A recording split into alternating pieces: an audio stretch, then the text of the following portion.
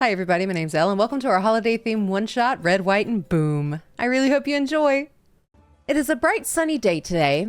There are a few clouds in the sky providing the occasional shade on your travels. It's warm, but not too warm, and there is a light breeze that gently caresses your hair.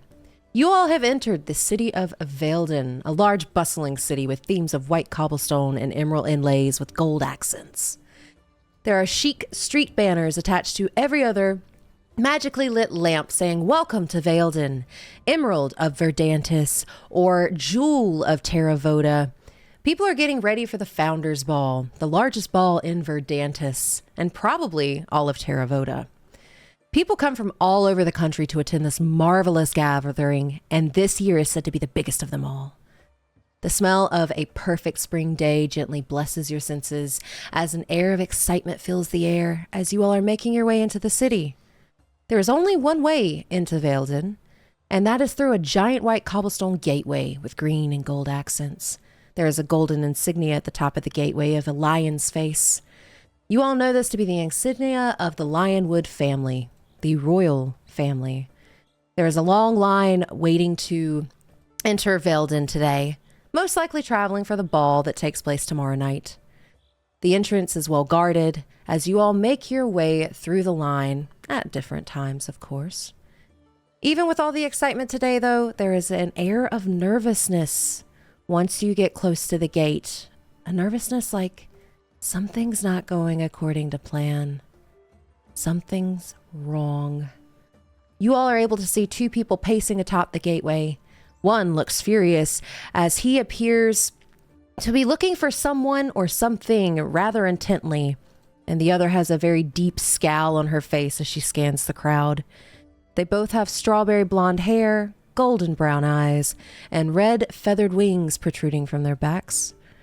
And in your heads, you all hear a feminine voice. "I know of you, adventurer. We are currently in a predicament. Would you be willing to lend us a hand? We will reward you handsomely, of course." And with that, Axel, would you like to describe your character? Upon hearing the voice in the head, Ciel stops, and in the middle of the street stands a 6-foot-tall tiefling with pale skin, a little bit of a red undertone, with a red ruby-like pendant that's like right on his chest. He's wearing all black clothing with the sleeves rolled up to the elbows and the shirt pretty much all the way unbuttoned, so his chest is just out. He has wavy black hair that goes to his shoulders and black curled horns that rest right above the ears.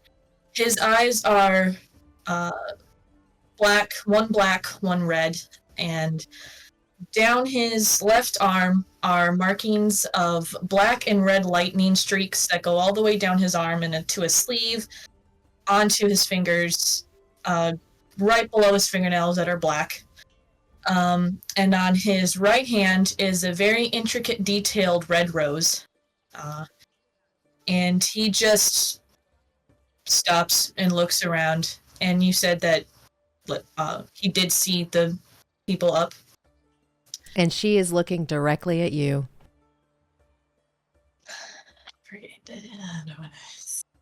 Sorry, I'm looking through my things.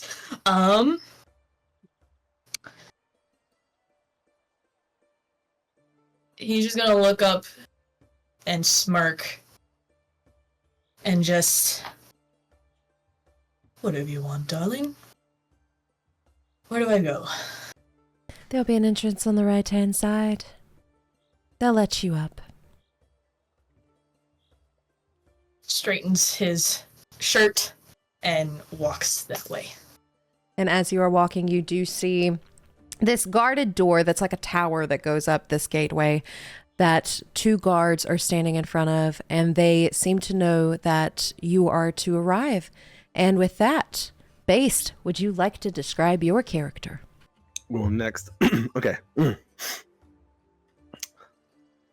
Aroikos is 3.5 feet tall, purple skin, and like this lilac hair. He's a male Dwagar. He has a very heroic beard, very heroic wavy hair, a little bit of a shirt unbuttoning, not as much as Ciel. Very confident looking, sort of a twinkle to his eye, sort of a wide gait, long stride. And he's got this sort of like ceramic piece of pottery jug at his hip that he takes a big swig out of. And it's got a little mural, almost like a silhouette of a Dwergar fighting a 5-headed dragon. And it looks a little bit like Heroicos. And so he looks up and he sees this person looking at him as well. Yep. And he goes, "Ah, finally! A wonderful place to share the legends of my strength." And he just starts pushing his way through the crowd like, excuse me, a hero coming through. Do you say finally somebody understands my strength and can tell about my strength? Do you say that in your head to her? All of it's out loud, very loudly. All right, so I'm assuming she would be able to hear that as well. Hopefully, And yes. you hear her kind of like, you see a face of taken aback. All righty, this one is full of himself. Do not come straight through the line. If you would please go to the right where you see a door with 2 people guarding it. They do know who you are now. Please don't run them over. They do not take kindly to that. Yes, my apologies. Of course, there's a different entrance for the most legendary heroes. And he strolls over there like he's 3 times his own height. And with that, Catamus, would you like to describe your character? Absolutely. Penelope is a little over 5 foot, an anthropomorphic cat with some gray hair and green eyes, looks just like a giant house cat in some nice noble clothing. Her tail just kind of starts twitching a little bit, ears kind of, do this thing. She looks up. Yeah. And you just see like a little bit of a sparkle in this woman's eyes as her eyes are directly on you, and it's just like, oh my God, so cute. But then she just kind of reins it back in just a little bit. If you would please go to the right. There are 2 guards waiting for you there that will allow you entry. And Penelope just kind of starts purring and walks that way. And you will see her kind of do the little tap on the other one, that you get the sense that they are twins. They look very similar, both same hair color, same eye color. And she's just like, as you are able to make your way to the door that leads up. Plum, would you like to describe your character? Sure. So Cressida is a 5'4" blue tiefling with deep blue hair, and her body is covered in glitter. She loves to wear body glitter, and she's wearing this very high quality, deep blue dyed leather armor with debossed constellations all throughout it, as stars all over. And she has a shield on her back that is brown with silver trimming. And she has these bright yellow eyes, and she holds her head. Her stance is very, very noble, like high-born. I was raised very well, chin up type situation. And she's going to respond in her head. Why, yes, I would love to help. Where can I go? You will see the door with 2 guards next to it on your right. If you would please come up and join me and my brother, we would greatly appreciate your help. Oh, lovely indeed. I'll be there in just a moment. And she will make her way towards 2 guards at the gate. Awesome. And as you make your way with that, Silent, you want to describe your character? Well, my character is Nakris Hildaar. He is a 5'8" blue dragonborn with kind of these electric blue glowing eyes. And he kind of has like a hodgepodge clothing on, like a mixture of like robes meets armor, more or less. And he's just kind of standing in line and enjoying the time, going to go through the gates, playing on his lute. And he hears the voice in his head, and he kind of pauses for a moment. You're not Zeus. That could be if you ask nice enough. I'm sure you're just as charming. More so, maybe. Are you willing to help? But of course, I'm always interested in a new mystery to solve. Well, we do certainly have a lot of that. If you would please make your way to the door where the 2 guards are standing on your right, they will allow you entry. Very well, and I start kind of strumming about a high-paced tune as I step out of line, and I just start playing as I'm running over the gate. And as you Adventure waits! As you make your way, strutting towards the gates, towards this door, Robin, you want to describe your character? Sure. Standing at 5'10", appearing to be half elven of sorts. Xanthus Ezekiel has long white hair that's braid starched just as it gets past the shoulders. He is wearing a white dress shirt with plate mail over it, and over all of that is a gray nobleman's coat with silver accents. On his back sits a shield that has an eye in the front, or in the middle of it, and on his side is a sickle. He looks up to the winged person. Xanthus Ezekiel at your service. And bows. And you see her give a little bow back, and it is very formal. It meets kind of the noble etiquette and is very straightforward. It's wonderful to meet you, Xanthus. Will you please head to the double doors, or not double doors, but the door where the 2 guards are at? We have a couple people on their way. You should see them, especially the one that's strutting over here playing a nice little tune.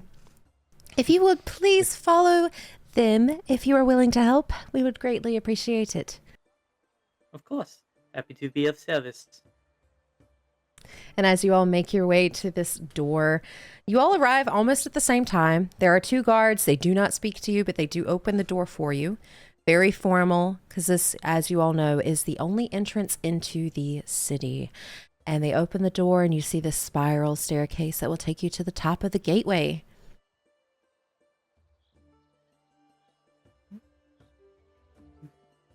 Kind of look around at the gathered group that's kind of trickling in. I sense you all heard the lovely voice in your head too. Correct? Yes. Not sure quite what Quite. we have in store. I love mysteries, don't you? I'm just playing along. Yes, there's nothing quite like a good mystery. I love to read those types of books. Have I you take ever it read you're any well books read. about me? I'm sorry. What is your name?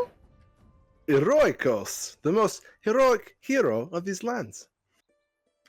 Can I Well, make a I've history actually check? never been here before, but somewhere around there. I can't say that I recall hearing Eroikos in any of my books, but I look forward to any books that may come about. Do you have an author in mind? I'm sure people I come across will just see how great it is and just decide to devote their life to tell my stories. You know, I believe that. I You have believe, great confidence. I believe that's what he believes. I do believe it. And you see the guards as you all are having this conversation. They have these helmets on, but you can see their eyes well enough, and they're just looking at Eroikos. And you see the squint every once in a while, and kind of like and then they go right back to their business. Do I catch that? Roll me perception. Natural 20. You do. Let's go. 26. Okay, that'll be the only one I get. That's the 20. That's the one for the day. I see they recognize talent when they see it. They've picked all of you as well. Talent and skill go hand in hand, my friend. Let's see what this mystery has in store. I love a mystery. And as you all discuss your love of mystery, you are able to head up these staircases or this staircase and get to the top of the gateway where you do see the twins standing there waiting for your arrival. The man looks very furious, frustrated, aggravated. Any of the negative aspects of that can fit any synonyms, he just looks peeved as they are both wearing the Lionwood family crest on their armor, and they just look like they sparkle. They look like they have come from the heavens above. As the woman approaches, thank you for coming to our aid. I promise he's not as sour as he looks right now. And you just hear the other guy grunt. We are Quinn and Finn. My name is Quinn. He is Finn. Yes, we are twins. We get asked that quite often. Glad you can see him too. We are in desperate need to find where our materials have gone for the Founders Ball. Seems like it has just completely disappeared under our noses.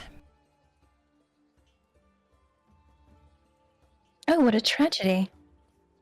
Very much so, because it is hundreds and hundreds of pounds of explosives. I gotta pause it. You lost. I heard these parties were a blast, but I didn't know it meant literally. We know how to throw a party. I'm sure we can find them lying around here somewhere, or whoever absconded with them. By explosives, do you mean dynamite, or are you meaning like fireworks? Well, and she looks a little nervous as she is kind of like, you know, the shoulders are kind of like rolling back a little bit. This is the biggest ball of Verdantis. So it is the equivalent to dynamite? Because, you know, we do have the biggest blasts in town.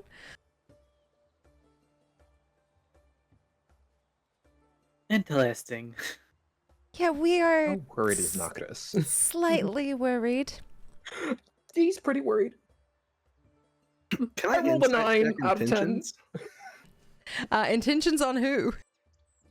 The woman who lost 1,000 pounds of dynamite for a party? You can. Yeah, go ahead and insight her.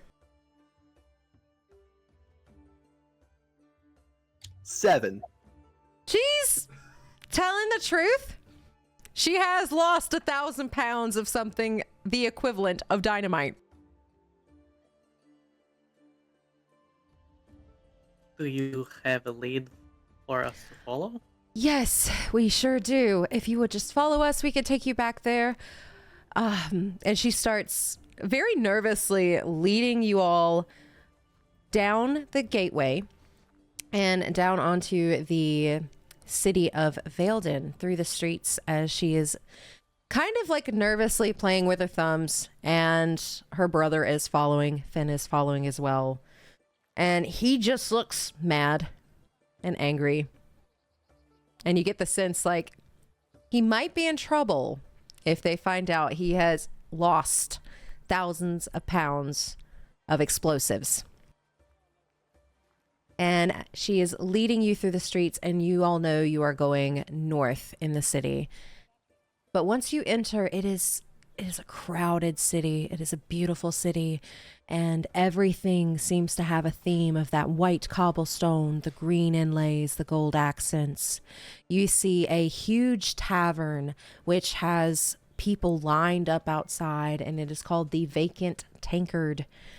And for the Vacant Tankard, there are a lot of people in there. So maybe the Vacant Tankard means that people are downing their drinks very quickly. You hear a lot of music. You get the smells of like roasts and honey and flowers and everything that you could possibly think that is nice. You get the scent of it in the city as you all are making your way through the town. And you start to slowly make your way to the lesser populated area in the city. So this is our warehouses.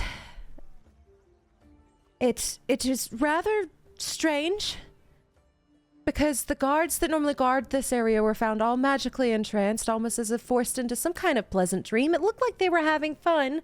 However, fun doesn't mean you're doing your job correctly. So we are out of a lot of explosives.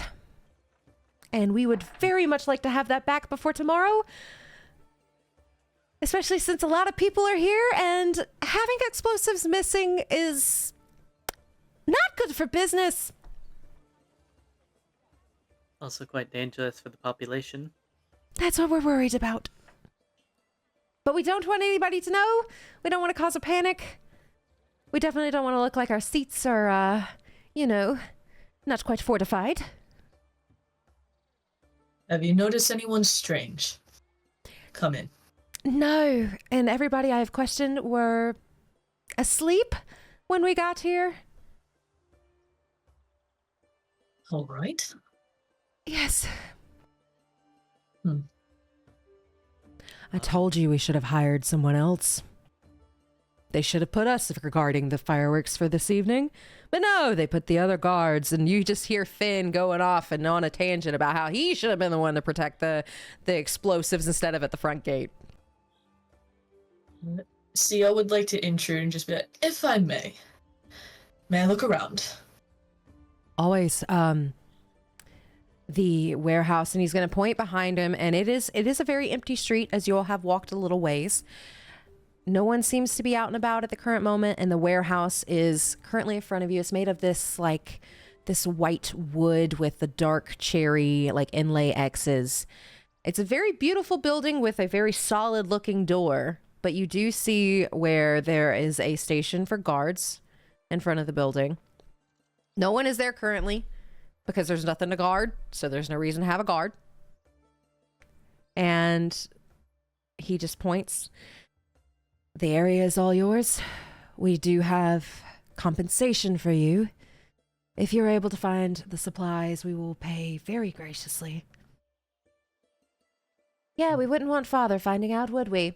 And Finn is going to elbow Quinn. The sibling quarrels, I know them. Well, I am the smarter one. No, you are not. As they start bickering back and forth. And you can probably see why they were not chosen to be the guards in front of the warehouse, as they cannot seem to get along. But Finn is going to hand you a bag of holding, as well as everyone else. Once you find the supplies, if you would, just put them in here.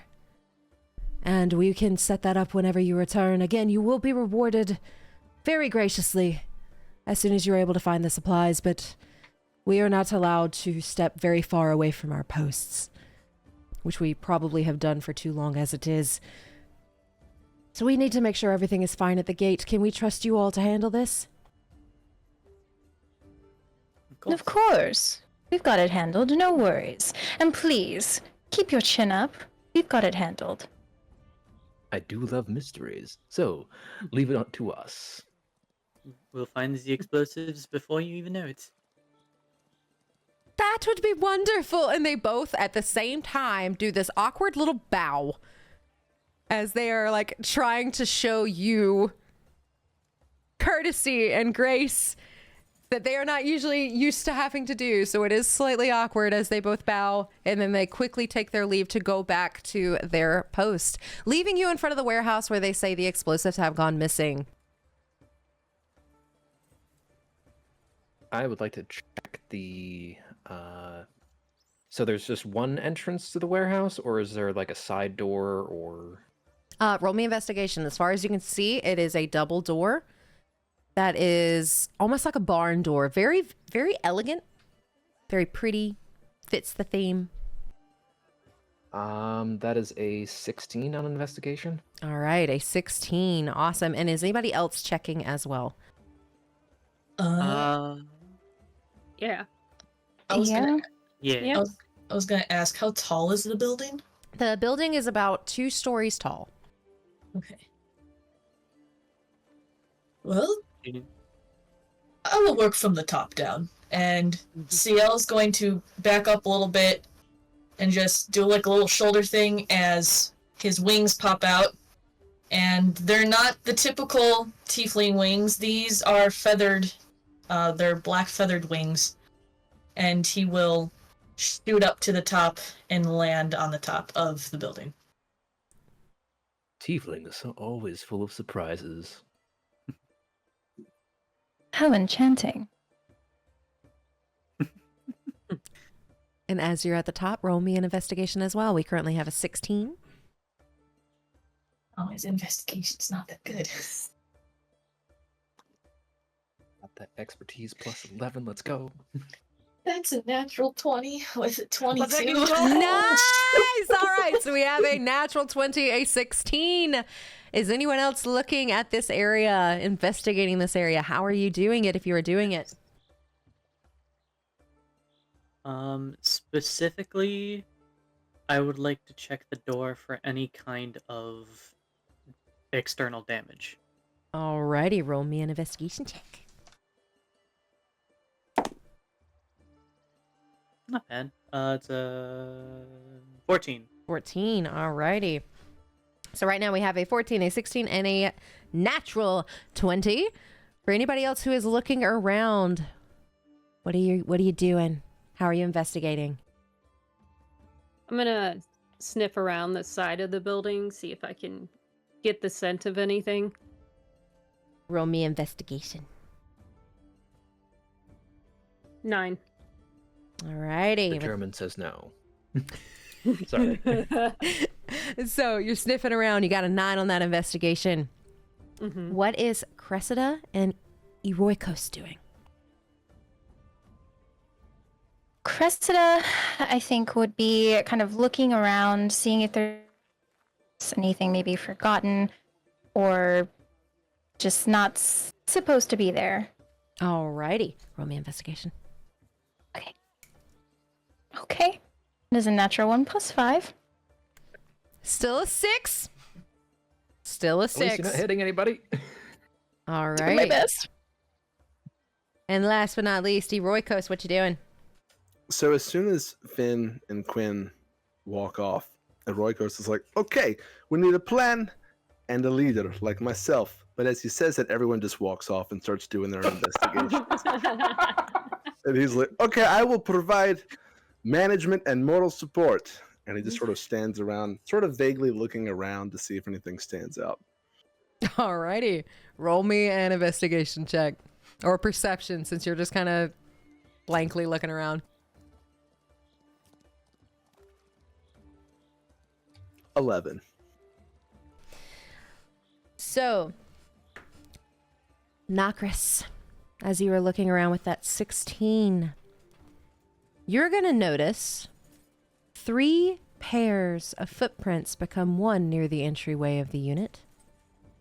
As they are trying to go through the door, 3 pairs of footprints start to make their way into the unit, but they were originally just 1. So 1 became 3.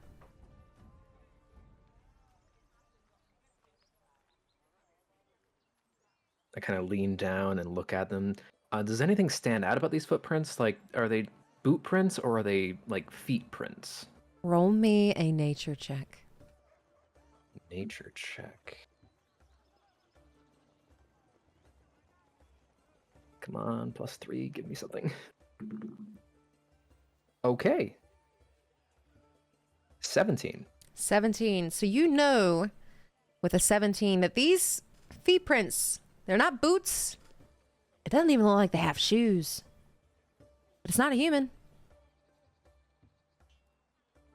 Looks like they might have little talons. Me being a dragonborn, would I know what kind of talons these are? They look similar to yours, but they're not quite as big.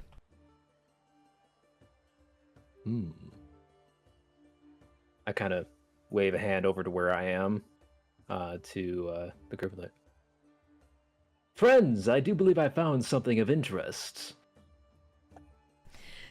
And while that is happening, Ciel with a natural 20, being on top of the warehouse 2 stories above, you have a very good view of almost everything.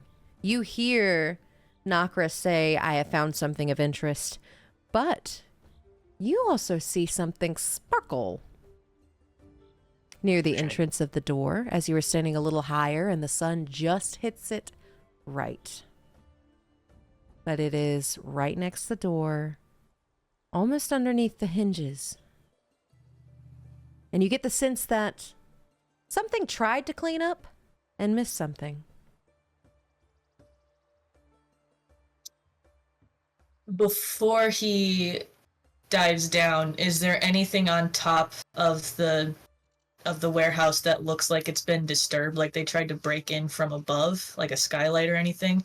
There are no skylights, there are no windows. The roof is actually very immaculate. You get the sense that they take care of these pretty well. So it looks like however they got in, it was not through the roof. Okay.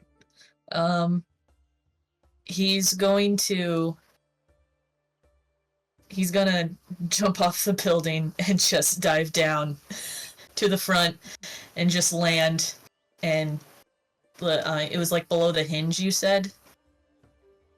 He's gonna try to pick up or look at, see whatever this thing is. It's a white little scale.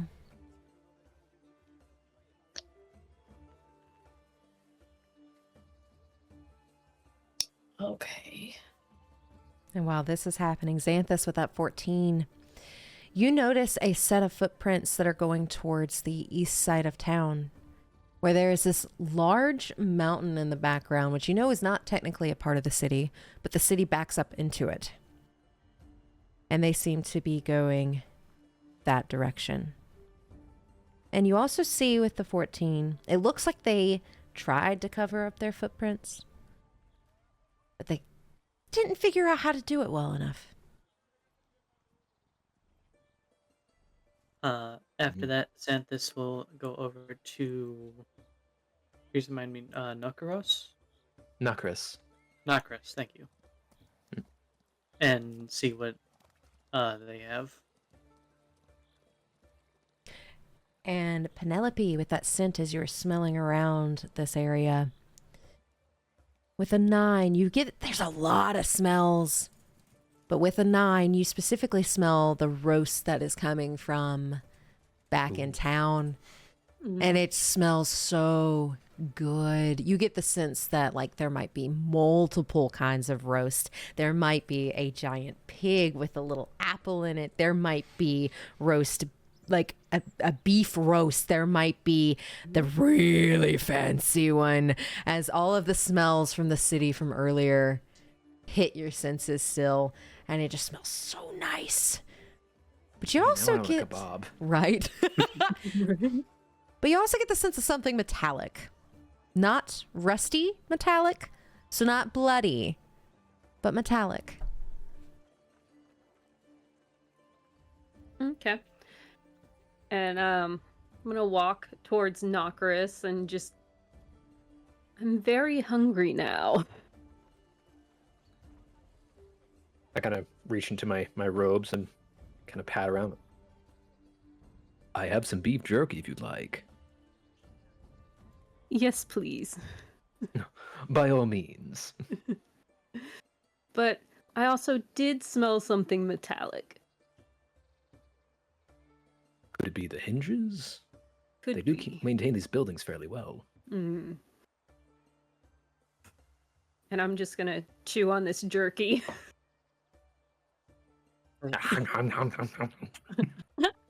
And with that, Cressida, with that natural 1, you still got a 6, but a natural 1. You are going to see, it's not here, but you see something sparkle in the other warehouse. And you see the little symbol of a tiny dragon on a different warehouse. Spooky. Tiny little dragon. Okay. I think Cressida, seeing that sparkle, she'll say, "Oh, I think I see something over there. Don't mind me, I'll be right back." And she'll head towards the sparkle. And as you make your way to the sparkle, you find a little patch of unearthed dirt that looks like it has been shoved back in a hole.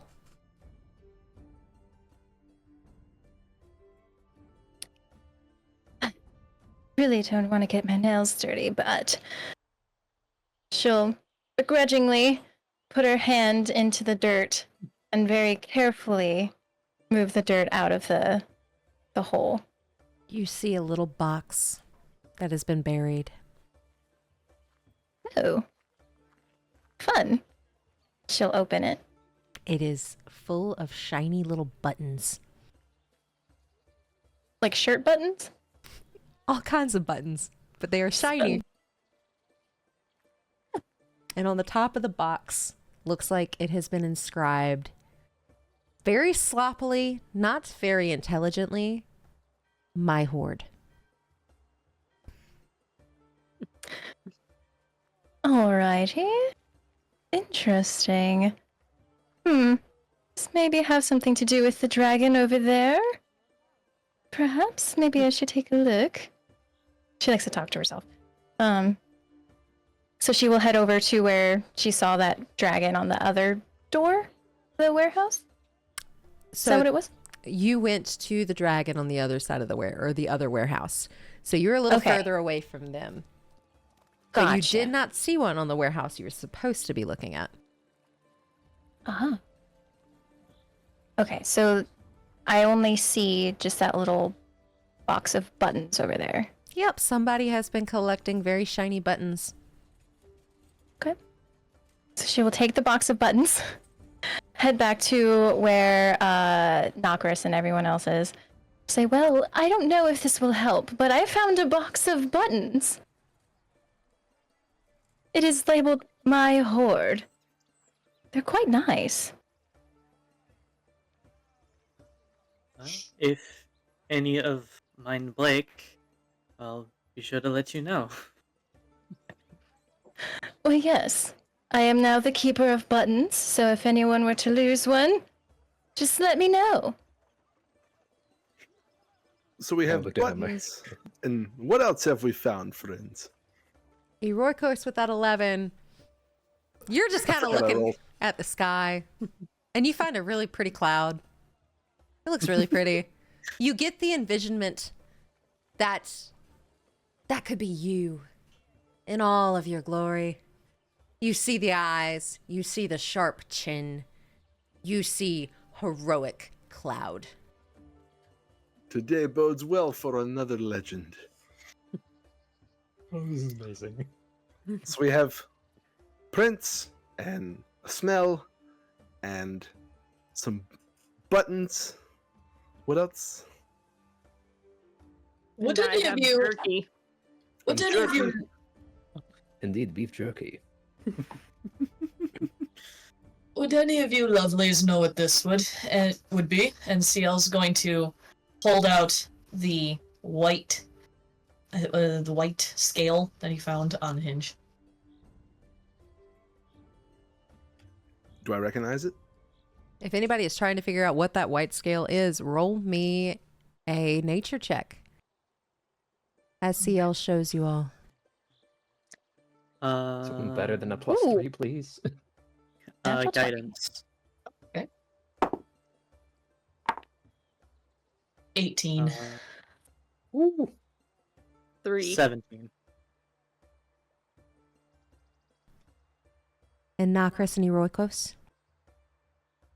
Oh, we're all looking at the scale?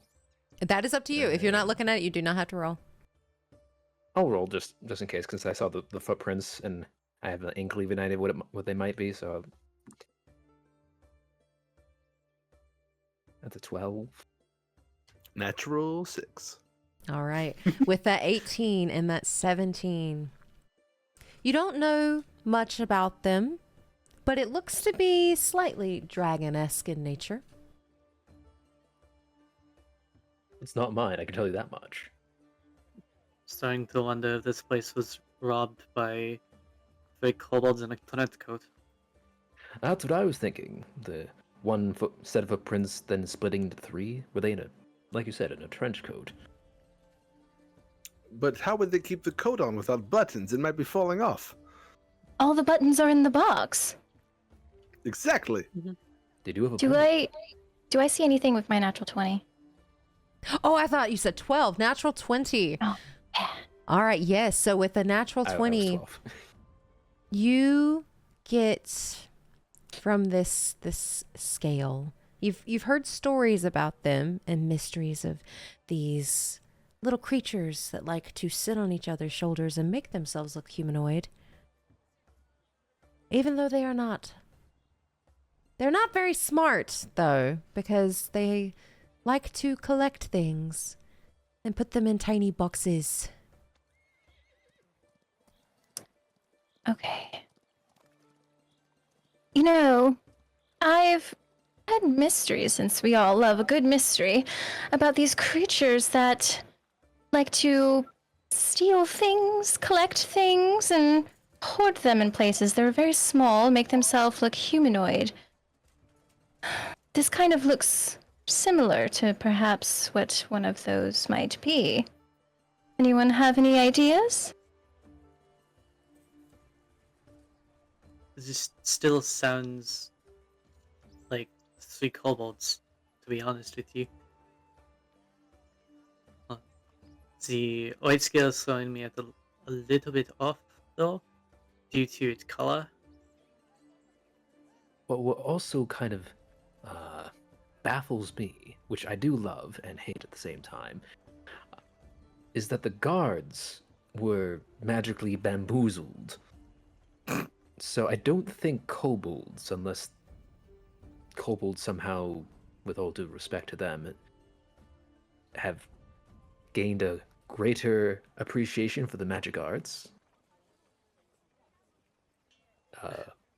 Perhaps. Or they had help.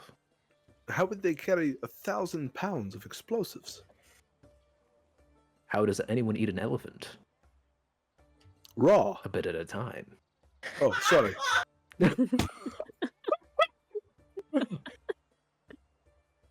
Friends, you have an interesting I appetite. should have let you finish. I think I outed myself. Oh As- my. Interesting Someone clip that, appetite. please. I will say I was not expecting that answer. Neither was I, but a good answer nonetheless. But a bit at a time. The plants also do go towards the mountain. So maybe they had a lot of time to do it then. If they were stealing it overnight, then perhaps they would have all the time they needed to move 1,000 pounds of explosives. Would that not leave more than one, or more than one turning to 3 sets of footprints? It's true, unless they were Again. very careful. They. Like I said, they could have had help. They could have been just the vanguard, if you will. Should we follow the footprints to the mountain and see if we can find, pardon me, where they have gone? I believe that would be a good use of our time, though I'd like to check the interior of the warehouse to see if there was anything left in there, like scrapings, if they were dragged, or the like. Are the guards around to question them? There is no one here because there is nothing left to guard.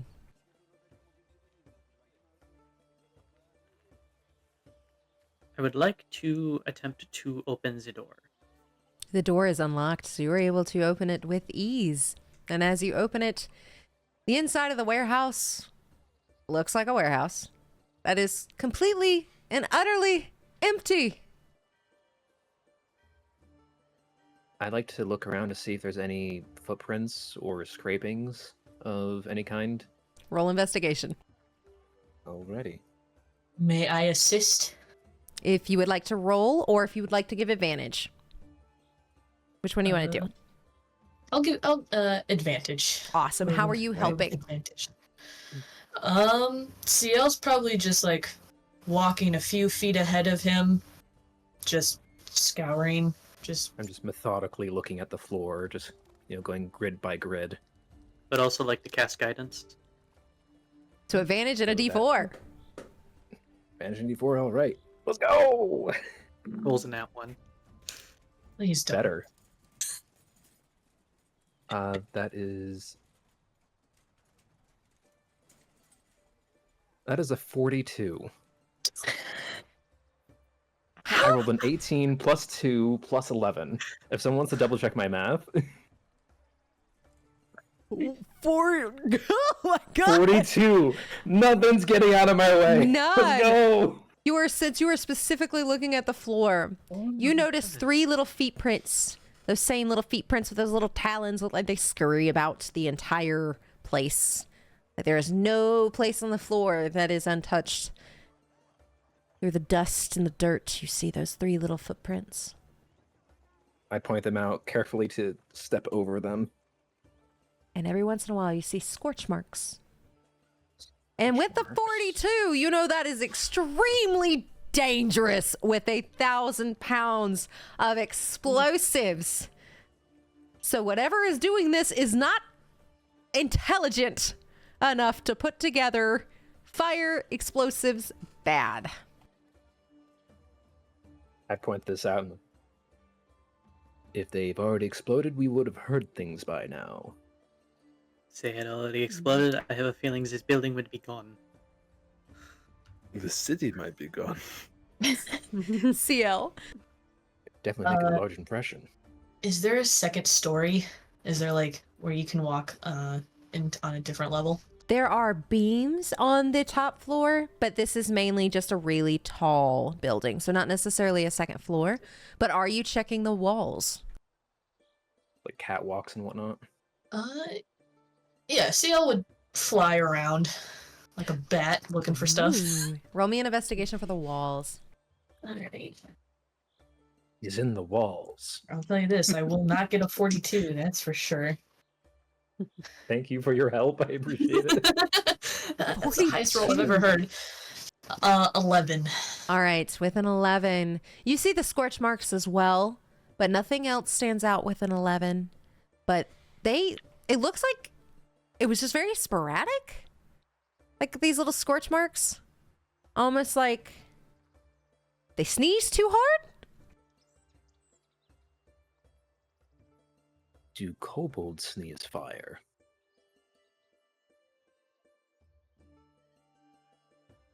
It might be possible. I've never heard of it myself. It depends on what they ate. Perhaps an elephant? I would have It's an suggested. ongoing thing, please. I would have suggested curry, but is elephant spicy? Depends on I how you guess if season you- them. Yes. And they're very slow, so it's easy to season them before they get away. Do you eat elephant alive, or do you eat it raw? You are I confusing. don't understand the question. I'm afraid I have my answer. Can I do an insight check on him to be like, is he serious? Go I for also it. do an insight check. And Heroicos, roll whatever you think is fitting.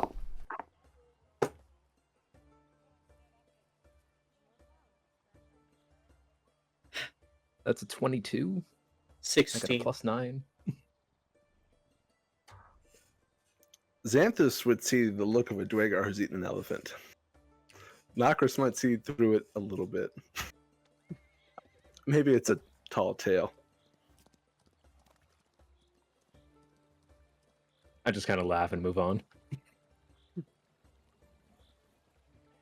All right. And are Penelope and Cressida looking around anywhere? As we have now gone from, we found the scorch marks. Elephants, you're eating that raw?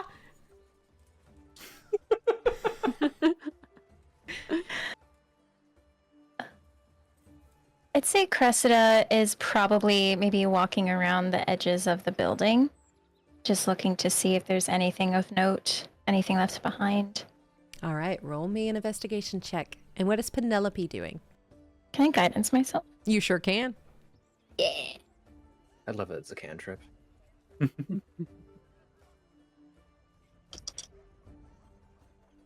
Oh my.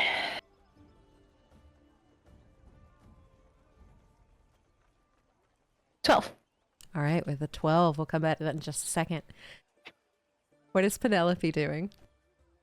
So she's just sitting on her haunches, still kind of nomming on this jerky, trying to get it down, and just looks and is like, "Can you jerky elephant?" I'm pretty sure you can. It sort of loses all of its flavor at that point, but And Sure that's why you have a marinade. I'm sure you could jerky anything if you try hard enough. I like Even that shoe positive leather. outlook. Yes, yes, anything. Even whatever these things are that took these explosives may find themselves as jerky by the time we're through. Forbidden Is that Just a jerky. pulling out a threat? notebook, writing that down. Is that a slat? Is that what that's supposed to be? Is that a slat? I'm just making meal plans.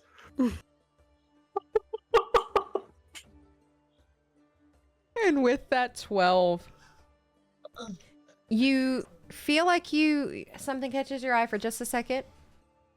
You're like, nah. And then you keep on moving and looking through the walls and seeing if anything else stands out. You see all these scorch marks and you see all the little feet with the little claws. But with a 12, nothing else catches your eye. Well, I don't see anything else of note.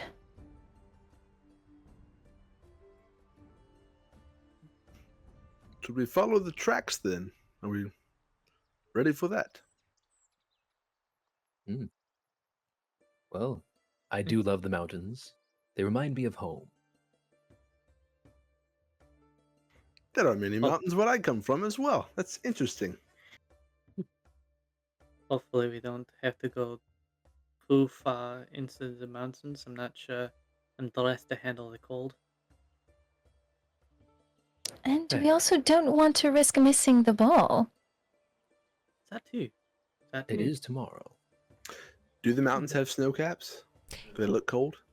Here, the very tip of the mountain might have some snow, like very gently sprinkled on top of it. But it is like constantly warm here. Everything is Temperate always region. green. It is called Verdantis for a reason. 'Cause it's You would like, verdant. if you would like, darlings, I could scout ahead, so we don't have to worry that much. How far are the mountains from us? So not too terribly far. So this city backs up into it. So it would probably be maybe like half a day's walk across the city since this is a giant city. So half a day maybe?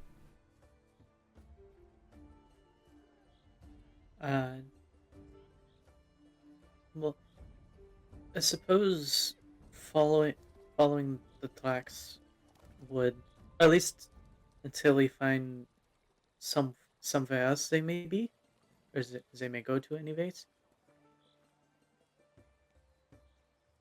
They may lead to the mountains, but that's not necessarily where they end up. It's a fair point. Hope they don't go all the way to the mountains. It'll be a long trek back. They couldn't have gotten too far since last night.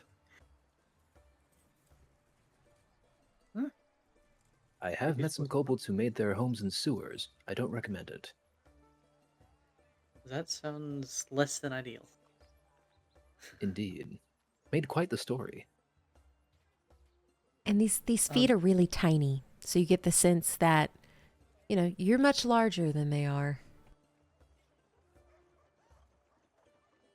I know you offered to scout ahead.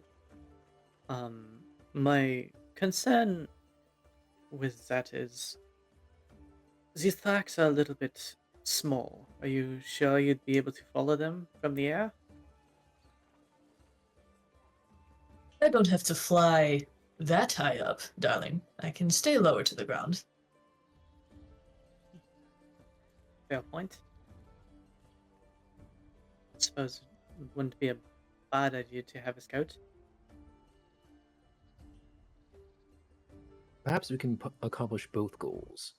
One team stays on the ground, another team stays in the air, provides aerial supervision. Does anyone else have the ability to fly? Not Or a unless spell I to do so. transform.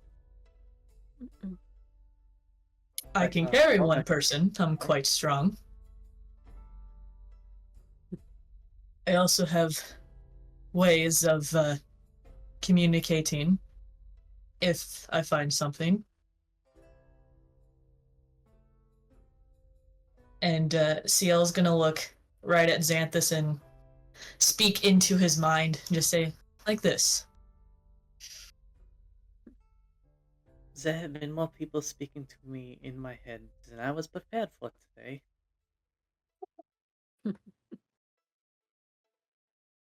When you're as close to deity as I am, you hear a lot of voices in your head.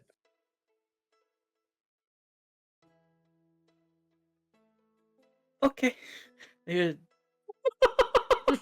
have a few concerns with that statement, but I will leave you to you. Indeed, Zeus be praised. Don't worry, I will, I won't, what's the word? Spook you, like I do to other people. It's quite fun Where's to the speak fun in into that? people. It is quite fun to see people losing their minds when they have someone speaking into them. It's quite fun to watch from a distance, I will say that. You are an interesting character, that's for sure. In any case, I hear that a lot. shall we be off? So- Indeed. What exactly is the plan here? I know we talked about 2 teams, but who are the teams and where are we going?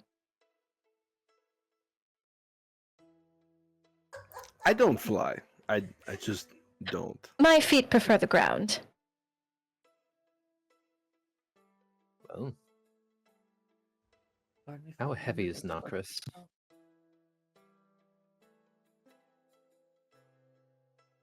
He is 230 pounds. Can you lift that much?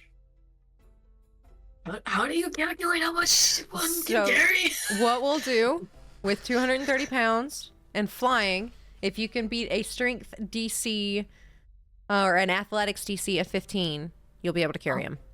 Oh man. No, his strength is not that good. I have Neither is have a way. his. I have a way that you could fly and won't have to worry about being carried. Oh, pray tell. Are you opposed to being turned into an animal? We're really getting to know each other very quickly. Let me do something first, and then I'll give you my assent. I'd like to pull out 3 playing cards. And I'll kneel down and put them on the ground. And I cast Augury. Ooh, okay. You have to remind me what augury does. Augury, by casting either gem inlaid sticks, rolling dragon bones, laying out ornate cards, or employing some other divining tool, you receive an omen from an otherworldly entity about the results of a specific course of action you plan to take within the next 30 minutes. The DM chooses the following possible omens. Wheel, spelled W-E-A-L, for good results. Woe, for bad results. Wheel and woe, for both good and bad. And then there's nothing. The spell doesn't take into account any possible circumstances that might change the outcome, such as the casting of additional spells or the loss or gain of a companion.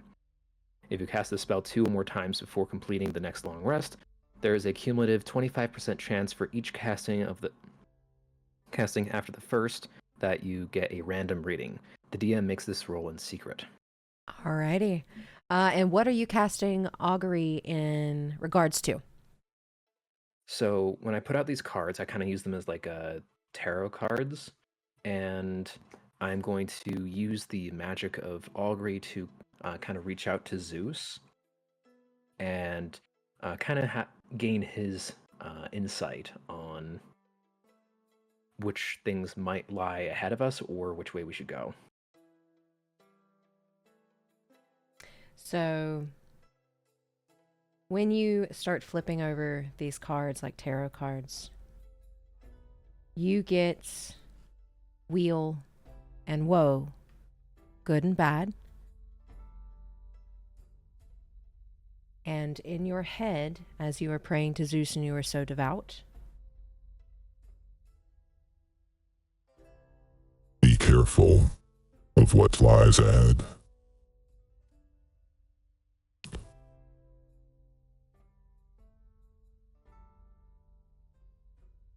Some things are not as they appear.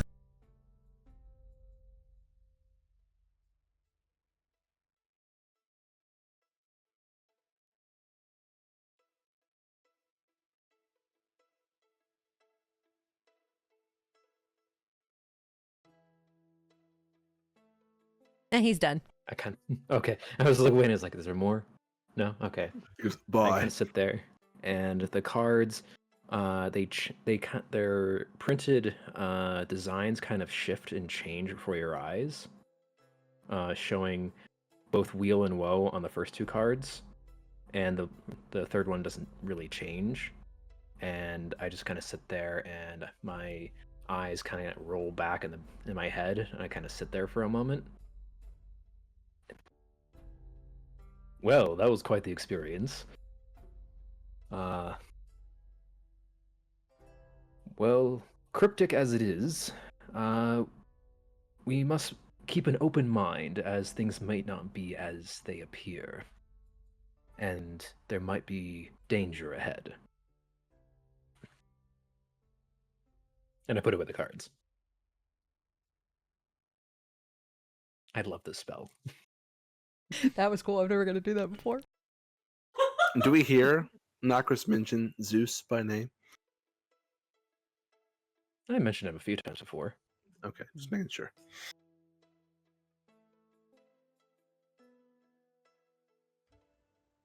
Well, Well, I'm ready if you are. Let's follow You'll- tracks.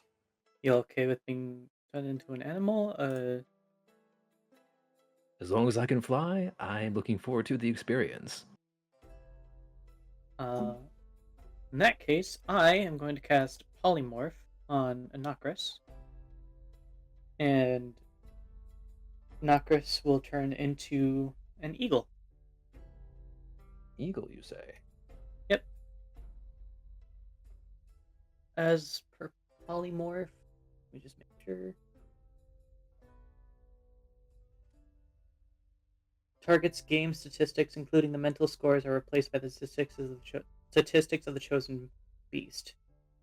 It retains its alignment and personality. So your stats get changed to an eagle's stats, both physical and mental.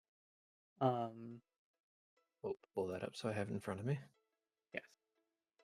Okay, got it. I'm ready. So with turning into an eagle and being devout to Zeus, you have guidance on your next roll, as you have been blessed by your god, returning into a form that he very much approves of. And just very gently, Xanthus also gets blessed by Zeus. Yippee! So you Okay. have a d4. Fluff up my wings, and I just hop into the air. I love that. So you all are able to make your way and you're heading eastward towards where these footprints are going. Is there anything you want to talk about on your way there? Or do we want to just go ahead and book it to wherever these footprints lead? Xanthus is going to formally introduce himself to those within earshot, because I don't think he's done that yet.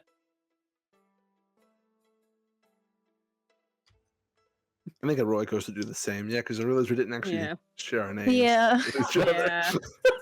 No, people, let's go. I just kind of circle around in the sky, just waiting. How long does polymorph last? Like an hour? Or... Concentration up to an hour. Okay. So I'm just kind of, I land on the roof and just kind of look down at everybody. And everybody on the ground is able to introduce themselves. Is Ciel flying currently? Yeah, All but right. he'd be closer to the ground. Okay, so you'd be able to be a part of that conversation. Unfortunately, Nakris cannot speak. You can caw.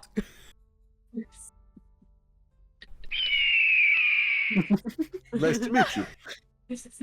As you all formally introduce yourselves for the first time, as you have been investigating and have not known each other's names, you all are heading to the east side. And again, still that same theme. Not as very crowded over here as you were still on the northeast side, but you're following those little footprints. Will everybody roll me perception as you are watching out for these footprints and seeing what all you see? Guidance.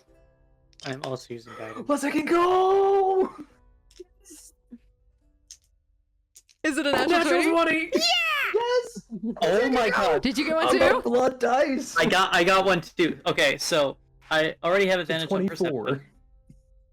perception. I got a 34. Oh, let's Natural go. 20, natural 20. Did you also get one, CL? I may or may not have also gotten a natural 20. For a 32. Oh my god! We're getting all the good rolls out now. All Yeah. right. Oh no. And what is everybody else's? Penelope, what did you get? 23. 23. Also 23. 23. Let's Cressida. go. 24. Alrighty. So Let's High go! school Chad, let's go! So with 3 natural 20s and everyone else being above 20, you all will see as you are walking through this alleyway, there are some corners that kind of like darken. But that means nothing to you all, as you all will see in 4 different alleyways. It's almost like an ambush has been set up for anybody who is following these footprints. You see a red and a blue dragonborn paired up in 4 alleyways. And they all have crossbows or spears waiting to be used. But you have seen them before they have seen you. Yes. And just like, I'm gonna circle around them like, guys! Guys! Guys! And you all see Nakris. Guys! Guys! Like, pay me attention! And you all are able to see these... It's like I'm screeching. Pay me attention! With... Actually, let me roll a D1. Roll me a D100 as you are screeching. Okay. We're doing a chaos die.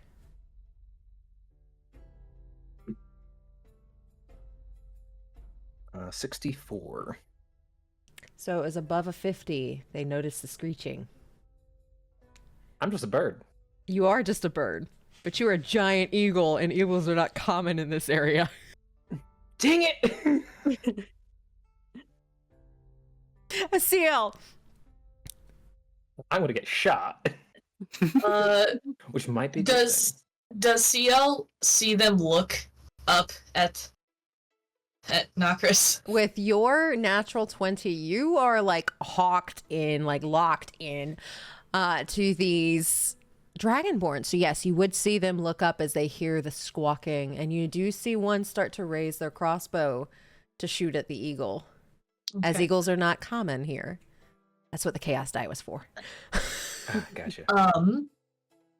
Ciel is going to speak into his mind in common. I was gonna say infernal, but I don't think he knows. He's gonna speak in common and just says, "You do that, you lose your head where you stand." To who? Into the Dragonborn's mind. Okay, I thought you were talking to me. I'm like, what did I do? That's what I thought. I was like, oh my god. Okay. I'm trying to help here. So as you speak into one of their minds,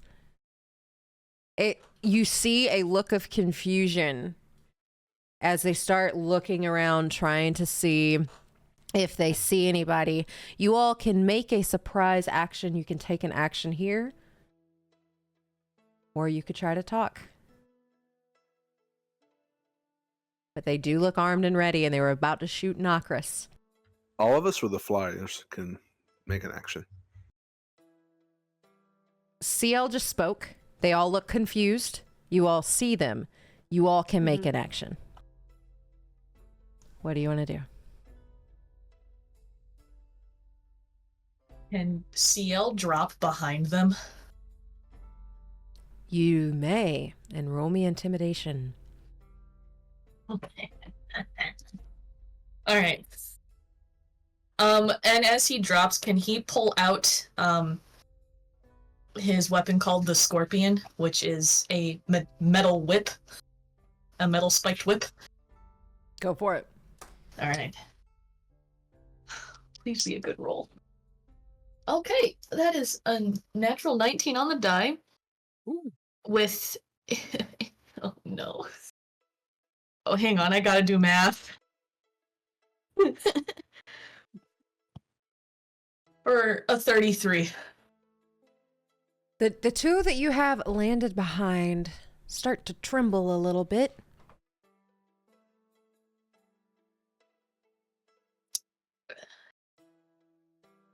Like I said, darling, put it down. The blue one immediately drops it. The red looks like he's about to put up a fuss. He doesn't drop his weapon, but he does lower it. Are there only the two of them? There are 8. Oh boy. Okay, That so changes things 2. slightly. So Ciel is behind these 2. What else is everybody doing as Ciel is intimidating the shit out of those 2?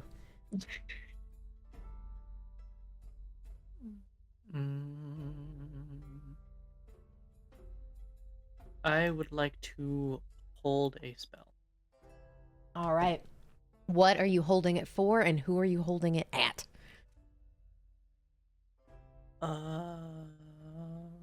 Give me just a second. I lost it, I had it and then I lost it.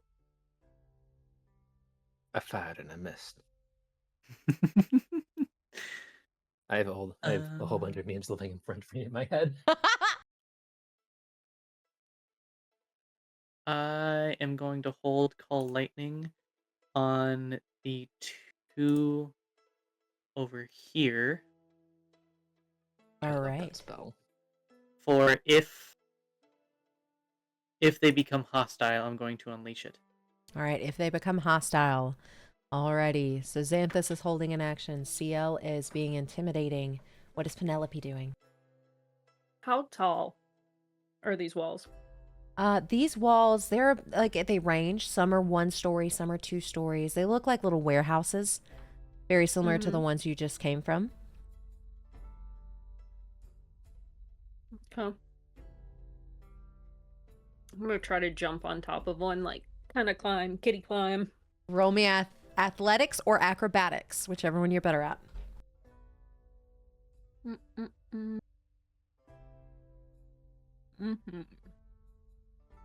gonna do athletics. 21.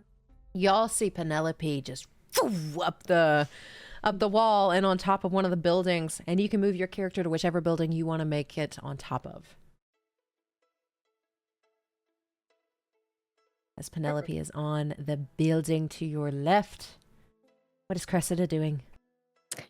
Cressida is, you'll see her kind of, her eyes, she'll look up to the sky as this kind of radiant light emanates off of her, and you start to see this constellation of an archer form over her body as she takes her starry form, and she will, I guess that would be her action, right? Is turning into Oh, no, Unless that's it says a bonus action. Okay.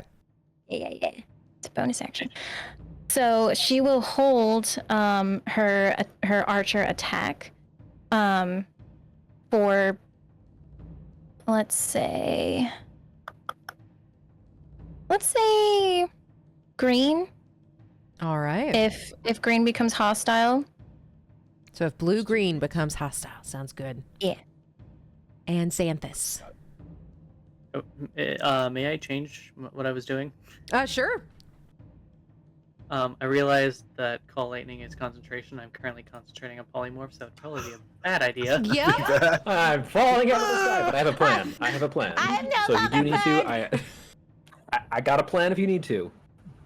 I'm actually going to switch to casting Produce Flame and then prepare to attack with Produce Flame under the same conditions if All right. orange and red become hostile. So with Produce Flame, you can hit... Can you hit both of them?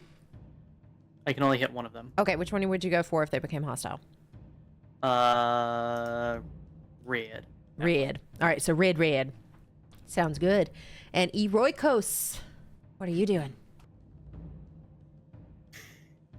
Eroikos is going to pull his warhammer off of his back and say, Nakris told us to keep an open mind, so let's open their minds.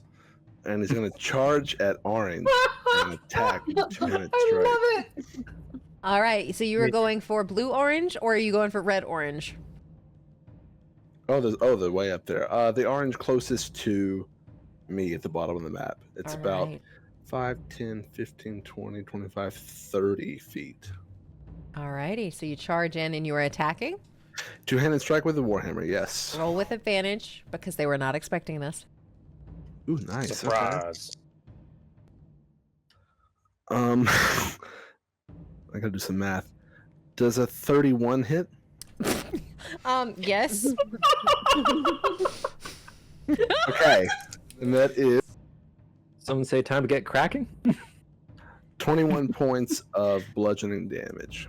All right, 21 points of bludgeoning damage as you go for blue-orange, and you hear like a slight smack and a crack as you hit. Do you have 2 attacks, or are you only doing 1? I do have 2 attacks, and I'll do the second one. All right. It comes down on top of the first one, and then he sort of swings it back up, uppercut into the jaw. Is it also advantage, or just that first one? Since it is technically they weren't expecting this, I'll give it to you at advantage. Okay. I'm sure it hits. Does 34? Jesus fuck, yes. God, wow.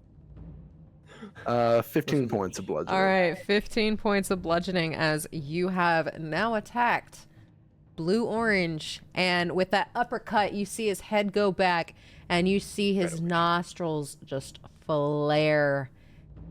Anybody, you know that they are now hostile, but before, Ciel, are you doing anything else with your red, green, and blue? Oh, I got all of them. All right.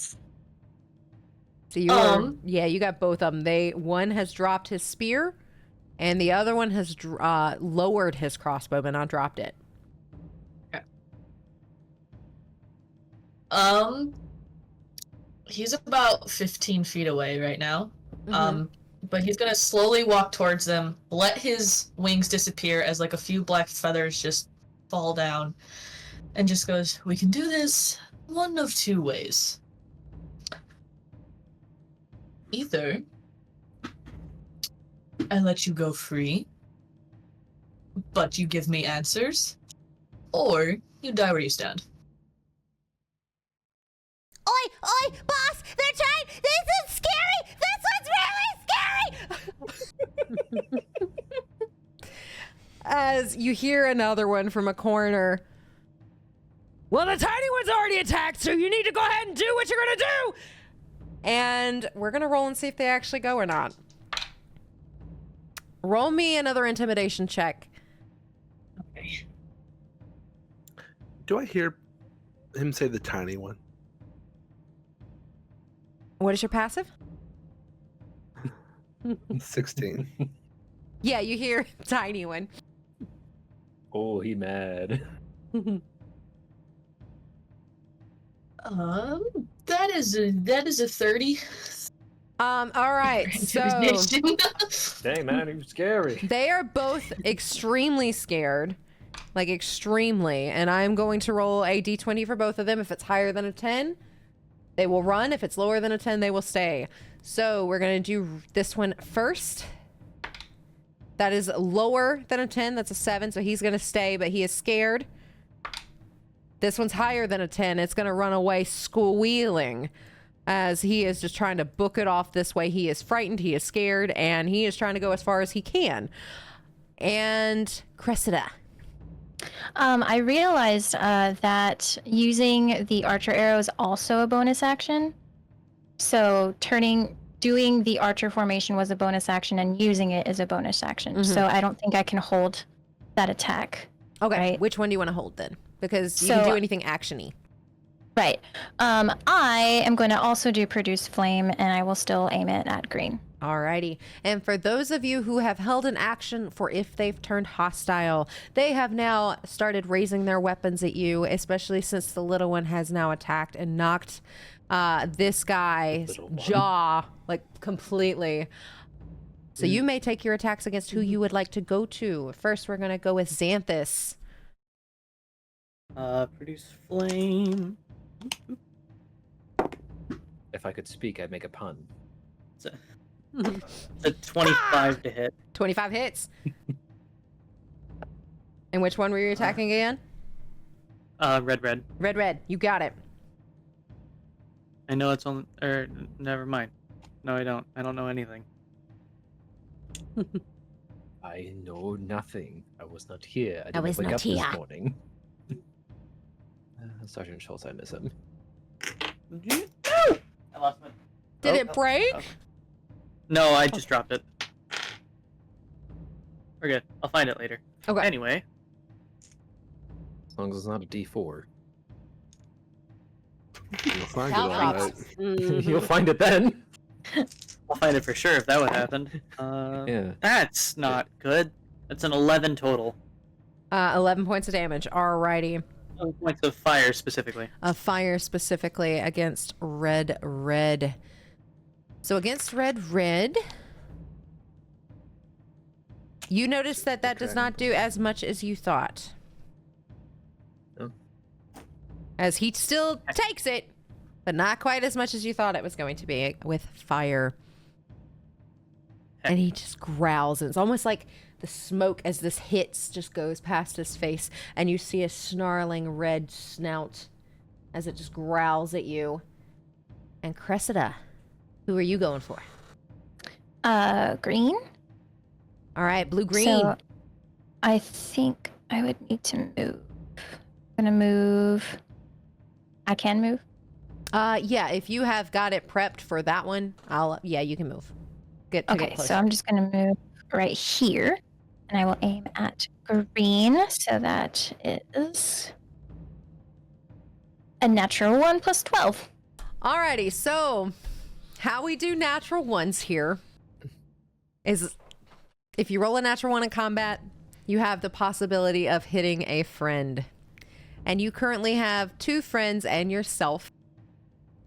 I need you to roll a d4. You are 1, Xanthus is 2, Eroikos is 3.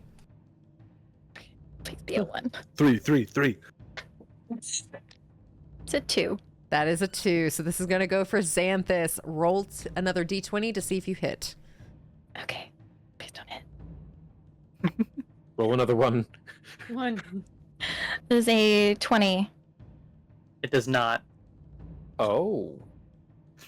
Okay. All right, and the 20 does not hit as your produce flame just goes a little wide and When I say a little, I mean it went like you went to go throw the ball, went the wrong way, as it just still goes a little wide and does not hit, so they do not take damage as you throw that. It does not hit Xanthus. My apologies. I was a little bit curved, that one. Yes, I was not prepared. And with that, I need everyone to roll initiative. Yippee! I gotta use the Eagles initiative. Advantage on attack or on initiative, and I got a 16 and 15 on both die. Not I bad. would have advantage, but am Eagle. But am eagle. So that brings my initiative to 9. All right, so we have Nakris at a 9. Ciel, what are you? 16. 16. Alrighty, Eroikos. Dirty 20. Dirty 20. Alrighty, Penelope. 20 plus 5. 25. Natural 20. That was like the Yep. cool, like the calmest natural 20. 20 plus 5. So Penelope has a 25. Cressida. 19. 19. Alrighty. Nakris was a 9. Xanthus. Dirty 20. Dirty 20. All right, between Eroikos and Xanthus, who has the highest dex? My dexterity is a 19 plus 4 mod. Mine is 20, but I'd be up for rollies. Y'all want to roll these for it? I love Sure. rollies. 11. Big. 2. Xanthus goes first. Alrighty, so our initiative is going to be Penelope, Xanthus, Eroikos, Cressida, the blue Dragonborns, Ciel, Nakris, and the red Dragonborns. So, Penelope, how do you want to start us off? Okay. So I'm going to jump behind blue and green here. Go for it. Hopefully silently. If you're trying to be stealthy about it, roll me a stealth check. All right. Cue Pink Panther theme, which I do have somewhere. 20. Alrighty, with a 20, neither one of them seem to notice you, so you will get these attacks at advantage. Okay. And what is advantage? You roll twice and take the highest number. Okay. All right. So I am going to use my greatsword against blue homie here. Let me see. Oof. Alrighty, so red, blue. Mm-hmm.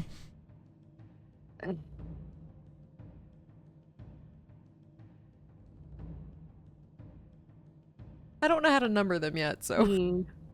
Okay, now it makes sense. A 19 just hits. Okay.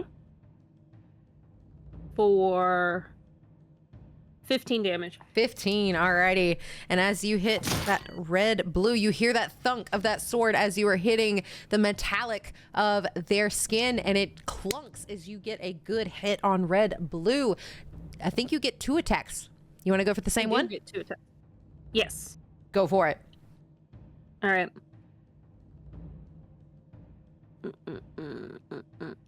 27 hits. Oh, yeah. For 12 damage. For 12, as you take I'm being way too much of those. both of these attacks, and you hear that thunk against their skin as you hit deep, and you hear that slight roar as it is getting angry and growls in your face. I'm just gonna hiss back at it. Just, Growls a little bit deeper. Is there anywhere else you'd like to do? Bonus actions, anything like that? no. Alrighty, so that is Penelope. Penelope's Penelope. Penelope, that's an interesting name. New character name, let's go. Gonna be in a hissing match back and forth. Just Yeah, they're just hissing at each other, and you could hear the snarls and the hisses as that is Penelope's go. Xanthus, you are up with Eroikos on deck. Xanthus, what would you like to do? Xanthus is going to draw their sickle and shield, and is going to cast Chill Touch at red, and blue-orange. Red, red, and blue, orange. Alrighty. Is that something I need to save against, or is that an attack? That is an attack from me. I do have to specify I'm using a sorcery point to do so. Okay. Because I am twinning the spell. Nice. All right. Spell, let's go. So red, red. Chill. It's a 25 to hit for red. Yep, that hits. And a 26 to hit for blue-orange. They both hit simultaneously. This is a Nakris As spell, right? Yes, as a skeletal hand comes up and grabs either of them on their shoulders.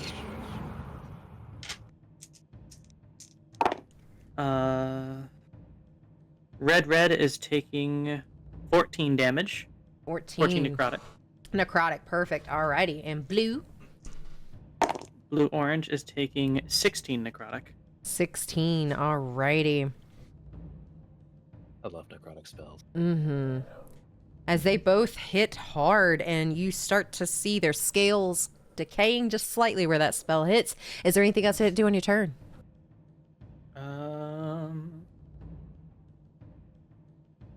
No. Alrighty, and you hear that snarl from them as you hit them with that spell. And with that, Eroikos, you are up with Cressida on deck. I would like to rage. Rawr. And then Yeah. What does your rage look like? Sound. So it's less angry and it's more so like this heroic gust of wind just sort of blows all around him and his hair sort of lifts up a bit and his beard blows a bit. Something like that, yeah. And he's like, "You will not even be a footnote in the pages of my mythology." And then he hits blue-orange again with the hammer. All right. Two-handed. Go for blue-orange. And before you tell me the number, what is up, Xanthus? I also forgot to mention that the two that I hit with Chill Touch cannot regain HP until the start of my next turn. Gotcha, so they cannot heal. Perfect. It's a 24 hit. Yep. 19 points of bludgeoning. Actually, no, 23 because I'm raging. Alrighty.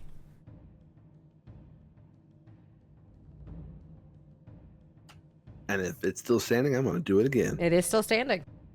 I'm still standing. Does a 33 hit? Good God, yeah.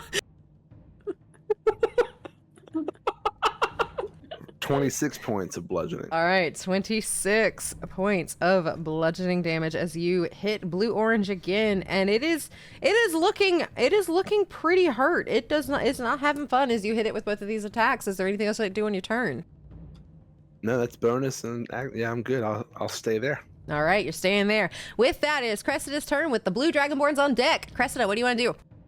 All right, so Cressida is going to lift up her hand, and you will see this kind of blue smoke start to form as she shoots out this very electric blue bolt as she casts Guiding Bolt at blue-green. Alrighty, blue-green. I dropped my die. All right, Guiding Bolt. And I scared my cat at the same time. Oh, I love Guiding Bolt. And this is radiant damage, correct? Yes. Okay. Radiant. So that would be 27 to hit. Yes. Alrighty. And that is, what is it? 4d6. Of Guiding Bolt.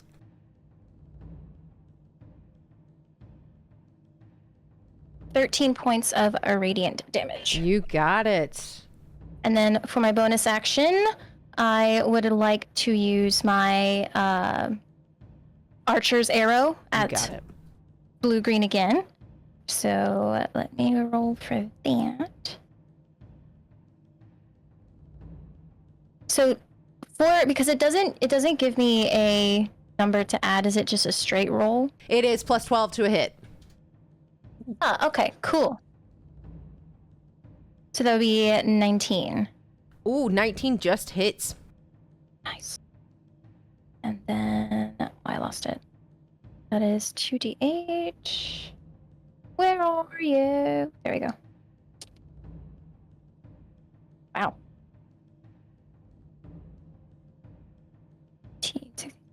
19 points of radiant damage. 19 points of radiant damage. Perfect. Do you want to explain what your archer starry, like the actual arrow looks like? So she will, after shooting her guiding bolt, she will bring her arm back and you will kind of see her look like she's holding a bow, but there's no bow there. And then as she releases, you'll see an electric blue arrow kind of shoot out and aim directly for blue-green. And it hits and you see that radiant damage, almost like it just lit up a little bit with that spark of the stars that Cressida has. Is there anything else you'd like to do on your turn? That shall be my turn. All right, and with that being your turn, it is now all the blue Dragonborn's turns. One is currently running away, and we're going to see if he decides to join his brothers or not, which he does not. So he is still going, whee! He's going that way. He is scared. You see, and you hear the clunk, clunk, clunk, clunk, clunk, clunk, clunk of his armor as he is running away. And we now have, we're going to go with this one. It's going to try and attack Eroikos. Eroikos, it is going to do its lightning breath against you since it does not like you at the current moment. I need you to make a dexterity saving throw. Okay. Question, DM, how far does the breath attack go? The breath attack goes in a 30-foot line. 10, 15, 20, 20. So you need to make one as well. I got a natural 1 plus Okay. 5. Ooh. Natural 1. Dexterity save, you said? Dexterity saving throw. Yee, that's a 5 on the die for a total of 9. Alrighty, so that is going to be 4d10s as you take this lightning damage. And that is going to be only 16 points of lightning damage against you on that failed save. 16 points of lightning as that is its go, as it takes a deep breath and you see these sparks of like almost lightning bolts come out of its mouth in a straight line. And that is its go. It is now going to be Blue-Green's turn. Does he Blue-Green. maintain concentration? Oh, roll me. That's right. I need to. concentration. I'm still flying. Hello. Con save of 16, I believe, because that's the damage I took. So it would be half. So it's going to be, yeah, it would be 8 points of damage or 10, which is higher. So 10. Right. 17. 17, you're good. You are still flying. I'm still flying. You're still flying. Question, You're not DM. falling. Yes. I have advantage on dex saves against effects that I can see while not blinded, deafened, or incapacitated, but is a spell considered an effect? So yeah, try it again. 16. You pass, therefore you only take 8. Glad I asked. A shocking turn of events. Yes. Alrighty. As that hits, those lightning charges hit you both, but one does a little bit less damage than the other as one was not prepared. And it is now Blue-Green's turn, and Blue-Green sees Penelope attacking Red-Blue. Red-Blue. So he's going to try to attack Penelope, and he's going to use his spear. He's going to use this two-handed, and that first one is going to be a 25 to hit. Alrighty. And since this is a melee, they get one extra damage die as they are very angry. That is going to be 13 plus 6, so 19 points of piercing damage on that first attack. So 19 points of damage on that first attack. Okay. And the next one is going to be a natural 20. And how I do natural 20s is they max out on the damage, but you also do as well when you roll a natural 20. So that is going to be 3d8s.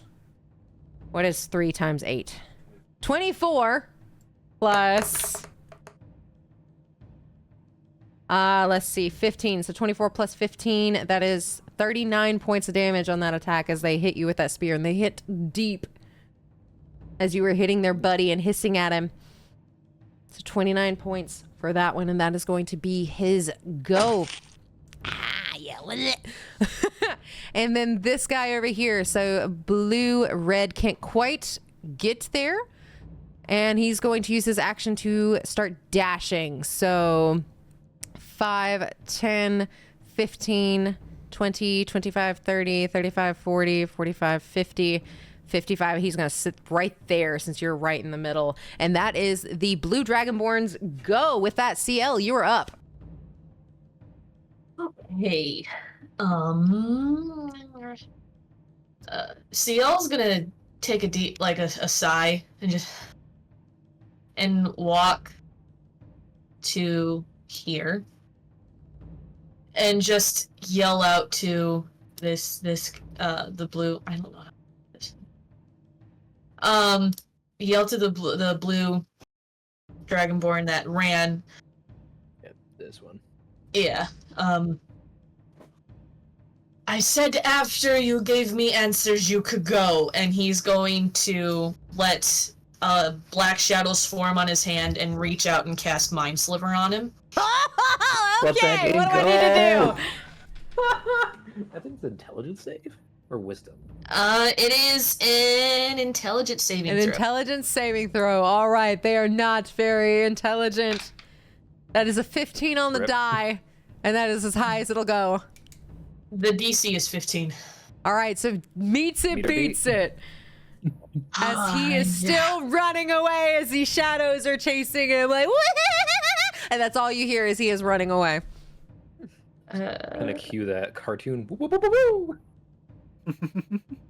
And is there anything else you'd like to do on your turn? I would like to spend... can I still move, even though I've done a little bit of my movement? Yeah, so you can move. I'm fine with splitting actions and bonus actions and things like that up. So yeah, you can do whatever you need to do as long as you have the movement. He's gonna move. How far was it? How far out do you have to be to have somebody have an attack of opportunity? So 5 feet. So if you left 5 feet, feet? yeah. Okay. So as long as you're within that 5 feet You next move to him, right you're there. good. Okay, so I'm gonna use 2 of my sorcery points to use Quicken Spell and cast Mind Sliver again on him. Alrighty, so I will make Not getting another. away this time. And just be like, And you're he not getting away. fails. He fails with a 10. Okay, that is 3d6.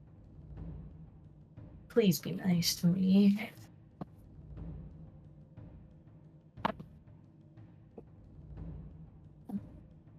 "13 points of psychic damage." Ooh. So you do that 13 points of psychic, and you see him like twitch his head like, no, as he is still trying to run away. But you get the sense he might have an eye twitch now as he is really, really trying to get away, but that hurt. Is there anything else they do on your turn with a bonus action? That was my bonus action. Alrighty. Any more movement?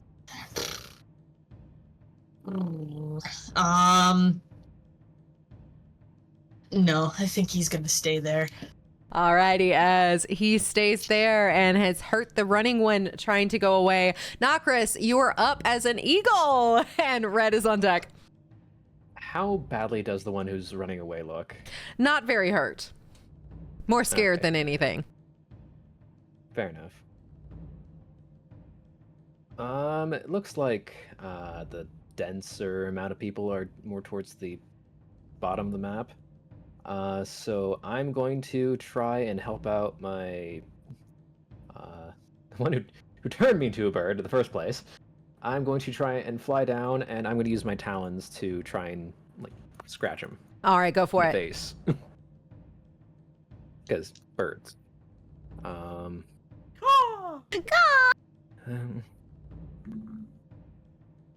The dice love me. That is a 21 to hit. Nice, 21 hits. Is that a natural 20?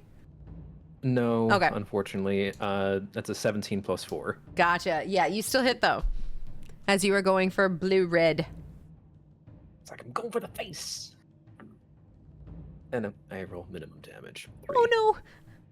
He still takes that damage. Is now a like is going after him, and y'all just hear the cawing. And so I'm just like flapping in his face right now.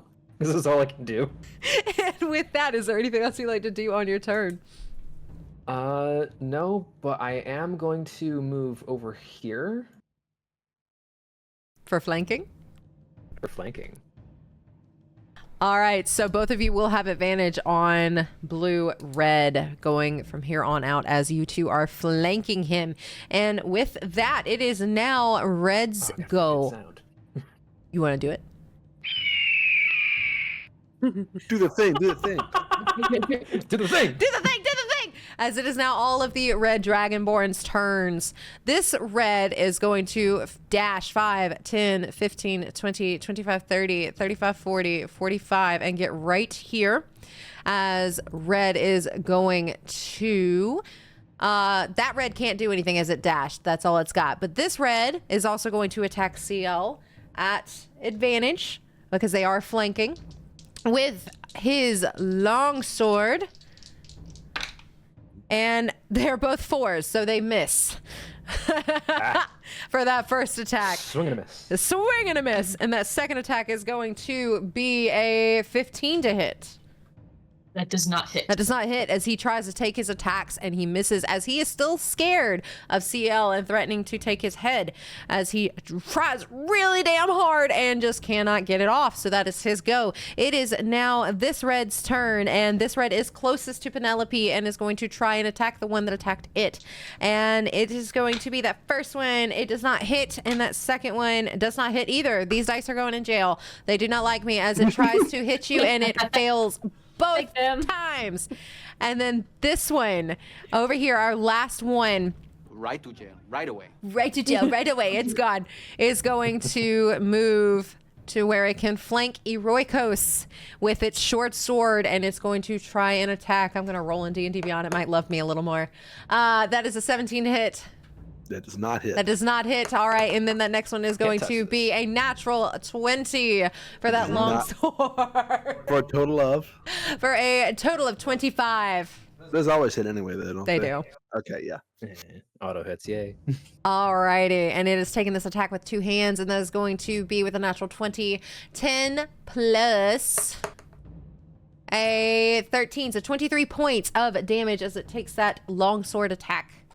What kind of damage? That is slashing. So halved to 11? Because raging. Because Okay. raging, yep. So yeah, 20, that was 23. So that would have It's been 11. 11, yep. Okay, heard. 11 points of slashing on that one. As that is all of Red's go, and it is now at the top of the order. Penelope! All right. I'm actually listening to The Witcher. So do I still have this spear thing sticking out of me, or did he? He poked it in and brought it back out, and he is getting ready for his next attack. Oh man. Okay. All right. And that was. Let's see. That was this one. This green one. So yeah, these two have been the one that's attacking you, and this red-blue one is the one that missed. Okay. So I'm gonna attack red-blue with my greatsword again. Go for it. All right. 28. Yep, that hits. That's great. That Okay. hits. For 13 points of damage. 13 points of damage on that first one as you hit him hard. What else would you like to do? You going for the same one? Yeah. I just want this guy to go. 19. 19 just hits. Okay.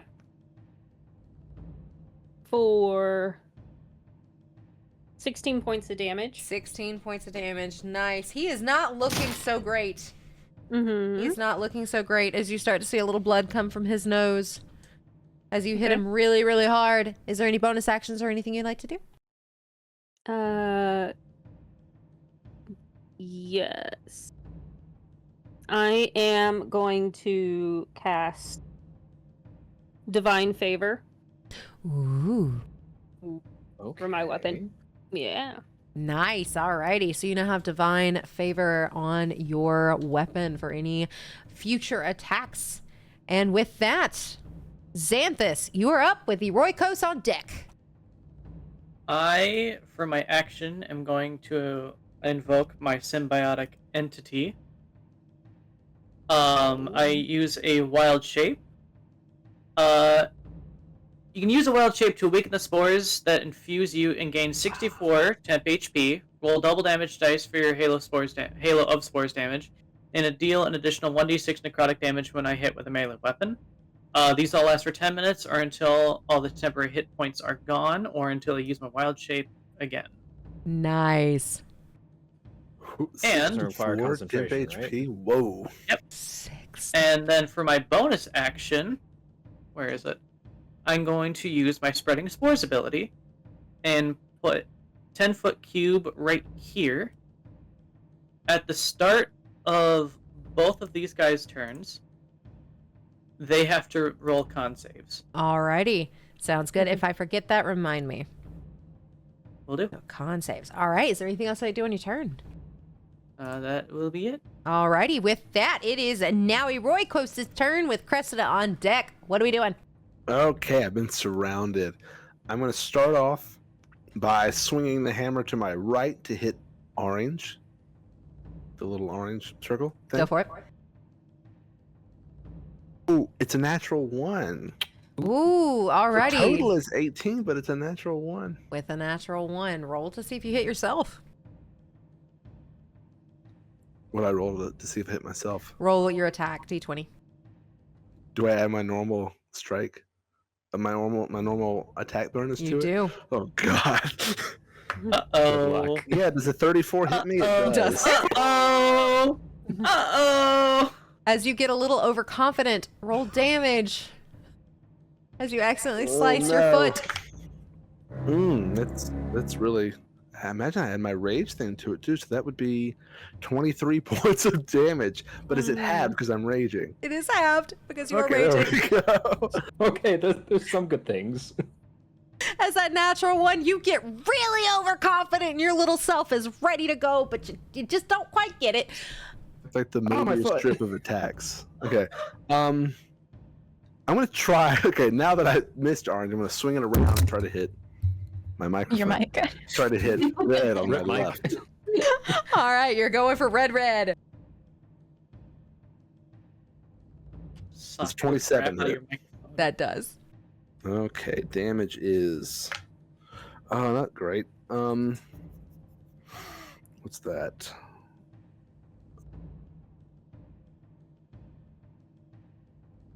$17 points of bludgeoning. And as a bonus action, I'm going to use my Totemic Attunement of Wolf, and since I hit red with a melee attack, I'm going to knock it prone. All right. Does it automatically knock it prone? When you're raging, you can use a bonus action on your turn to knock a large or smaller creature prone when you hit it with a melee weapon attack. Alrighty, and he is now It's one of those, prone. It just happens. So for anybody who attacks this one with a melee weapon, you get advantage. If you do not hit it with a melee weapon and is ranged, it's a disadvantage for that one. And with that, is there anything else I do on your turn? That'll be it. I'm kind of sandwiched in here, so I'll just stay put. Alrighty, and it is now Cressida's go with all the blue dragonborns on deck. Curb stop. Okay, so Cressida is going to make her way right here.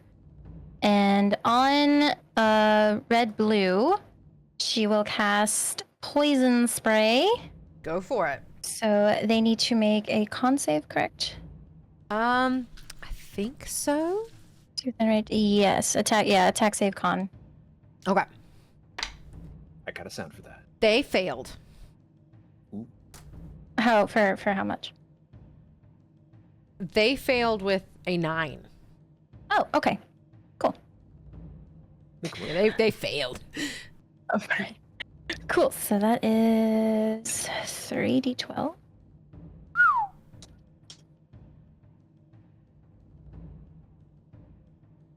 $16 points of poison damage. Alrighty, with that poison damage. Do you want to describe what your poison spray looks like as you mutilate this person? So You will see her hand extend as this puff of blue smoke that's kind of littered with glitter, very toxic glitter, shoots out in kind of a spray form right towards Red Blue. And as Red Blue is breathing it in slowly, just from the inside out, bleeding from the ears, the nose, the mouth, that just like slowly starts to melt from the inside. And you all will see a dragon skull that if anybody is a collector or hoarder of dragon skulls that you can collect from this poison pool that Cressida has taken this person down with. Is there anything else you'd like to do on your turn? She will then use her archers, because she's still in her archer form. So she will do that on was that blue-green? Mm-hmm. Yep, blue-green. Alrighty. So, I dropped it again. I'm gonna use my other one. Things are getting dicey. Mm-hmm. Says 21. 21 hits. Tick. Alright, and that is 2d8. Oh, wait, it's the magic arrow. Use the wrong sound. 10 points of radiant damage. 10 points of that radiant damage as that arrow swooshes in and attacks blue-green. Is there anything else that you do on your turn? I believe that shall be it. Alrighty. With that, it is now all of the blue Dragonborns goes. And we're going to start with this one as we only have 3 left. So we're going to start with this one. And he is going to move down just 1 step. And he is going to use his lightning breath on... I also need to make a con save when you have a second piece. Yes, because he is blue as well. Oh, shit. Drop that one. All right. He is within 10 feet of me. You turned him into soup.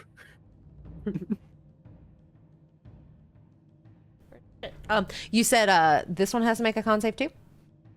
Both of the blue ones do, yes. Both of the blue ones. All right, so I'm going to start with this one. Oh. That's a natural 20. Damn, Wow. okay. All right, let's go. And then does he take half damage for anything? No. Okay. And then this one's con save is a 10 plus 6, so 16.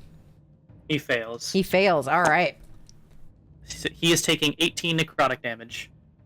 All right, 18 necrotic on that one, as that did not feel good. But he is still standing. But this one is going to use its lightning breath against, let's see, it has 30 feet in a straight line. Ooh.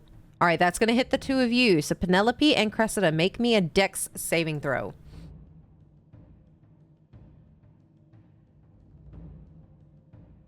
9. 9. Mm-hmm. 10. 10. All right, you both fail as the saving throw is a 14. That is going to be... I love that. 31 points of lightning damage to both of you. So 31 points of lightning damage to both of you as it breathes out this spark, and you can see it as it's like raising its mouth back and these sparks fly out of its mouth. That is 31 points for lightning damage as that is its go. Next up is going to be this one. And it just saw its friend die, and it saw that Cressida did it. He's going to take a opportunity attack from Penelope. If you would like to roll to see if you hit with your greatsword. Yeah.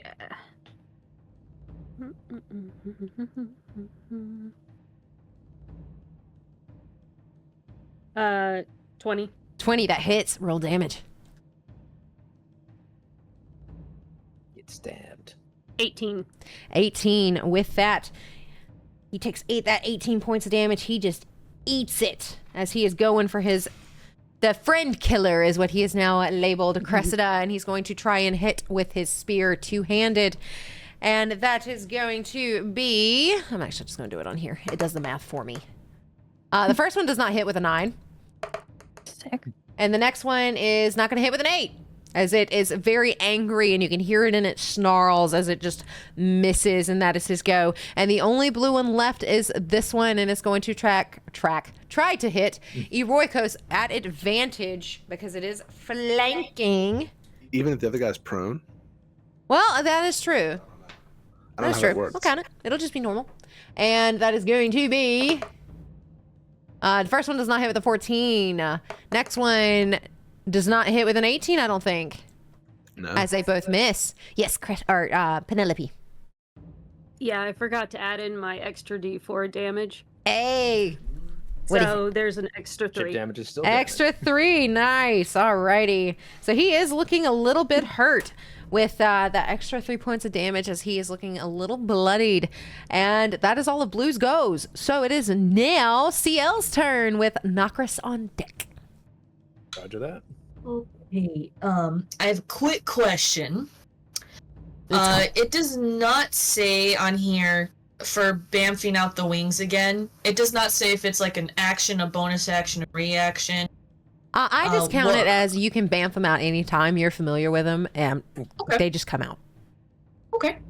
Then Ciel would like to bamf out his wings, and then he's going to fly 5 feet above them, so still within range. And with his whip in one hand, he's just going to, and in his other hand, he's just going to conjure another black mist and cast Cloud of Daggers on the place where he was standing. Oh, and that gets both of them, right? Interesting. Yes, within Alrighty. 5 feet. They have to make... Oh, no. It doesn't say it's a... I don't know if it's a plus to hit. I don't... So I think they do a save. No, I think they do it. Do they do it? You fill the air with spinning daggers in a cube of 5 feet on each side. Send a point you choose range. Creature takes 4d4 slashing when it enters the area for time or starts its turn there. All right, so they do not take damage yet, but on the start of their turns, they will automatically take the 44 as they are in that spot. And I'm gonna try to draw a shape. I think I can draw a shape, as it is right there, right? Cloud of Daggers. Perfect. I'll move him like right there. Okay, cool. And then as a well, I guess that was an attack. So could I, with the bonus action, could I do sneak attack? With a bonus action, so for sneak attack, you have to have somebody within melee range, or you have to have advantage. Gotcha. Okay. So instead, I love rogues. They're very good. It's very nice. Imagine rogues are fun. You talk to dead people. All the time. I know. Okay, so got a Cloud of Daggers. It's just there. Oh, concentration. Okay. Sorry. No, you're fine. You're fine. We're learning together. I think that's all he's gonna do. Alrighty. He's And just gonna be flying. he's flying with, and y'all see these daggers going in circles. Do you want to tell us what the daggers look like? So they look like a mixture of dark maroon, red, a darker red, and black. Just little mini daggers with a little bit of shadow aura to them as they're just spinning around. And y'all see those daggers spinning, and they look all shadowy and so cool. And I love it. yeah. And with that, Nakris, you are up with all the red dragonborns on deck. Well, I'm gonna do what I can do and keep clawing at that dude. Get it. Red blue, I believe. Red blue. Alrighty. On the wrong page. That is a 22 to hit. Let's go. Come on, D4, be with me today. Red blue is dead. There is blue red. Blue red, sorry. Red blue. I was like, I killed red. You're rolling. Good one. With that, with blue red, Sorry, what was that number again? So that was a 22 to hit. 22 hits, yes. Okay, that's better. 4 points of slashing 4 damage. points! That's like, okay. Alrighty. As you were clawing at his face, and he just starts kind of trying to smack back. Is there anything else you want to do as an eagle on your turn?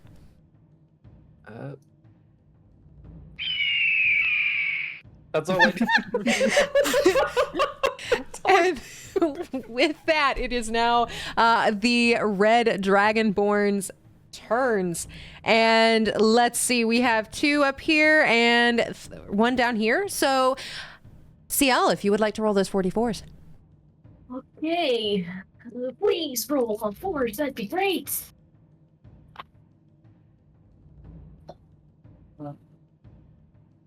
Are you? Oh, what? That's actually not bad.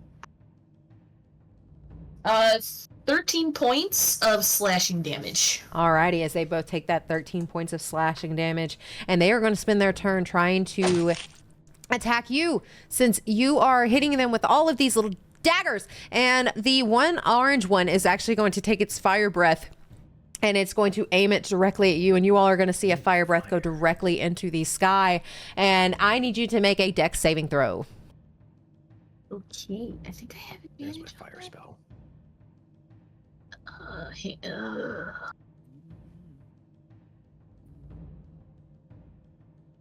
I don't. Okay, it's just a regular roll. Okay.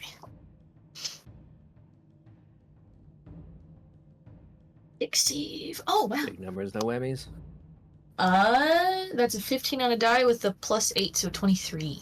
You pass, so you will only take half the damage, and that is going to be with that fire breath. One of them still is spinning. That is 27. So what is 26? 13 points of fire damage, and you are also resistant to fire as a tiefling, right? So that is 13 divided by 2. That's 6. 6 points of fire damage as it breathes its fire at you, and it notices fire does not do as much to you as it wants to, and it just glares like, how dare you have the same resistance as I do. And then it's the other one's turn, and it's going to take 2 longsword attacks against you as you are currently flying in the air. The first one is not going to hit, and the second one I do not believe hits with a 17. That's my AC. Meets it, beats it. All right, so he hits with that one. He is holding this two-handed, so that's only going to be 1d10 plus 3. So that is going to be 7 points of piercing or slashing damage, excuse me, as he slashes two-handed against you, trying to knock you out of the air. I need you to make a Constitution saving throw. Also, could I use a reaction Hellish Rebuke? for the... No. I have as... For my rogue archetype, I can use a reaction to take half damage on a foe that I can see. Oh, yeah, go for it. Oh, that's a... What is that, evasion or... Uncanny Dodge?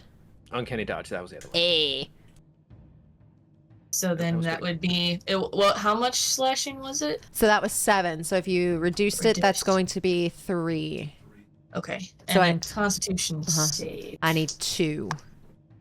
That's a 15. 15 passes. One more. And an 11. And 11 both pass. These clouds of daggers are still going. And they are actually going to sit in there because they do not want you to be able to attack them, as they are going to sit in that cloud of daggers and take those slashes. That is their go, and there's only one left, and it is going to take its attack on Eroikos, since it is currently flanking, and that is going to be at advantage with its... it's actually... So he stood up.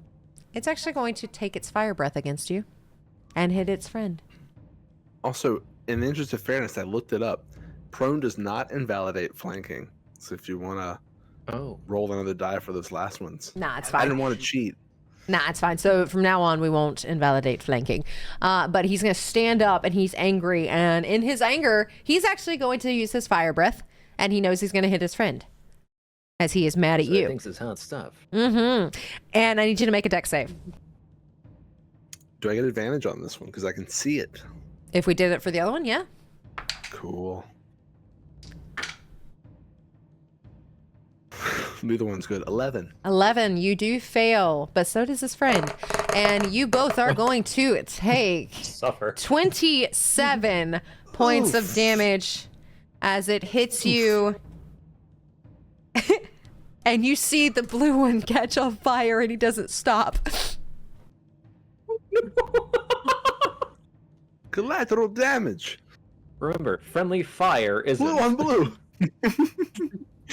So he actually did kill the blue one, as the blue one is now caught on fire and screaming the other direction as he is burning. But you do take 27 points of fire damage as he is huffing and puffing and letting out that growl as he does not like the little one. Ouch. And with that, Penelope, you are up with Xanthus on deck. All right. So I'm gonna go after this blue-green. Is it blue-green? I can't tell. Yeah, blue-green, you got it. And Okay. just real quick, Xanthus, that does not affect your friends, right? That spore It cloud? only says when a creature. So I'm Okay. a little concerned. So as a tabaxi, you could try to climb around it if you did not want to take the damage, or you could bolt straight through it, whichever one you want to do.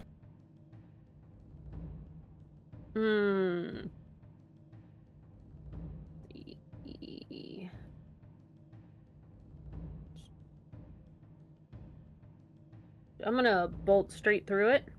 Alrighty, and is that a con Avoid it. save? Con save. All right, if you bolt straight through it, con save. Can I use a reaction and use wheel?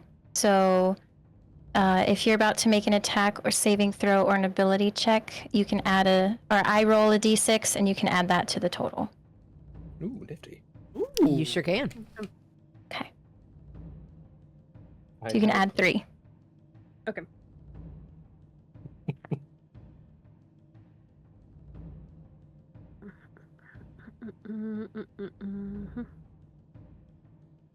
Yep. Please pass. So that's a natural 20 plus 7. Plus you 3, are so plenty 30. fine. So you're able to bolt through it, and you're going for blue-green. Mm-hmm. All right. So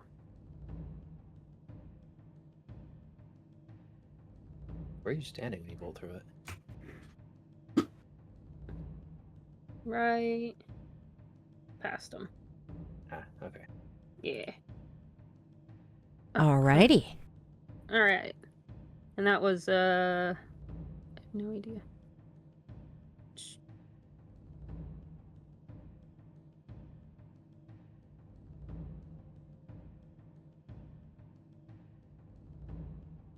Um 20 to hit. That hits. All right.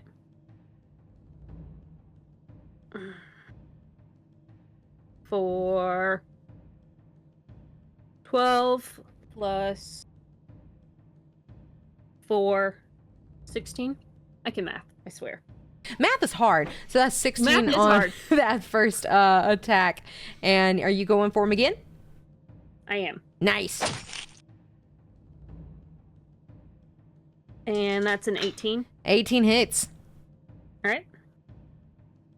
For 14. For 14, alrighty. He is not looking good. He is not having fun right now. As he gets hit with those 2 attacks.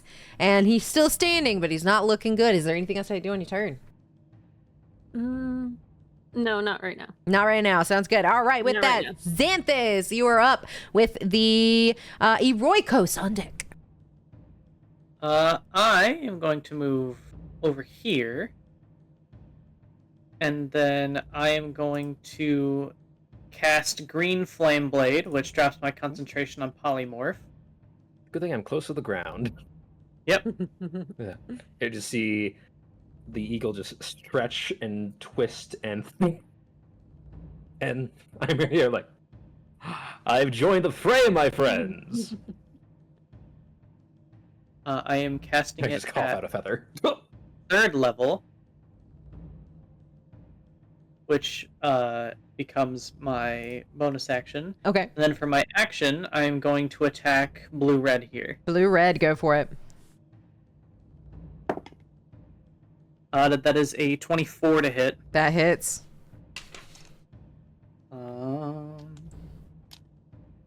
It's technically a spell attack, so I don't get my necrotic bonus. Okay. But he is taking 10 fire damage. 10 fire on blue-red. Sounds good. As that... Would you want to explain what your green flame blade looks like? So, Xanthus puts the sickle back into its sheath, and after doing so, almost as if grazing across the hilt, pulls pure fire out of it, and it shapes itself into a scimitar made exclusively of fire. Nice. It's dope sounding.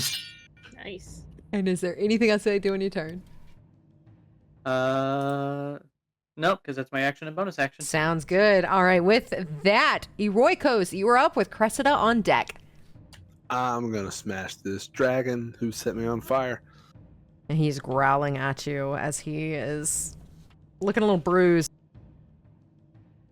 It was a 19 hit. Just. Ooh. 18 points of bludgeoning. Alrighty, he is still standing. I'm gonna do it again. Go for it. Does a 32 hit? That's gonna be 20 points of bludgeoning. Alrighty. And let me do some math here. You're right, go stab them bonk over here. Is he still standing? I'm still standing. He is still I standing. know what I'm gonna do next. He won't be for long. I'm gonna knock him prone. Alrighty, you knock him prone, and everybody who is able to see this one and attack this one with a melee gets advantage. If you are doing it ranged, you do not get advantage. You get disadvantage for that one as he is still standing. But with that, is there anything else I do on your turn? That's my turn. Alrighty. With that, Cressida, you're up with blues on deck. Cressida, seeing Penelope run by and noticing she is worse for wear, is going to cast Heal. And that is 70 points of healing. And Thank you. yeah. Everything's so wild at level 16, huh? Nice. And then she's going to take the attack of opportunity, and she's going to step back over All right, here. stepping back over there, and he is going to try to hit with his spear. And I don't think he does with the 17. Meets it. Meets it. All right. So he is holding this two-handed, and that is going to be...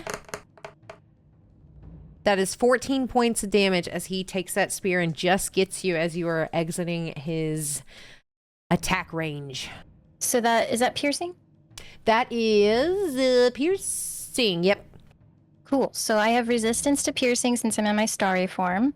Ooh. Nice. So that would be 7. 7. When the numbers split evenly. Uh-huh. And then she is going to, again, pull back this invisible bow as she shoots her arrow towards blue-green and hopefully hits for 17. 17 just hits. Yes. And then 11 points of radiant damage.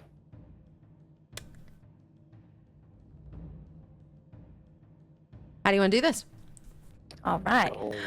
So you see this like ethereal blue glowing arrow shoot out from Cressida's hand as it goes straight through blue-green's heart, and blue-green just kind of poofs into a puff of smoke.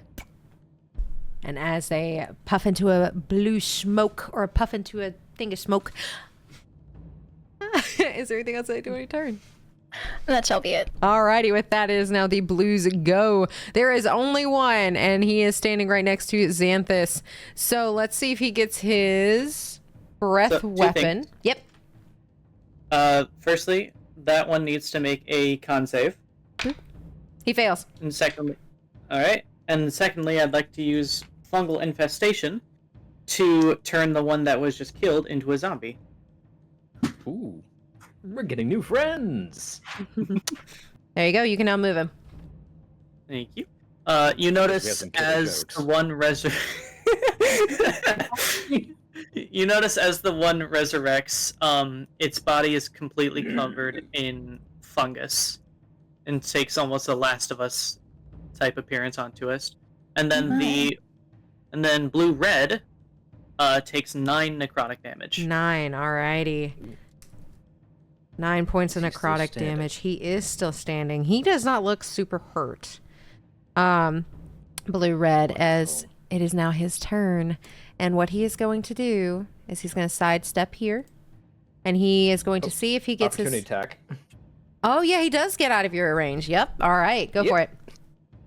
All right, I'm going to use my Blade of Answering. Ooh. Let's see. That's a 22 to hit. Oh, yeah, that hits. And I'm just using this one-handed because I have my shield. Okay. So that is just a D8 plus 6. Ooh. Oh, let's go! That is 14 points of, I think it's slashing. Yep, slashing damage. Alrighty. He is still standing. He does not look bruised or bloodied yet. Wonderful. But you still hit. And he's going to see if he gets his lightning breath back, which he does not. And he is going to use his spear attack twice against Xanthus to see if we get this attack. That is, oh, that was going to be nice, and then it was not. That does not hit with a 9. And then he doesn't hit with a 10, as he just gets a little distracted and he is not able to hit. That is the only blue left, as this blue has now completely ran away. As a coward he is no longer on the field. He is gone. And it is now Ciel's turn with Nakris on deck. Okay. I'm just trying to think of what I want to do. Okay.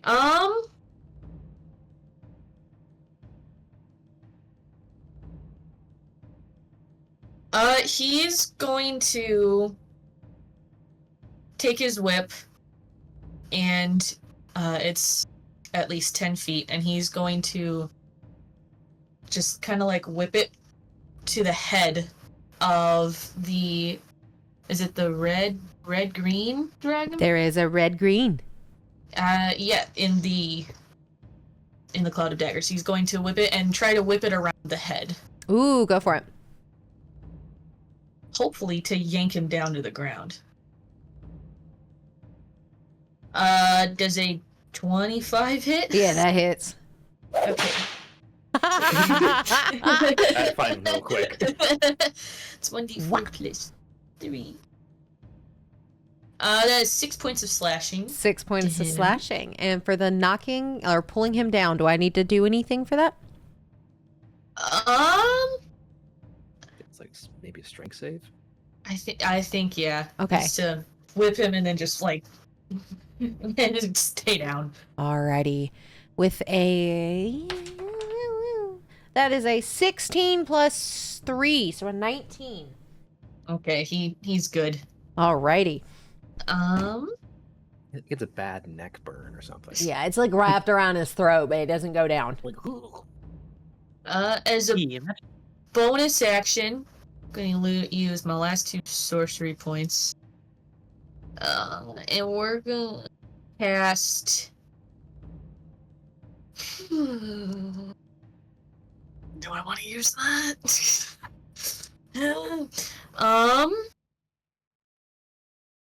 Yeah.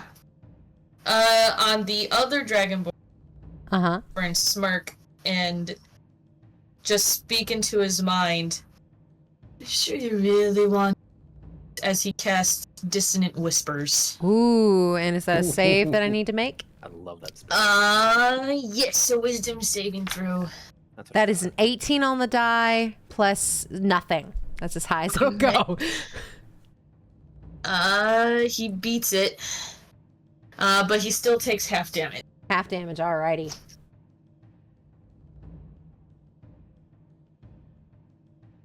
Oh, that was actually really good Ooh. for once. What?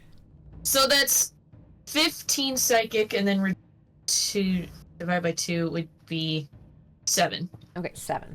Alrighty. psychic damage. So he takes that psychic damage. You see a little bit of that nose bleeding as he takes it, and he hears that in his head. Is there anything else you like to do on your turn? It also says must immediately use its reaction if available, as far as its speed allows from me. Okay, it uses its reaction to run away. Yes. I think I have that spell.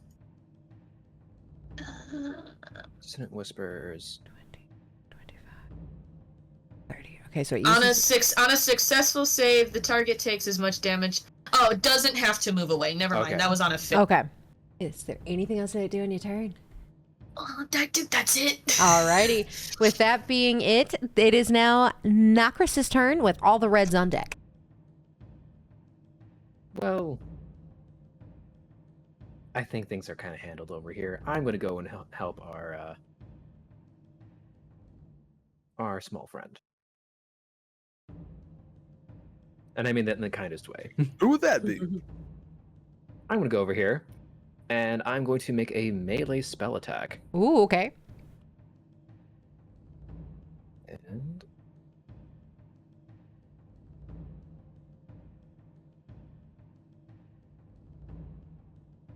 oh boy.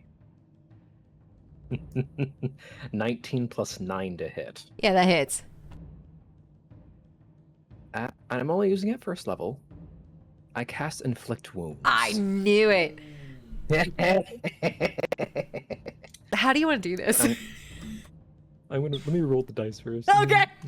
It sounds like it doesn't matter, but I want to hear the number. It's just 16 points of necrotic damage. How do you want to do this? Kind of dig. Let's go. I just kind of put my hand on his shoulder as he's looking down at my ally, and I say, "Let's cut you down to size." As I just dig my claws into his shoulder, and I just melt him, his skin just melting from his bones down into a puddle, just leaving his skeleton intact as he just falls to the ground. Are you There. holding any of his bones as you have dug into him? I think I'll take his skull. As I just kind of like snatch it as it's, falling apart. And like, next time, use your head. I love it. Is there anything else you like to do on your turn? I just kind of hold the skull out to Irikos and like, would you like to use it? I tenderized him for you. Much appreciated. Make sure I mark that spell being used. But Roykos definitely looks a little bit shook. So I'm glad you're on my side. Alrighty. And with that one melting, it is now the Reds' go. And there are only two, and they're both next to Ciel. But it is the beginning of their go. We roll 4D. Is it 4D4s? Yeah, 4d4. Be nice to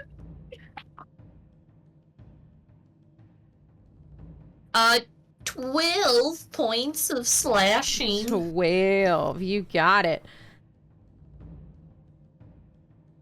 And as these daggers are circling, they do that 12 points of damage. It is now their go, and we're going to see...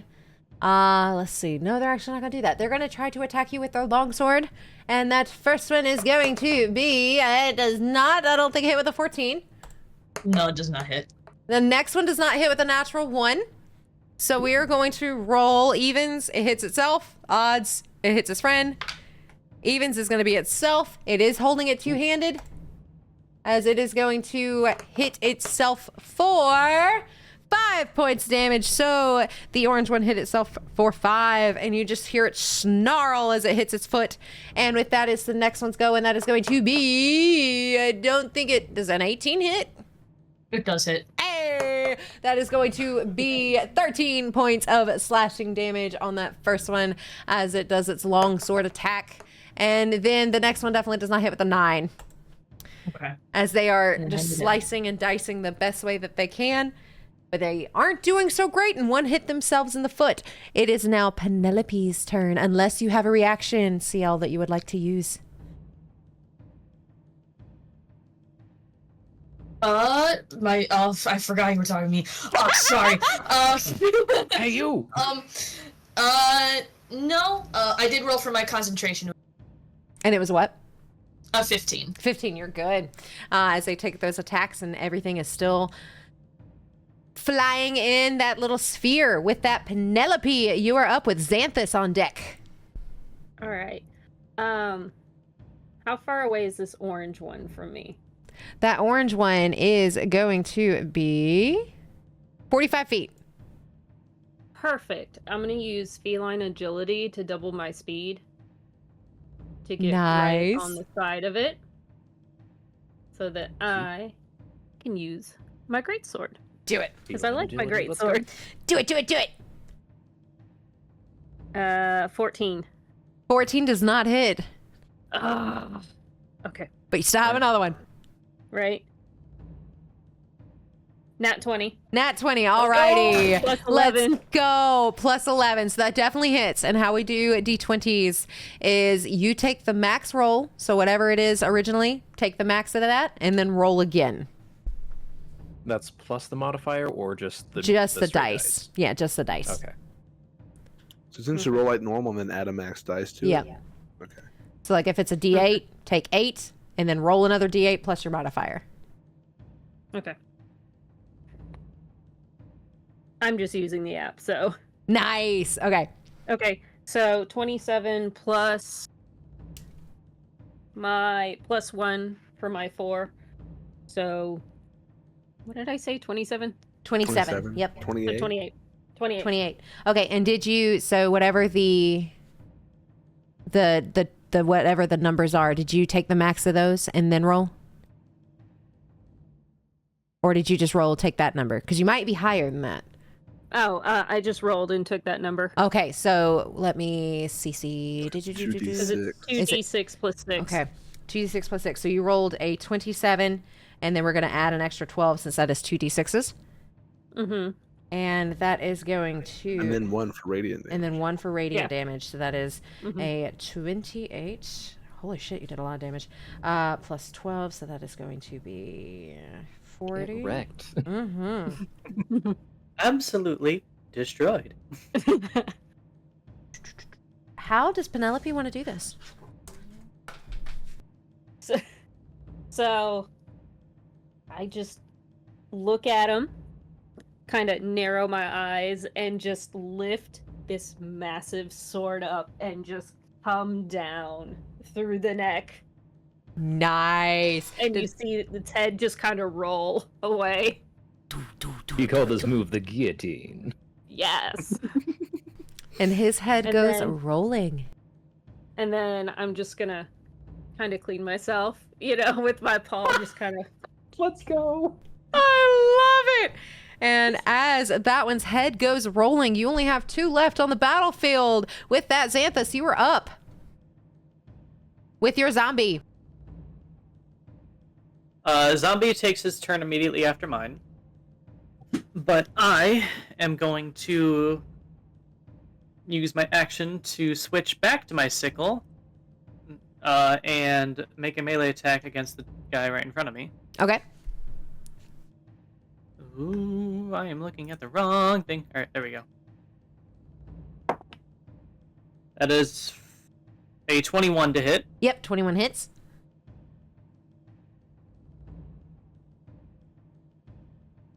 Why are my d4 so difficult to grab? Good lord. Alright, let me make May sure that I D4s got... be with you.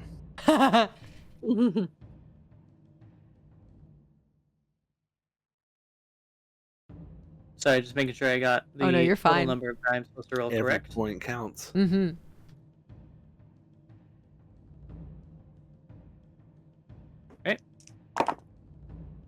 Ooh, that's pretty good. 5 slashing and 6 necrotic. Alrighty. He's starting to look bruised.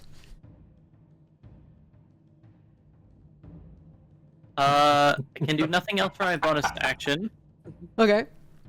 But my zombie moves up. The Uh-huh. only action that it can take is an attack action. Okay. What weapon was it wielding? It is wielding a spear. So like that a is spear, yeah. +7 to hit. And it is 2d6s for one-handed or 2d8s for two-handed. And it was holding it two-handed when it died. Okay, so +7 you said? +7. That is a... I'm trying to math. 23 to hit. 23 hits. So that's going to be And 2d8s +4. 2d8 +4.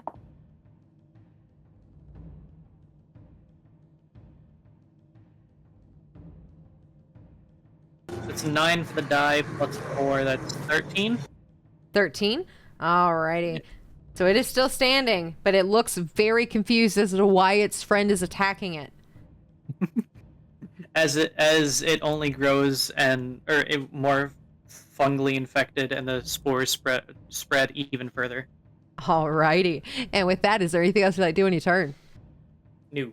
All right. With that, Eroikos is up with Cressida on deck. Okay, I'm gonna shuffle around this dragon soup in front of me and try to make it over to the Dragon side soup. of this one, dragon about soup. 30 feet, I think.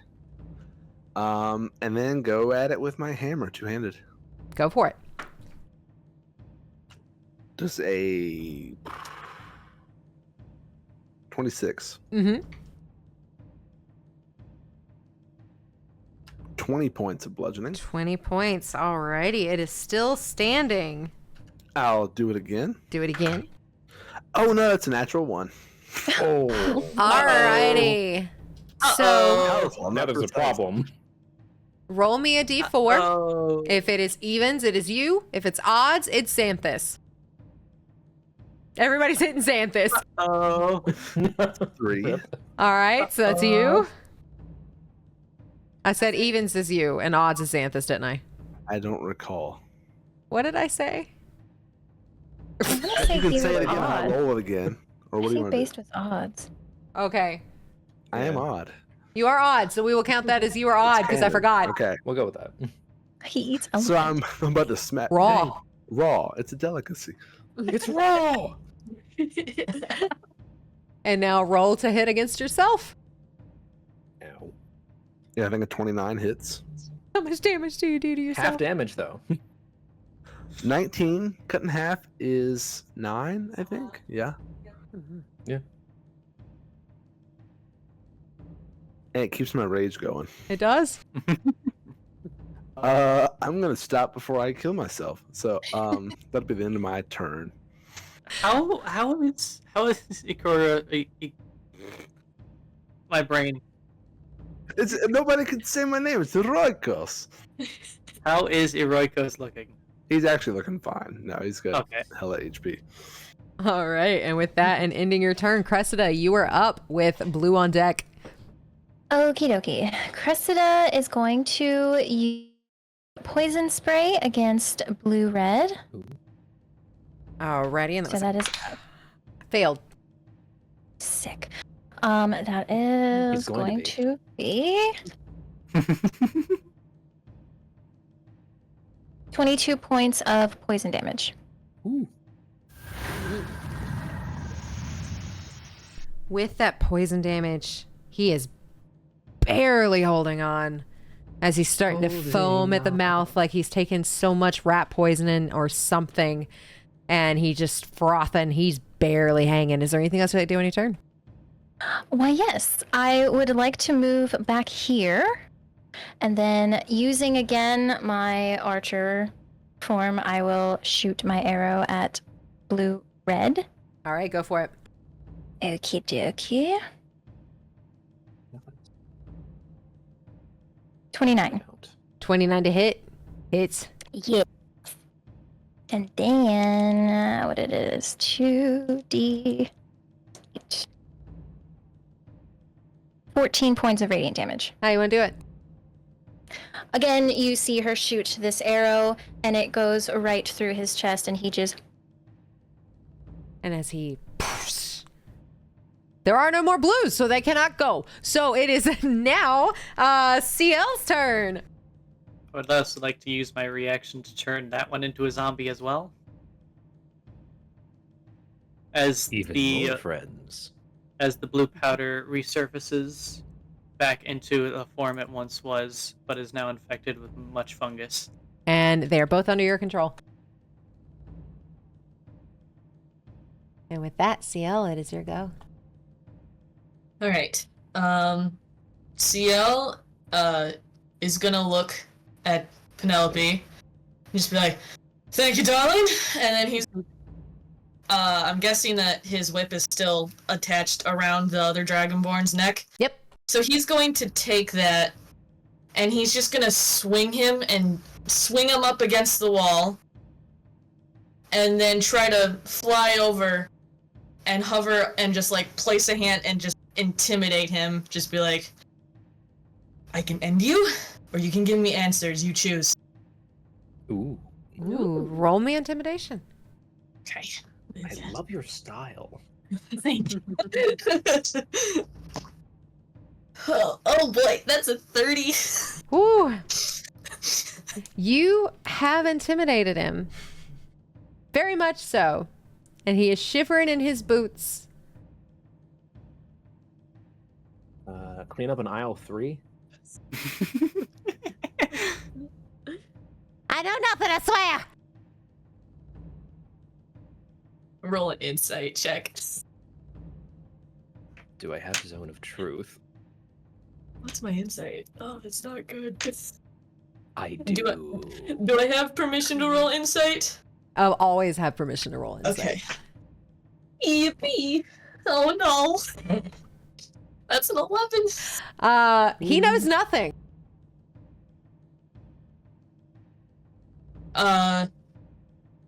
Hand still clenched by his face. He's gonna take his other hand, tighten the whip a little bit, and just be like,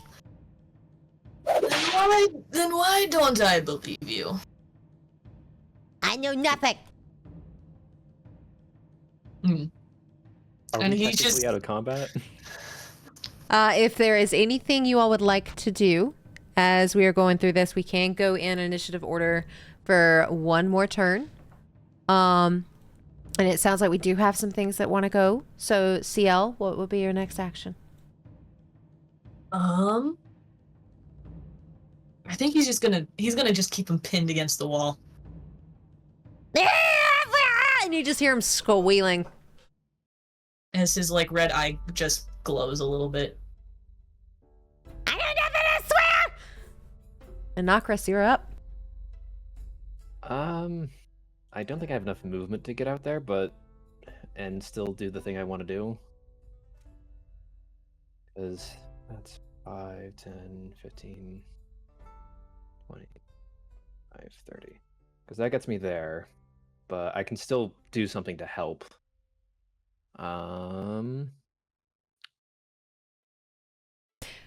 Is Cloud of Daggers still up?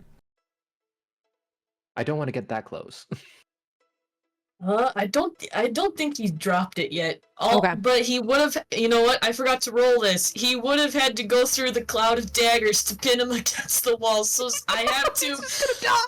I have to put damage on myself. Okay. Because I'm not going to cheat. Because he would have entered the cloud of daggers. Okay. 5, 6. That's Circle. 10 points of slashing damage to myself. All right, and roll concentration. Yeah. I got a 14. Yeah, it's still standing. It is still going. You all still see these shadowy daggers going in a circle.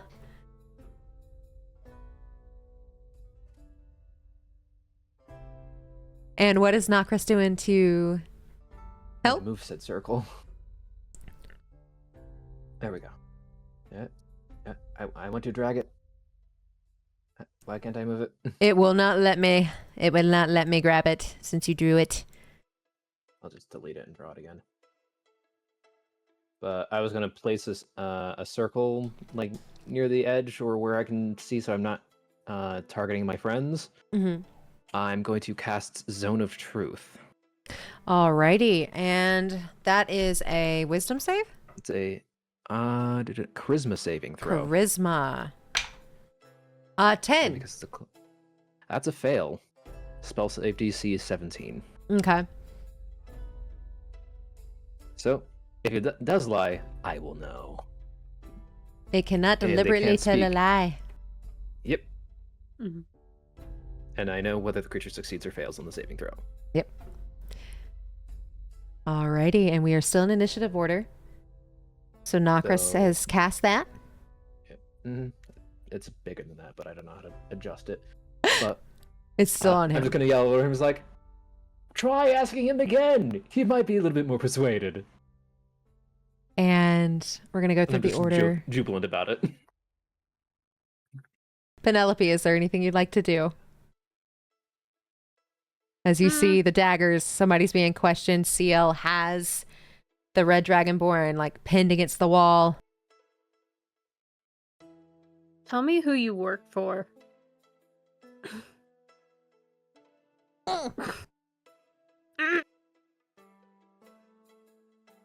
No, other than that, no.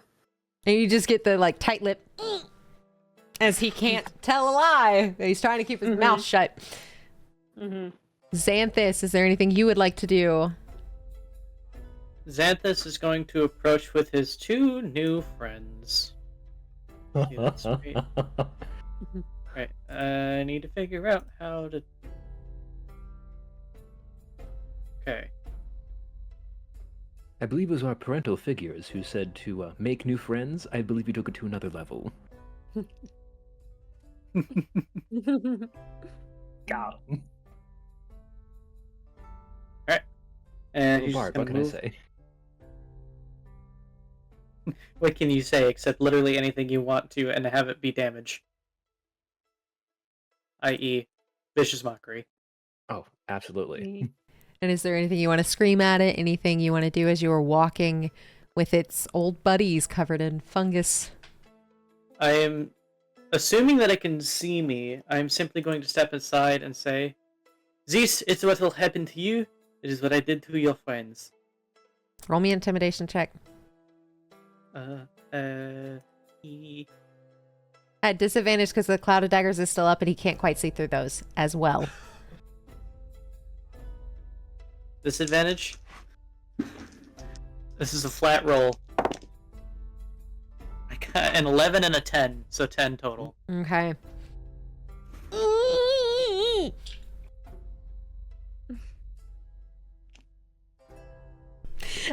As he is not quite opening that mouth yet. Eroikos, what would you like to do? I would like to start rifling through like pockets of these dudes and see if I can find any type of like communications, orders, plans, maps, anything. Roll me an investigation check. Amongst the soup. Amongst the soup. I'm like the worst person to do this. 11? 11. You find like a little bag of buttons. And it Okay. has sewed on it, my Buttons. horde. Oh no. At least we know we More killed the right buttons. people and not just random bystanders. And with They that, did aim in a crossbow at me. I wasn't happy about that. they did. Cressida, is there anything you'd like to do? I would say, seeing Eroikos searching through bodies, she might think that's also a good idea, Mm-hmm. and search herself. Roll investigation. Investigation. 22. 22. With a 22, you are able to rummage through. You find, if you want to keep it, their spear, their long sword, a crossbow. But they're not really holding much of note. You see a couple of jewels in one of their bags, about 250 gold pieces of jewels. A sparkly little ring that one has collected. And you do get a note from one of them. Oh, what a pleasant surprise. And she will pluck the note out very gingerly and open it up and read it. And it just says, "Fire remains for the dragons."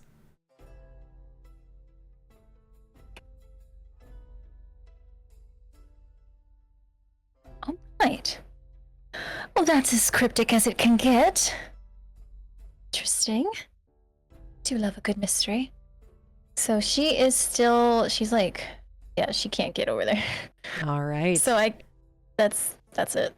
Did she read it out loud? Yeah. Okay.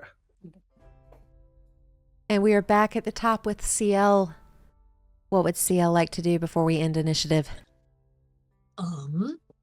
Very quickly, does Ciel have to do a charisma save for the zone of truth? Depending on where I positioned it, I tried to put it in a way that it would just get him. Okay. I was gonna say, Ciel would have purposely failed it. Just so. He doesn't have anything to hide. Does Ciel still take damage from the cloud of daggers?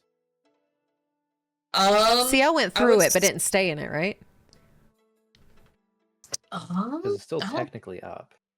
Yeah. Probably say at the beginning of his turn he would have dropped it. If that is okay. That is fine. Okay. So as he's facing him, he's just gonna smirk and then take the other end of the whip in his hand and just start to tighten the whip. She asked you a question. Answer it or you die here. He's gonna listen a little bit. There. I think that should be it. I don't want to answer! So you choose to die.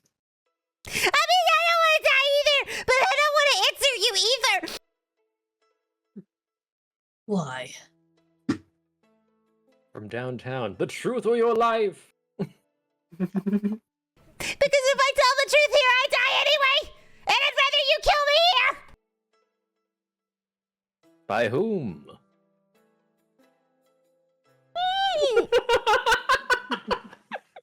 Almost.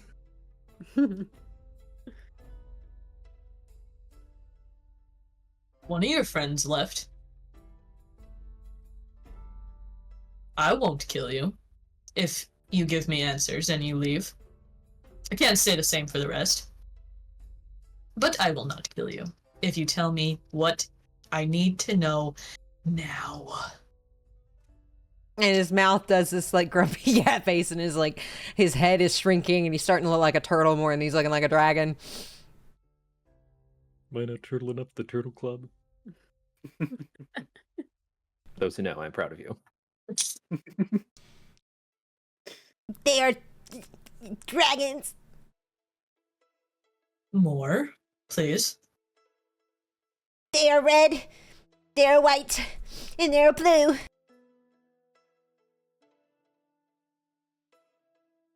And where are they hiding out, Daniel? Wait a minute. They're in a cave. White snails. Is it near the mountains? Can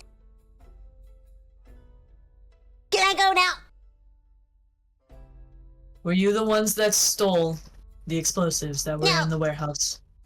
Wasn't me. Then why were you waiting to ambush anyone that came down here? Because that's my job.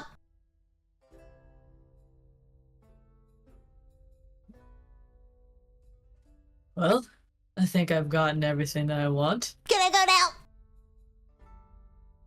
He undoes the whip, whips it to the side before rolling it back up, putting it on his side. Go before I change my mind. And he just takes off. He is gone.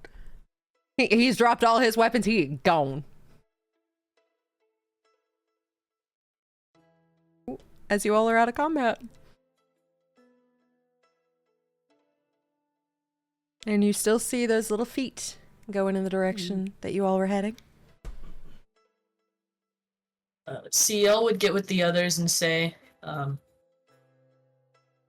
different colored dragons in a cave. I'm guessing this is the ones that stole the explosives, not these Dragonborn specifically. It was just their job to wait here and ambush anyone that walks down here, I guess. Cover tracks, I'm assuming. I dropped Zone of Truth, by the way.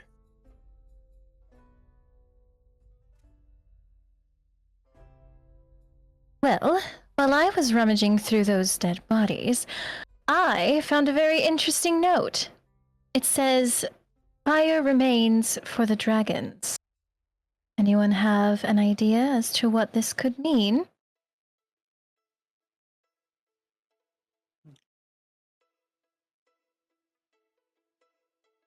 1 to 10 would I know this? So, Perhaps they only wanted to remove our explosives for one reason or another. So the thug said that they're working for dragons? Red, white, and blue, apparently. And the note says fire is only for dragons. So yeah, maybe they feel like the town doesn't deserve it. That's what I was thinking. Mm-hmm.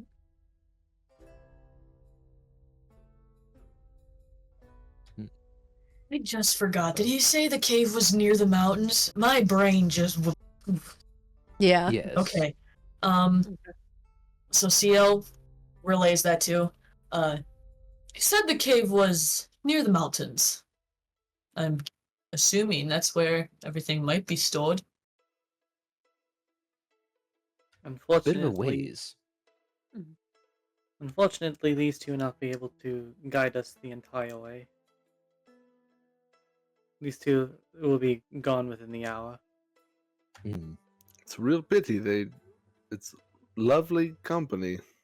Yes. Very. Doesn't give us much room to decide on things. Huh.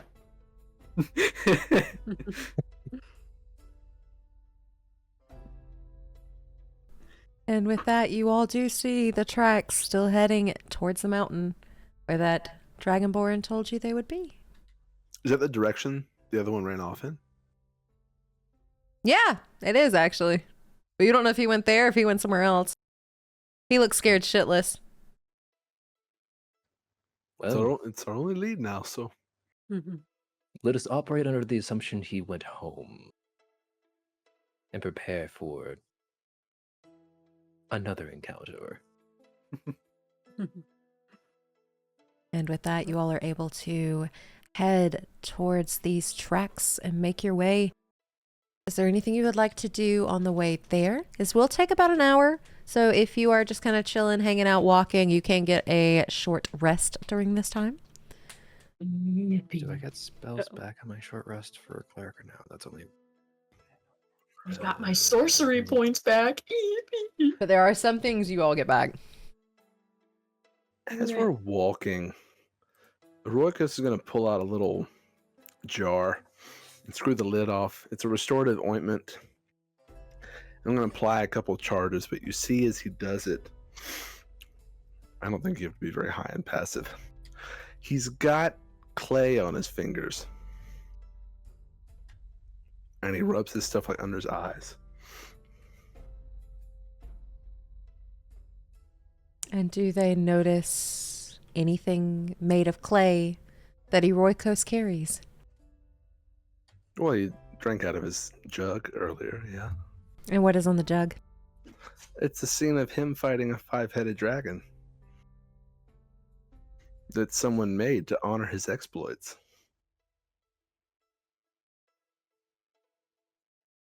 Anyway, I heal for 2d8 plus 2 I'm not gonna question. twice.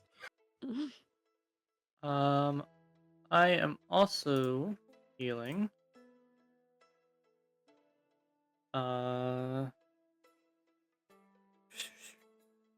That's I can't math. Why can't I? Like 17. That's what it is. Okay. I swear I know math. You're fine. Sometimes it just doesn't add up. No. But But I'm not quite divided on the subject. I also used some of my hit dice to heal. I got Nice. 17 hit points back. Nice. I got 17 hit point and 1 wild shape charge back. I Awesome. don't think I got hit at all. No, you were an eagle for most of it. Mhm. Yeah, I'm just flying. I'm just a little guy. So you all are able to kind of take a little rest and get some respite as you all are walking and trying to follow these tracks, and notice that Eroikos has clay on his hands as he is drinking from this clay jar that has a depiction of him on it fighting something massive. And you all come across, like, as you're following these tracks, you run into a wall. A solid wall made of stone, and the tracks stop there. And on this wall, you all will notice a mural. And I will send you that picture now. The tracks like stop just right at the wall. Yes, they stop at the wall. And I have now sent you the picture. Ah, there it is. Ooh. Ooh. Swag. Pretty.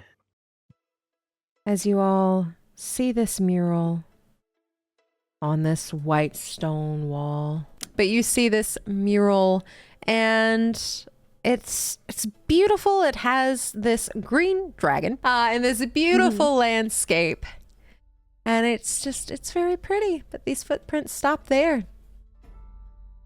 And you cannot go any further.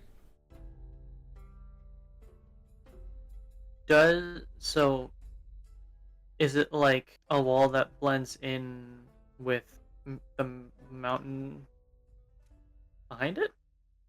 It doesn't look like this landscape, no. Okay. It's just pretty. How tall is the wall? Is it just like sheer face, or does it go up and then there's kind of like a step or something? It goes straight up. Okay. How Well, far? we didn't climb.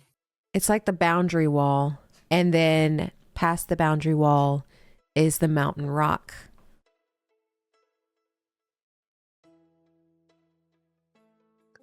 Could I see if there's...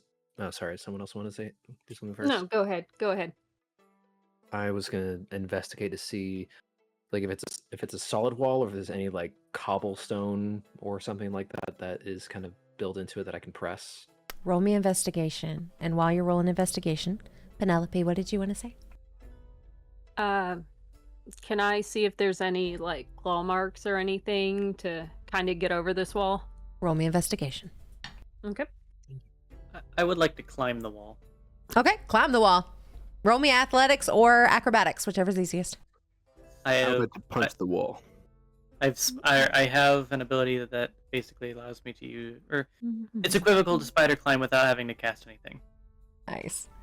You want to describe how you're climbing that wall? So 15 on investigation. 10.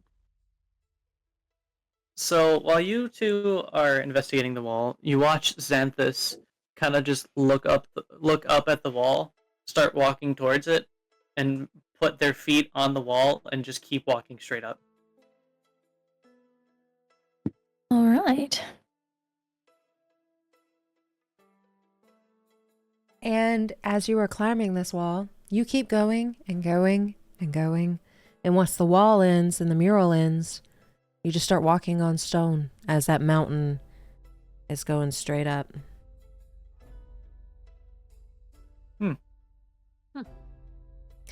And with that 10 investigation, you don't see any cobblestone sticking out that allow for climbing. It just looks like a wall. And it's very curious as to why the footprints stop here. But with that 15, Nakris, you see something a little different. And I just sent it to you. Oh. Could I look for cave or cave entrances up here? Roll me perception. I get advantage on perception. Let's go. Ooh. Can I punch the wall? Roll to hit. Ah. I think Even Henry with rolls like advantage, I DC rolled a 10. 6 and an 8 for a total of 18. You don't see anything. You don't see an entrance to this mountain either. And what was that roll to hit? 27. 27. You're able to hit it, and you hit it hard. Roll me an unarmed strike. 10 points of bludgeoning. You hit it really hard, and you're used to hitting things really hard, but it doesn't crack. There's no way they could have gotten through here. I beg to differ. Look here, and I point at kind of a caricature of a dragon, almost. It's kind of the center of the mural, and I just kind of traced it with my claw, and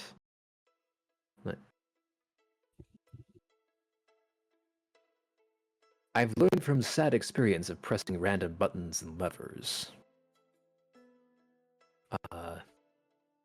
Cecil, do you happen to have any skills pertaining to buttons and levers? I would like to start walking back down towards where they are. And y'all see Xanthus walking in all their glory, facing straight down. It's incredible core strength. What are we looking and at? foot strength. I traced the image that I found. I don't know if it requires anything, but caution is our friend. May I can? Oop, sorry, you're gonna do something? Oh, I was just gonna ask a question. And what is your question? Was the button or something mentioned? I don't know if it's a button. Okay. Nakris is pointing to like this dragon-looking outline in the center of the mural. Looks like it's slightly pushed out. Okay. Cressida, she's gonna pull out that note. You know, perhaps it might be a trap door that requires a certain phrase that we've discovered. It's entirely possible. You can do most things with magic.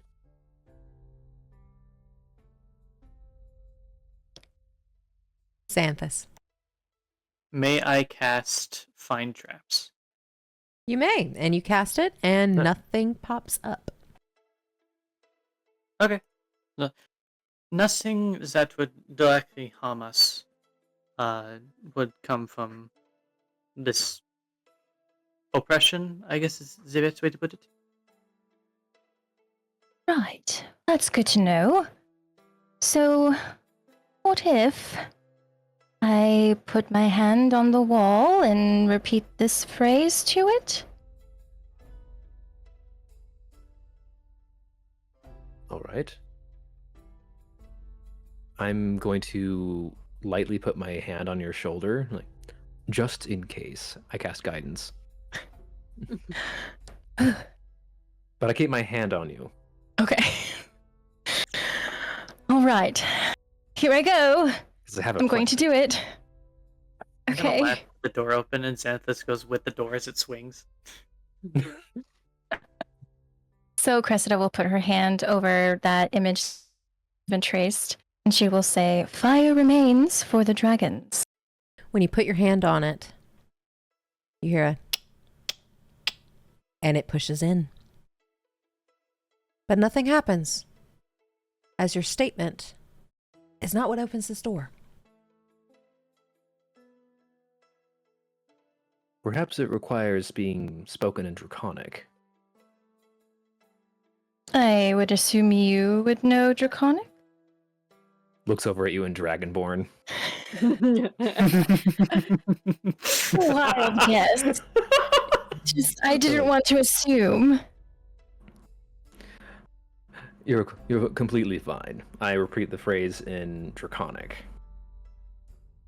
As Cressida's hand is still upon it and pressing the button. Even in Draconic, nothing happens. And this button is at about your face level. And with that 15 investigation, you are missing something, Nakris. You've seen one. May I search the rest of the mural for another button? Wait. Roll me an investigation check. Hold on. Let me pull this back open. Investigation. Oh, wait. I see it. I rolled a nat 1 for a total of 2. I look around and I'm like, wait, wait, there's another one. And I put my hand on top of it, and I press that one as well. Oh, sorry. It's, you can't directly- reach the one on top. It's too tall. Let me add it. How tall unfortunately- is it? Would you like me to fly up, darling? Please do. You have the height advantage. Ciel I'm not. bamf out his wings and fly up to the third button. All I'm right. not seeing anything else, friends. And Ciel flies up, and you do see another button, the exact same shape as the last one. That was cleverly hidden. What do you do? Me? Uh-huh. So, he will just hover there and wait for the go from Nakris before pressing it. Perhaps on a count of 3, and we say the phrase. First in common. All right, I will say, I do not know Draconic. Oh, leave that part to me if it needs to happen. All right.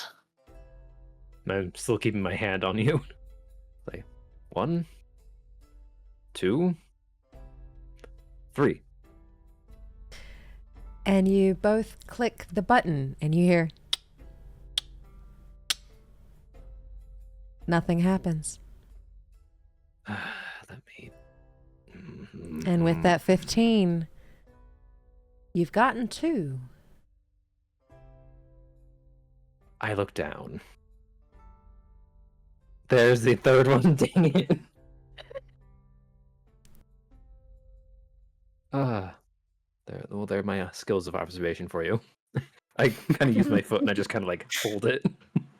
And are you pressing them all at the same time? Perhaps let's try that first. Count of 3 again. 1, 2, 3. You all press these buttons. Where is Xanthus standing right now? Where specifically are the buttons in comparison to the mirror? Are they like in the dead center of it? They're in Yeah. the dead center in a line. So they are probably like closer to where the head of the dragon is. All right, as they press that button, Xanthus no longer has something to stand on. As this door Uh-oh. becomes ethereal, Ooh. and Uh-oh. Xanthus falls Gravity. 10 feet. That is 1d6. Can I 1d6. dive under him? Roll me athletics or acrobatics. Is that 1d6 rolled by you or by me? I just rolled it. But Okay. if Eroikos can get underneath the Xanthus, we'll count him as cushion. I have advantage. I rolled a 3 and a 1. A 12 Uh-oh. total. A 12 total. You get really close, but Xanthus falls right next to you. This question, does falling damage count as bludgeoning damage or force damage? It's bludgeoning. Bludgeoning. Okay. That changes it. That's So how 5. much do I take? 5 points of 5? bludgeoning damage. As the store becomes ethereal and Xanthus, Oh no. they fall. As there's nothing left to stand on. Well, I guess we should have warned you. I don't think any of us were prepared for that. Oh, Are you okay? Peachy. Okay, when we tell this legend later, please make sure you include that I did catch you. It would leave quite the impression as you did on the ground. And I help him up. The buttons were at your knee level, your eye level, and a little too high to reach. What is everybody's passive? Perception. 24. 25. 16. 16. You start- 22. 22. But my passive investigation is amazing. 15. 15. All right, so you all are able to hear. we have a horn. We're just really close to being dragons now. We're so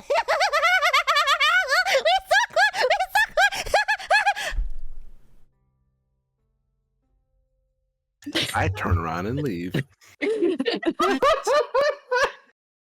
What? So Penelope's hair just like puffs The up. 9 hells. What in the 9 hells was that?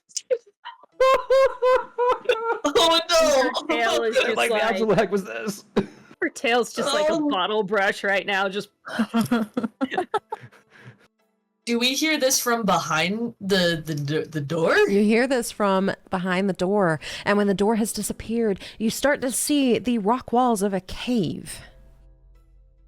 As this is a hidden entrance to the cavern. And you also hear...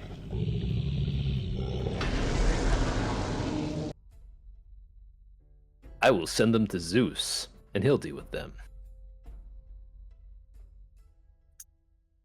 I think this Sounds will like go a good boom. plan. This will go boom. This is gonna, we're gonna be dragons before you know it. This is gonna go so boom. It's Boom, he says. Oh wait, no. I think Ciel has to see them in order to do this. Something tells me we should stay away from anything with a spark. So, not fire. Got it. Don't worry. They're in for a shock. As you hear it from the inside of the cave. Just gonna slowly sneak forwards. mm-hmm. Yeah, follow. Try to be Yeah. stealthy. Great. Stealth. Sickle and shield drawn. Alrighty. If you are trying to be stealthy, roll me a group stealth check. And how I'm going to do this is all of your numbers I'm going to add up. And then they have to roll to beat it. Guidance. Guidance. Guidance. Guidance.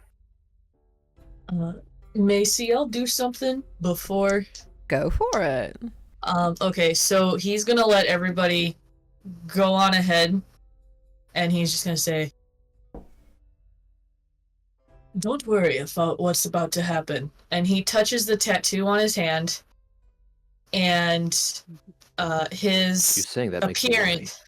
appearance changes into one of the red dragonborns that they just previously fought. Well, he's gonna try to like walk around on the edges of the to try to make it look like he's a part of whatever group is inside. Ah, okay. Espionage. All right, roll me a deception instead of a stealth. Okay. We're going all sneaky beaky like. And everyone else, roll me your stealth check. 23. Let's go. Okay. 21. 25. 18. Twenty- At disadvantage. Or sorry, doing good. 17. I got 23 for 10 deception. plus 4 plus 3. I got a total of 10. 2 on the die, plus 4, plus another 4. That's not bad. All right, so 1, 2, 3, Like I'm 4, holding all my armor 5. pieces and like All right, so in total, y'all's stealth is a 19. That is I can not work with that. bad. That is not bad at all. Alrighty. didn't say it was good. Could It's be not bad. worse. Could be an Don't 8. jinx it. The DM smiled. I got worried. Yes. He's rolling. Liam smells. It's already too late. Mhm. You still hear. And like they just sound so excited. Whatever this is in there sounds excited. But you also hear. We have company. Yes, we do. Wonder how many are going to try to take us on today. They never win.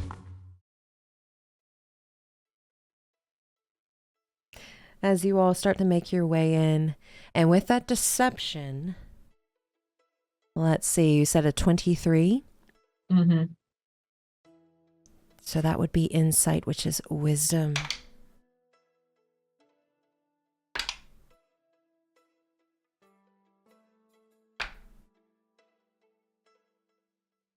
You're able to hug the wall and walk in, and that no one seems to notice. Are you going in first, or are you waiting for everyone else?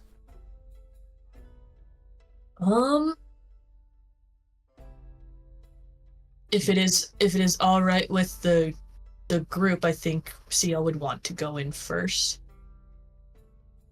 Oh. He can be a meat Bloody shield. Mary. All right.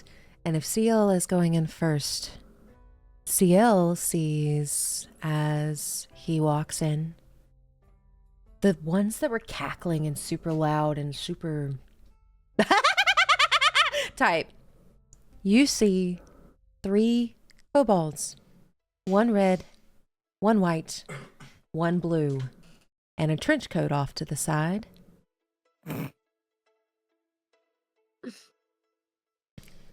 But you also see a red dragon that is huge. He's growling right now. You see a white dragon, and you see a blue dragon. And they are very old. Oh no. We have company. Did you lead them here? As he asks Ciel.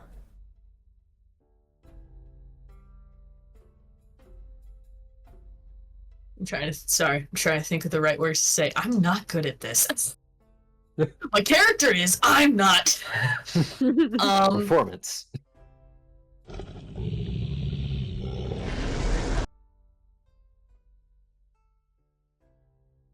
I came to warn you.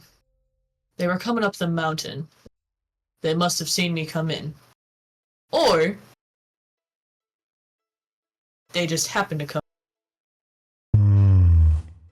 Well, I hope you're prepared to fight with us against whoever these are. Since they seem to have followed you, your orders were to make sure no one followed.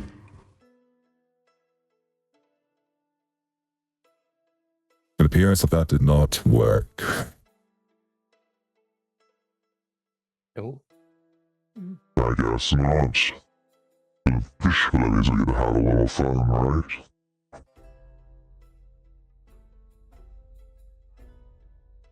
I guess. What are the rest of you doing as you hear Ciel talking to these very deep voiced creatures and the little cackling ones have stopped?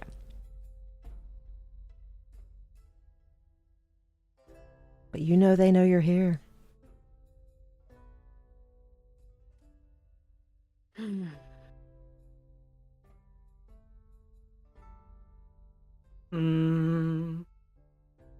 I am going to prepare to cast blindness at a 4th level. Ooh. For when we come around the corner and see the origin of the deep voices.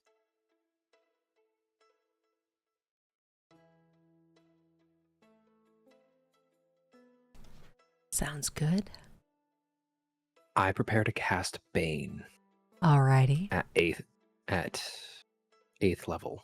Oh shit. Okay. How far are they from Ciel? With asking that, we're going to go ahead and go to roll 20.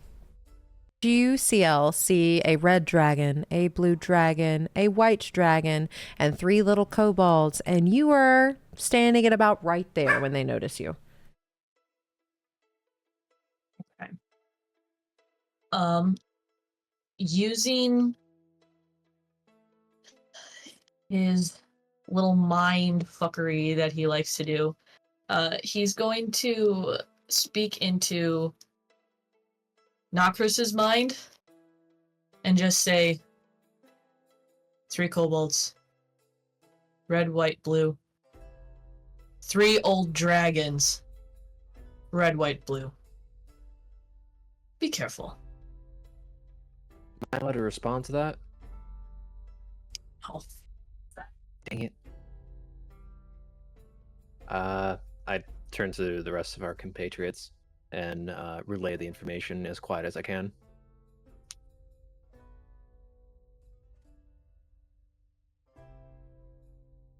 Come out, little ones. We know you're there. Yes, we do.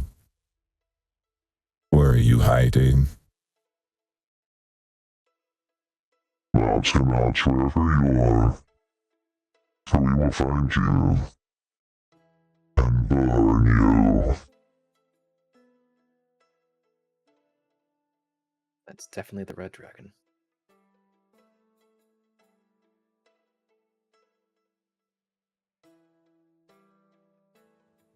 Can we see anything from the mouth of the cave? Y'all can't see anything yet, as y'all have not walked through the door. Oh, but is that like the distance accurate? Like once we walk through the door? Add like 10, 15 feet. Oh, okay. So we're like up here somewhere.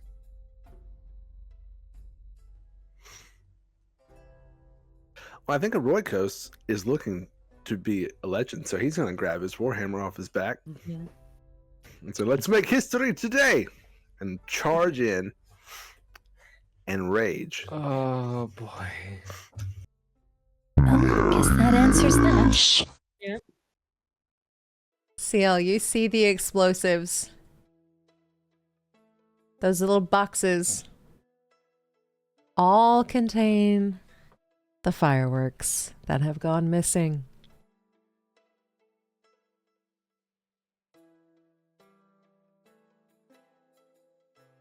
And you also see Eroikos running in, balls to the wall.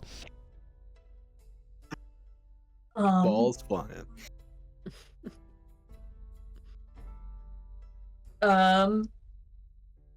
Ciel's gonna draw his dagger.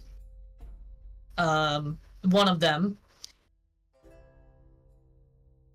And he's gonna run towards Irikos and just say, "Pretend to hit me."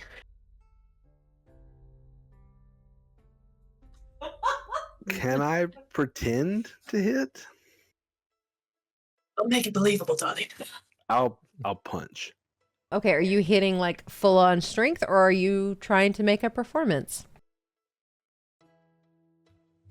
You know what? I love a little showmanship. We'll do a sort of a stage punch, like across the face, but not hitting. Well, I can't reach the face, so maybe like a stage gut punch. Roll performance for me. And while this is happening, what is everybody outside the cave doing? Assuming that the focus is on the two of them, could Xanthus attempt to sneak across this wall to try to get behind the dragon? Roll me a stealth. Oh boy. 17 performance. I'm casting guidance on myself.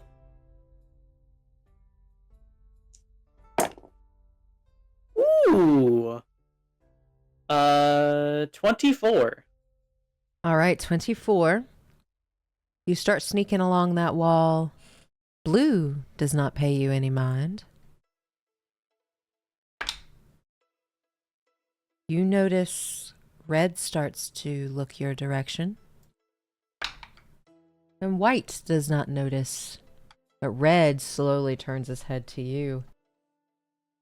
Is that how we're going to do things? Nice try. Oh boy. Oh no. And before we continue with that 17, what are everybody else outside the cave doing? I need to find a good measurement.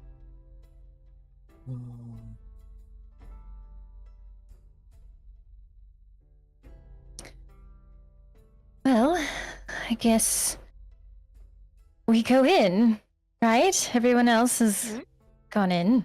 Xanthus is in. It would appear that the jig is up, as they say. Mm-hmm. Well, the show must go on. Right. Here we go.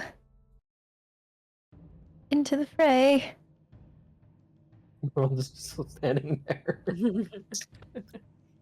And as you all, if you are walking in, you see a punch happening. You see Xanthus trying to sneak across the wall. Actually, y'all probably would not see that, actually. Unless you want to roll performance, or not performance, perception to see if you see them. But what are you doing as you all rush in? 20-foot cube. It's a 4x4.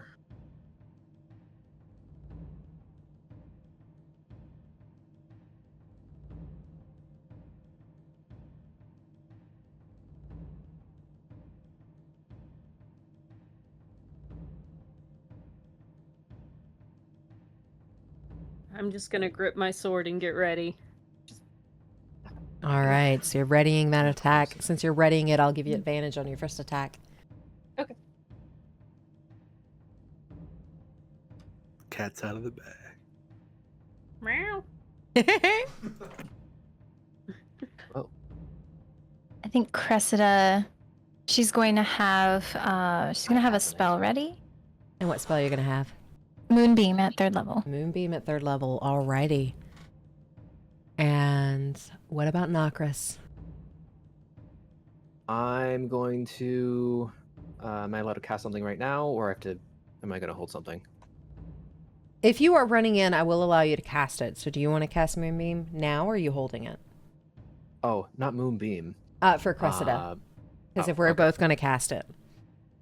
Okay. Did Cressida want to hold it?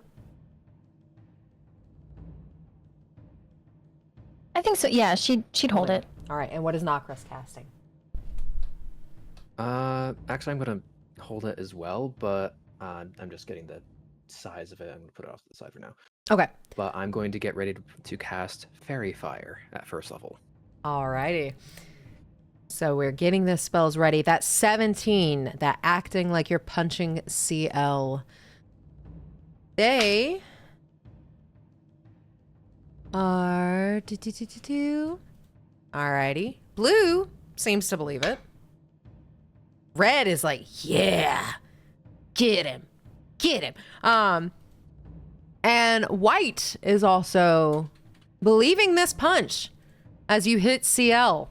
So right now, they are currently, everybody in this room believes that Ciel is on their side.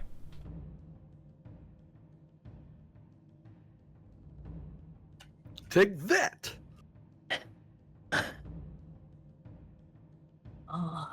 Okay. Ciel's he's gonna play like he actually got punched. And he's gonna... Oh boy. Oh no. He's gonna roll towards... Once he gets punched, he's gonna roll towards the kobold. All right. He would like to anyway. You are able to, as the performance put on by that fake punch looks realistic and they think that you are on their side. You were able to get really close to these little kobolds. Yeah, you stole him. You stole him. We're gonna be dragons before we know it. You got it. You got it. You got it. He's just gonna say under the. I He's don't just think gonna. that's how it works. He's gonna say under his breath, "Fucking hate it here," and just pretend to ready a spell in his hand as he has a dagger in another. All right, sounds good. And at this point, I need everybody to roll initiative. Ciel, what did you get for your initiative? I got 23, a 20? natural 20 for a 23. Nice. All righty. 23. Way to be. Eroikos. Dirty 20. Dirty See 20. it. Penelope. 12. 12. Cressida. 17. 17. Nakris. 15. 15. Xanthus. 19 on the die for a total of 23. 23. All righty. So 2 of you, even with that natural 20. Would y'all like to do rollies to see who goes first? Because technically you both have 23 for initiative. Whoever gets the higher rolly gets to go first. Rollies. Rollies. Rollies. Rollies. Rollies. What'd you got? 15. 13. Ciel goes first. Let's go. Our order is going to be Ciel, Xanthus, Eroikos, Cressida, Nakris, the red dragon, Penelope, the white dragon, the blue dragon, and then all of the kobolds. Wow. That's actually a decent. That's actually fairly decent. Okay. So with that, Ciel, what would you like to do as the kobolds are cheering you on? Can't believe I called. So I have a quick question with the dagger that I have. Okay. It says as an action, I can call. I chose my items, dagger of venom, and as an action, I can cause thick black poison to coat the blade, and it remains on there for a minute until I attack. Would Ciel have been able to do that as he running towards Eroikos? I'll say so. Yeah, Okay. go for it. So once he gets to the kobolds and they're cheering him on, he's just gonna turn around and just take the dagger and just look at the kobold twirl and just be like, I was never on your side. And just stab the one in the middle. All right, the one in the middle is the white. Betrayal. Yes, it's a little white dragon, or it's a little white kobold. Roll to hit, Okay.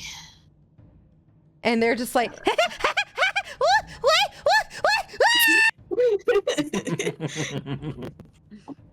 That is a 24 to hit. that hits.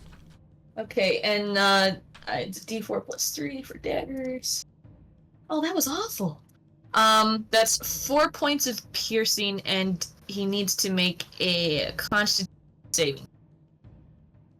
Since they think that you are on their side, you get advantage. Therefore, you can roll again to see if you get a natural 20, and you may add your sneak attack to that attack. Oh, I did not get a natural 20. All right, so roll your damage and then add your sneak attack to it. Did you make a Constitution saving throw? That for the kobolds is a they got a negative 12. Ooh. Okay, so with that, he also takes 2d10 poison damage and will become poisoned for 1 minute. So that is. I already rolled for the piercing, so then that is 66 of sneak attack. I was like, do I have enough dice? I have enough dice. I'm a dice hoarder. All right. Me and my 40 sets of dice. 1, 2, 3, 4, 5, 6. Okay. It's not a problem. I Alright, can I'll get do anything I the- want. I'll do the poison damage first. Okay. That's 16 points of poison. How would you like to do this? As he is staring up at you with admiration, and then slowly it becomes this dreadful, horrified scream as the person it thought was its friend is no longer its friend. So as he stabs him, and it just, he keeps the dagger there for a second, and the part of him kind of flares through the disguised self as a black and red eye just glow for a second.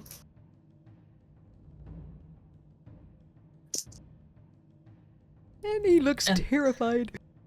I am going to use my bonus action to quicken spell. And that's 2 sorcery points. Fine. And I'm gonna cast... Ciel's gonna cast Shocking Grasp on the red one that was dead. So he's just gonna look over and just touch him. And okay, so the red one. So this is the fire one. Yes. And then make a melee spell attack to hit the target. Okay. Please be nice to me, dice. You've been good so far. Okay, yippee! 24! You hit. Yippee! Hello. Alright, and so then since I'm 16, that...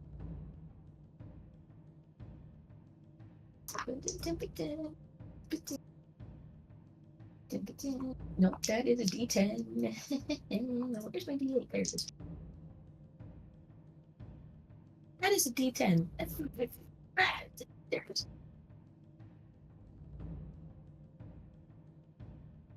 14 points of lightning damage. How do you want to do this? Yes! Woo! So as he touches him, bolts, it almost looks like his red and black lightning tattoo kind of just, it doesn't glow, but it kind of looks like it as he touches him with his left arm, and red and black lightning streaks just enshroud him, and he just waits until he collapses to the ground and just looks over at the last cobalt, but yells to his friends, "Two down, darlings! We'll be alright." You hear, and it just kind of starts doing that like electrified like squeal as you hit him with that that shocking grasp, and he's just fried as he falls on the ground. And his little buddy is sitting there because the only one left is the blue one. Why you son of a blue? I mean, that's one way to make jerky. Not the best, though. And with taking out 2 of the 3 kobolds in the trench coat, is there anything else you'd like to do on your turn? No. All I have right. nothing else. With that, Ciel has taken out those 2. Xanthus, you're up with Heroic Coast on Well deck. done. The crates over here. These are the ones that are filled with fireworks, right? Mm-hmm. Same with the one. But this one, but the dragon is staring at me right now. The red one is, yes. The red one knows you're there. The other 2 do not. Then I would like to use my action to cast blindness. All Ooh. right. Okay. On the red one? Yes. Okay. Has to make a con save. All righty. That is a 12 plus 16. 12. Oh my heavens. Yeah, they passed. They're ancient dragons. Or nor. That does not Nor, work nor. on me. Nice try. What was the save that you used? That was a con Sorry? save. On save. Okay. Good to know. Yikes! As in all of his red glory is just glaring at Xanthus. Xanthus just kind of looks up and just... and then goes for the fireworks. All right, and as Xanthus is going for the fireworks, he's going to use a legendary action and make a tail attack against you, Xanthus, as it sees you. Oh boy. Oh boy. And for the tail attack, let's see. forget to use. That is a 12 plus 17 to hit.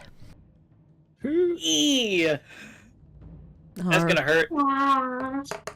Alrighty, and that is going to be a 21 points of bludgeoning damage. Could be worse. I'm scared it will. Certainly could be. Well, they certainly don't want to blow up the cave with them inside it. As he makes that tail whip. It is Ow. now Eroikos' start. Okay. I feel like a Roykus would let like a Scooby Doo like, and then Zoink Scoob. like zoinks. Okay, so does my rage count is still on? It hasn't been like a full round yet, right? You would have to. Are you? Oh yeah, you're still raging. You raged before you Will came I in. have to rage again? Nope, you're good. Okay, so now that I'm raging, I'm gonna charge in, towards blue. Go for it. 10, 15, 20, 25, 30, right there. Oh, hello. And I'm just gonna start laying into it. Two-handed Warhammer attack. Go for it.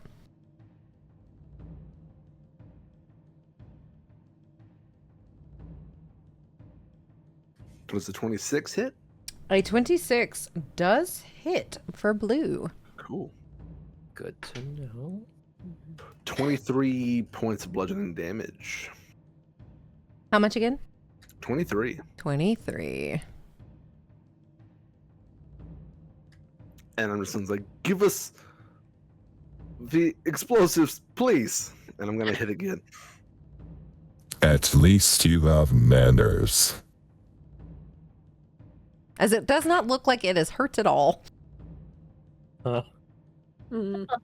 Not as in it's immune, as in it's like it's got a lot.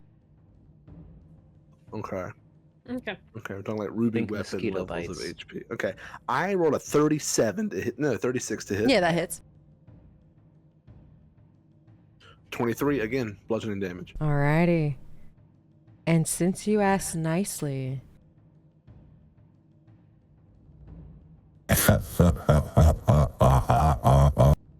as it does not use its legendary action against you this time. What is the size of a dragon? Gargantuan. Okay, never mind. Oh, great. It has to be larger, or smaller to go prone. I didn't think it would work, but you know. I'm scared. They're big boys. That'll be it. All right, with that, it is now Cressida's go with Nakris on deck. Okay, Roger so that. Cressida had Moonbeam ready Yep. at 3rd level, correct? And where do you want to place it? I would like to place it. Let me just double check that this is. It's gonna, yeah, it's okay. I am going to place it right here. It's a nice 5-foot cylinder, 40 feet high. And they need to make a con save. I think it's a 5-foot radius, which means it's 10 feet across, right? Is it? Yes, I think. I learned that recently too, so So Sounds it's a correct. 2 by it's a little bigger. Okay. So put it there, All and I need a con save. Okay, so with Moonbeam, it's at the start of their turn or when anybody enters, so it does not do damage on the first okay. round. Gotcha. All right. Okay. And then for her bonus action, you will see if you're looking at her, this constellation start to form as she takes on her starry formation, but it is a constellation of a dragon that starts to form over her body. And that is her turn. Alrighty, and with that is now Nakris' turn with the red dragon on deck. All right. I'm going to cast Fairy Fire Go for it. on blue. On And I'm gonna blue. Situate it in such a way that it's not going over my ally, so he's not glowing and getting an advantage on himself. Alrighty, and with Fairy Fire, is that a save? Or does it automatically happen? Blue needs to make a dexterity saving throw. That is a 2 plus 7. That is a fail against my 17. Nice. So everybody gets advantage on his attacks now? So, each object in a 20-foot cube within range is outlined in blue, green, or violet light. My choice, I'm going with violet. Any creature in the area when the spell is cast also is outlined in light if it fails a dexterity saving throw. For the duration, objects and affected creatures shed a dim light in a 10-foot radius. Any attack roll against the affected creature or object has advantage if the attacker can see it, and the affected creature or object can't benefit from being invisible. Alrighty, so you all get advantage against blue if you are making attacks against blue. You're welcome. And blue is going to scream. When I like violet, I am violet.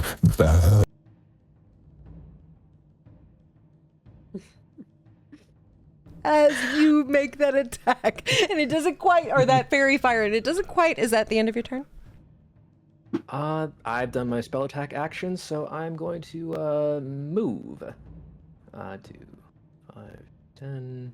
That the filter made it sound like he was screaming in lowercase. Yeah. I'm going to move right here. Alrighty, that sounds great. And as its legendary action, it doesn't quite know where fairy fire came from, but the only person in front of it is Eroikos, sorry. And it's going to use this tail attack against you for a 19 hit. Does not hit. Doesn't hit. Alrighty, and next up is Red's go. And Red is not enjoying the fact that you all are encroaching on its cave. And it is going to use, let's see. Let me double check here. Wee. Oh, hello. It says a 90-foot cone. So, joy. yeah, so he can get that entrance without hitting the explosives. He's going to use his fire breath weapon against the three of you. Okay. So, Let me check something real quick. And just,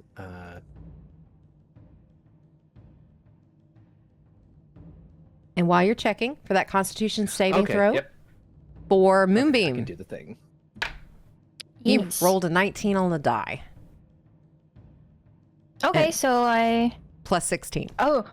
Well then. But he does never take mind. half damage. So you want to roll Oh, your does he damage? really? Mm-hmm. Of course I do. Don't be silly. Damage is damage. Okay, so that is 3d10s, and it's going to be 17 total. He takes that 17 radiant damage and he starts to ready up his breath. I need Nakris, Cressida, and Penelope to make saving throws. Or is it dexterity? Yes, dexterity. Mm. And if you Just have a have to reaction to turn- stop this, you are more than welcome. I Let's see, forgot that I also but- needed a con save from the dragon. Which one? The In red that one because case- it's next to you? Yes. That is an 18 plus Oh. 19. Damn it. No. I'm gonna use my Right, reaction 16. for wheel, Okay. and give a d6 to hold on, I gotta remember the name. Nakris.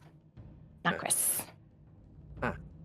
So that's D4 of giving help. It is a d6. D6, I appreciate you. All right, so we have I a can't really do anything 23. immediately. What was Cressida's save ability? Oh, I didn't even roll that, huh? We have a 23 from Penelope. And you said dexterity? Mm-hmm. Oh. 11. 16? You all fail. I figured. Ow. Pain, Even agony. with the 23, you were close. And that is 26 d6s. Oh, as a reaction. Oh no. That is 90 points of fire But I- damage. Ow. I have resistance to fire. You do, so 45. Oh, sick. 90, you say? 90? 9-0. As it rolled a lot of 5s and 6s. Oh boy. Ooh, that hurts. Oh.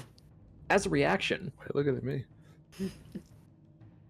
I'm going to hit it with my Sword of Answering. Okay, go for it.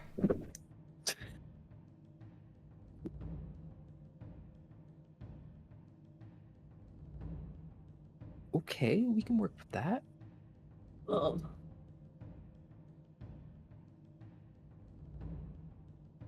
does a 27 sound?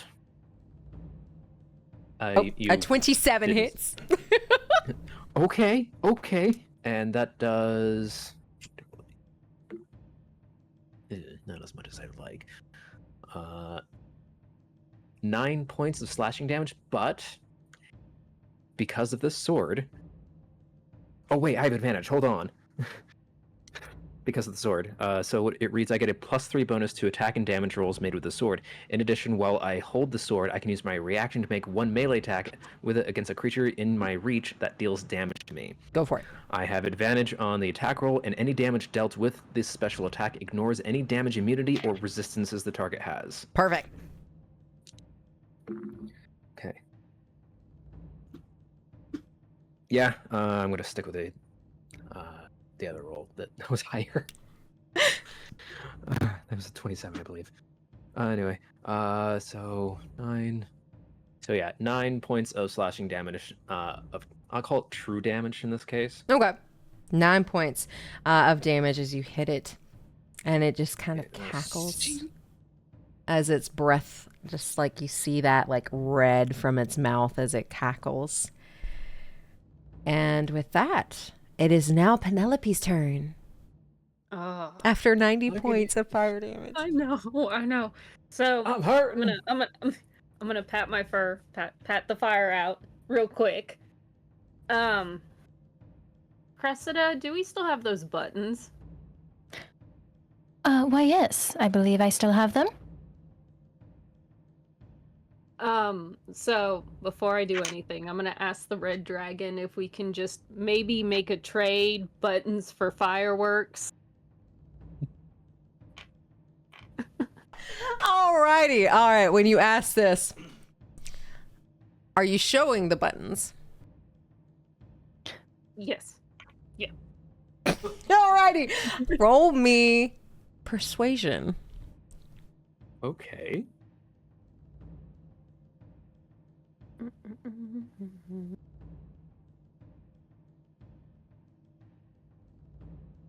$21. 21.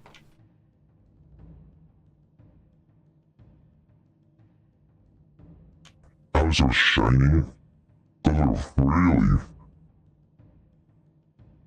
And he pauses.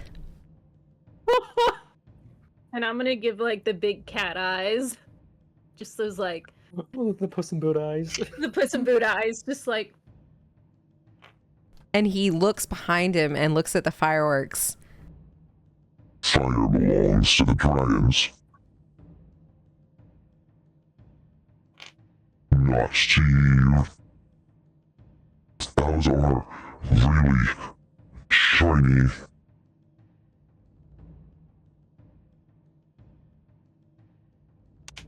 They're yours if you would make the trade. yeah. All the shapes and colors. Buttons last forever. Fireworks don't. Look at this one with its intricate design. Now let me just polish it up real quick. Ooh, wow. It's gorgeous.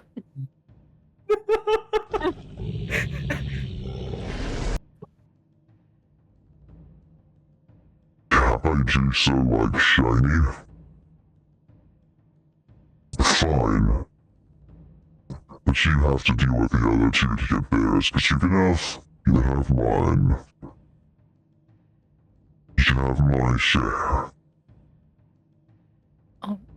Okay. Fair That enough. sounds like a deal. Can you get this moonbeam off of me? Well, since you are being so kind of course I will move it. Fine. And he will slowly start to go towards the My Horde shiny buttons as he rolled really low for his insight and y'all rolled really high for your persuasion. He This will is take amazing. the buttons and he like opens his mouth for the satchel of buttons.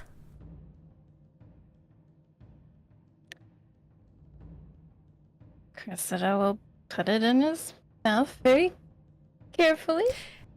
And he is large. These teeth are almost as large as you. He's Mighty big chompers. boy. And as you give him the shiny buttons, this new horde, you have tricked an ancient red dragon into believing that buttons are more important than his fireworks. He's going to take his horde and he is going to leave through the exit on the other side of the mountain. I've already used my reaction, so I can't do anything, but I wouldn't do it anyways. Because I'm like, What? I also already used my reaction.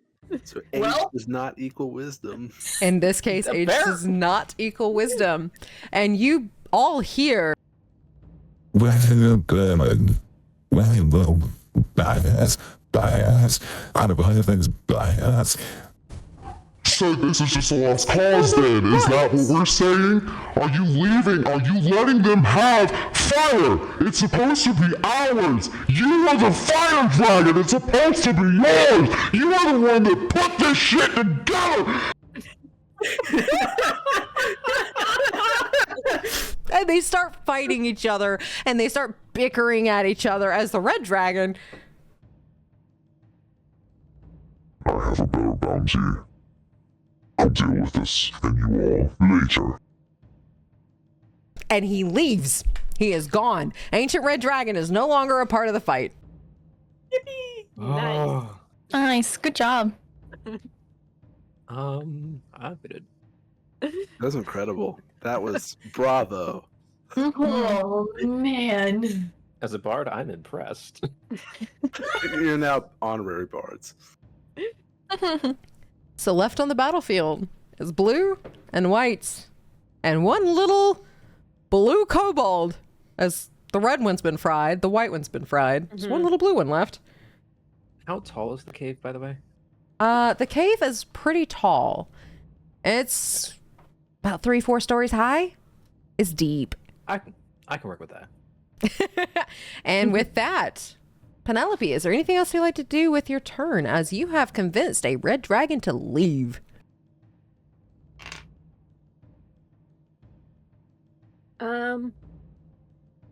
I feel like I may have to fight, so I'm gonna go ahead and use whatever that spell is. Bless.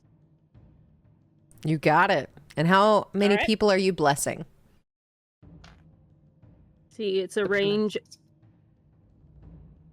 Within range, 30 feet of range. So I've got some here, up here. Alrighty. And I think with bless, what level are you casting it at?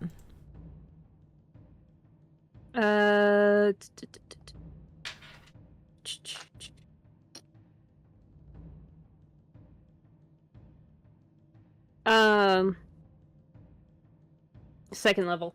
Second level. With second level, you are going to be able to get 4. 4. Yep. So choose your 4 within the range of 30 feet of you. How do I look at the range?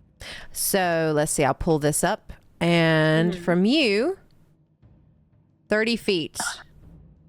Arrows everywhere. You can hit all. You cannot hit Xanthus. Xanthus is 35, unless you moved up 5 feet before you cast it. Yeah, I'll do that. I'll move up 5 feet. All right. And with that, you can hit everybody next to you, everybody but Eroikos. Yep. Sorry. All right. So this is Okay, I am blessed by something else. this is concentration, so can't cast any other concentration spells while this is up. And if you take damage, you do have to do the concentration checks. But for everybody else, Oh, I and need to do my concentration check. Hold on. did you want to do get? it for Fairy Fire? Ooh.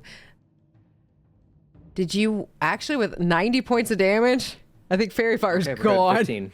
Oh, Yeah, I don't think you. Wait. Nakris took 90 points of fire, right? Yes. And with concentration, that would be a 45 on concentration check, right?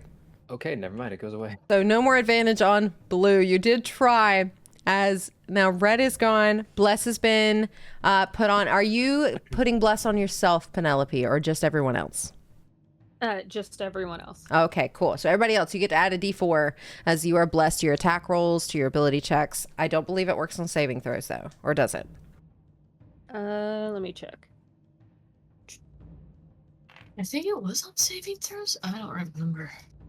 Attack roll or saving throw. It does work on saving throws. Mhm. Yep. So everybody is blessed. You get a d4 for pretty much anything you'll roll during this fight. And with that, it's White Dragon's turn. And Are they still bickering and kind of fighting? they're kind of bickering towards each other, and then they'll look at the rest of you as it's now the White Dragon's turn. And the White Dragon is mad because, again, this was Red's idea. Because it doesn't quite know how fireworks work, it is actually going to move 5, 10, 15, 20, 25, 30 to the closest person next to it. Oh, no. Heroicos is closest, I'm raging. Come on. and it's going to take I its... can't take it. No, he can't. It's going to take 3 attacks against you. 1 bite and 2 claws. Bring it on. First one is going to be a 17 to hit. Doesn't hit. Doesn't hit. Alrighty, and that next one is going to be with a claw for a 19 Nope. and a 20. Doesn't hit. Heroicos is just too tiny for this big giant white dragon, as they all miss. And with that is now the blue dragon's turn, and the blue dragon, seeing Heroicos in front of it, is going to do the same because it doesn't quite know how fireworks work either, and it's scared its lightning breath might cause problems. So it is going to try and attack with its bite first for a natural 1. Roikos? A natural 1 against Heroicos, meaning it's going to bite you, or not you, excuse me, itself on accident, like its teeth just kind of scratch itself or its friend. And it's going to scratch its friend. Or it hits. It's going to hit its friend for 23 points of damage. And then it's going to take its claws against you now, since it took that bite and got a natural 1 for a 36 to hit and a natural 20. Yeah, those both hit. Yep. All right. So the natural 20 is 20 plus 16 for a 36. That is only going to be, though, 2d6s, so that's 12. Plus, so what's 12 plus 20? That is 32 points of damage on that one. 32 total. 32 total. Is that piercing, slashing, bludgeoning? That is slashing. So half to 16. Half to 16. And then the next one's a 29 to hit. That does it, yeah. All right. And so you take 14 points. Half to 7. As Heroicos seems to be standing pretty well against these big giant beasts. And then it's the last little kobold's turn, and he looks to Ciel. You were supposed to be on our side. Well, it comes with the category of too bad. And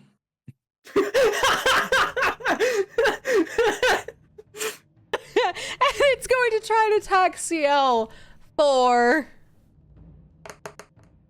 a natural 1 to hit. Oh no. No. Yes, keep rolling those ones. Yeah. And it's going to hit itself with a 23.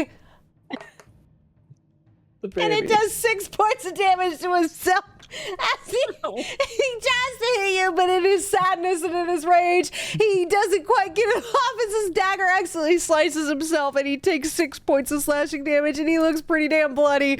Actually, no, I'm so sorry. He's got 5 hit points. Oh no, goodness. Oh, no. Well, there goes that The plan. kobold hurt itself in confusion. It goes to attack, it misses, and it stabs itself in the neck on accident. I actually feel kind of bad. And with that, Ciel, it is now your turn. Alright. Okay. Congratulations, you played yourself. He's just gonna stand stand there and let the disguise self fall and be like, well, I was gonna keep him alive. I guess that's not going to work. Out of the 3 that got hit with the fire blast, out of the 3, I think it was Penelope, Nakris, and Cressida, who looks the most hurt. Ow. Okay. I have this. I have 40 hit points left out of my 130. Okay, so Ciel's gonna bamf out his wings and fly. How does everyone else look like first, though? I have I'm good. 55 hit points. I have 79. I didn't I'm hear still that sitting bell. at triple digits. Okay. Okay. He's gonna I have a plan. fly over. Like, That's not the thing. He's gonna fly over. I look and very Nakris. crispy. And he just goes, "Oh, darling, you do not look so good." And he's going to hand you a supreme healing, which was the rare item that he chose, which is 10d4 plus 20. I appreciate you. 10d4 plus... Hold up. I need a dice roller for this. If you take it as an action, do you get full? So how I Is do, how I do health potions, Mhm. I will allow you to, are you just handing it over to him? Yeah, Ciel? because Okay. he's still standing. All right, since he is still standing, I will still not standing. count that as your action. So you still have an action. We'll count that as a bonus. And then, Nakris, if you, on your turn you want to take it as an action, you get the full amount. If you want to use a bonus action, you get whatever you roll. What would be the max amount of 10d4? That should be 40? 40. 60 total 60. 60. Wait, 10d4? plus 20, right? Oh, plus 20, yes. Okay. Thank you. And as you quickly hand that over, what do you want to do for your action? Oh, well, it was going to be to charm the kobold, but that was dead. He's going to take out the bag of holding that was given to him and just be like, well, we have extra. And he's going to hold out his other bag of holding that he had. Oh no! You're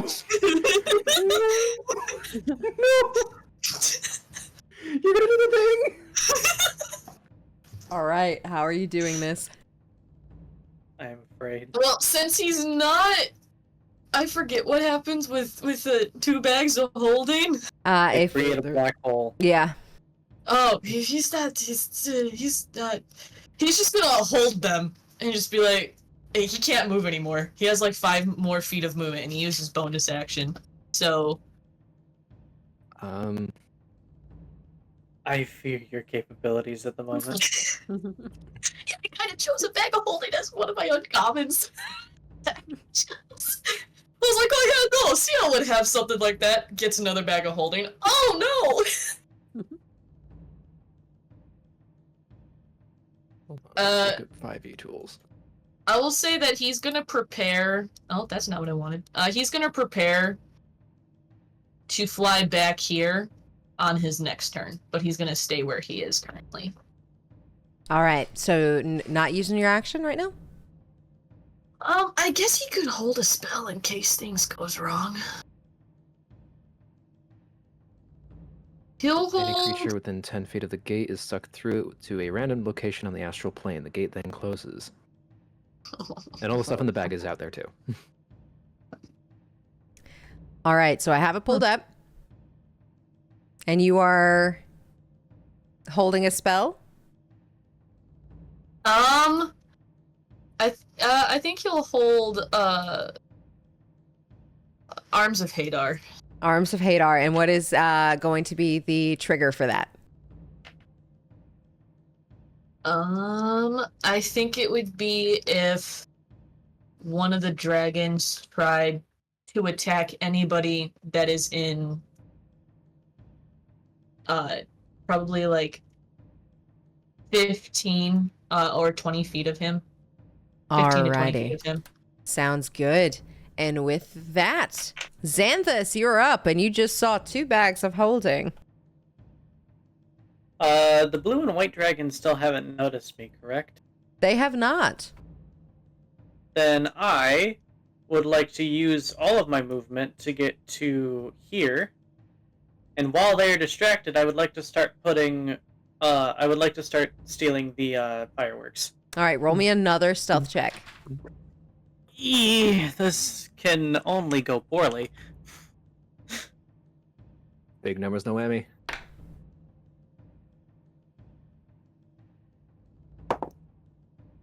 No! Oh, no, it isn't. You are blessed, right? You are blessed. Oh, I don't know if that's gonna help. Can I also cast guidance on myself? Say again? That'll be your action. I can cast guidance on myself? That'll be an action, yep. Okay. Oh no. Oh boy. Oh boy. I'd like to start off with saying I got a 1 on the die. Oh no. Okay. So I think it's gonna go boom. that's a total of 10. All right, a total of 10. The white notices. And the blue notices. Oh boy. As you make a little bit too much noise, and they both turn towards you and see you trying to sneak away with the fireworks. Hello there. I just kind of pause in the middle of putting the fireworks in the bag and just go. And while smiling, I think Eroikos would notice that Xanthus has fangs on top of his rows of teeth. Those are mine. About that. Not Not anymore. yours. Are you sure about that? All right, and they both know you are there.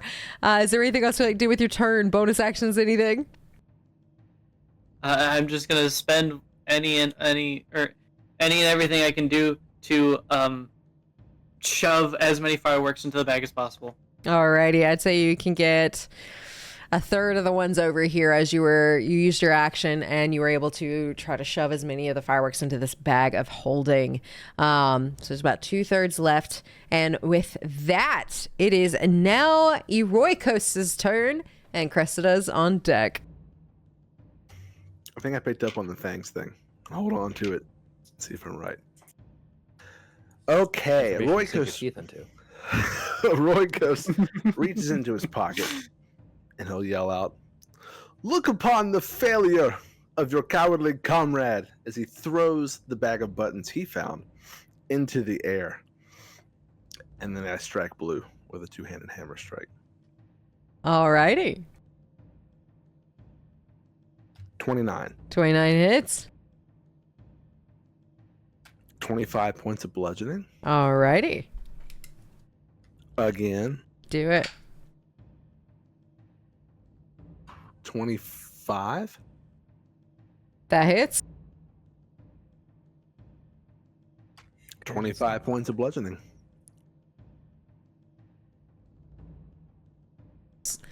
Those hit hard as you do that. He is still standing though, as he doesn't quite look bruised yet, and he regally holds himself up and starts turning his face towards you. Does he look slightly insulted? He looks angry, not necessarily insulted, because you didn't insult the blue dragon. You insulted the red dragon. That's true, you know. Yeah. They are about pride, I hope you know. I didn't think about all that. That's my turn. That is your turn. All right, with that, Cressida, you are up with Nakris on deck. All right. So, Cressida is going to take one step forward, and she is going to change her starry formation from the dragon to a constellation of a chalice. And then she is going to cast Mass Cure Wounds Oh, thank you. at 8th level, so that should get everyone except for Xanthus. Oh yeah, that's fine. That's Yeah. a triple digits. We're good. Okie dokie. So, let me find. Okay, so that is 68. Big numbers. While Let's go. she rolls that, I have a question. What's up? How big are the firework rockets? They're pretty large. Like, they're very large. I'm imagining the Interesting. the firework, the one from Lord of the Rings, the first one. Yep. About Look like that comically sizes. large Acme looking. Comically large. fireworks. Comically Yeah. large. I'm sure they won't miss one or two. That is 26 points of healing. 26. Nice, thank you. And because I am in my chalice form, I get an extra 2d8 plus 4. And I'm going to put that on Penelope. So Penelope gets an extra 6 points of healing. Thank you. You're welcome. You're looking a little worse for wear there.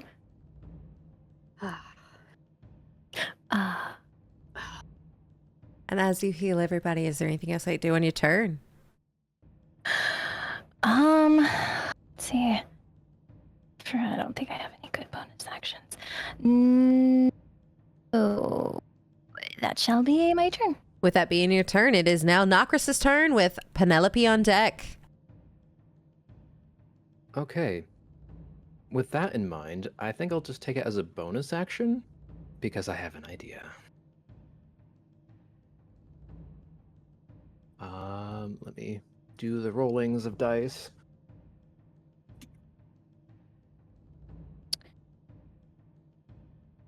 It's not how that works. Okay, thank you, Google, for being absolutely useless.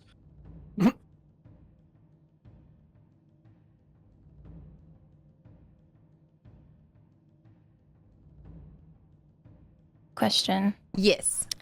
So it doesn't say that I can't put it on myself. Can I put it on myself too? The That's Mass Cure 10d4, Wounds. right? Mass Cure Wounds should have like a specific number that you can affect. Yeah, I can do 6 people. If you can do 6 and you have not used that number, yes, Mass Cure Wounds does work on yourself. So that is Okay. additional 45 points of health that I'm taking back. Nice. And what is your idea?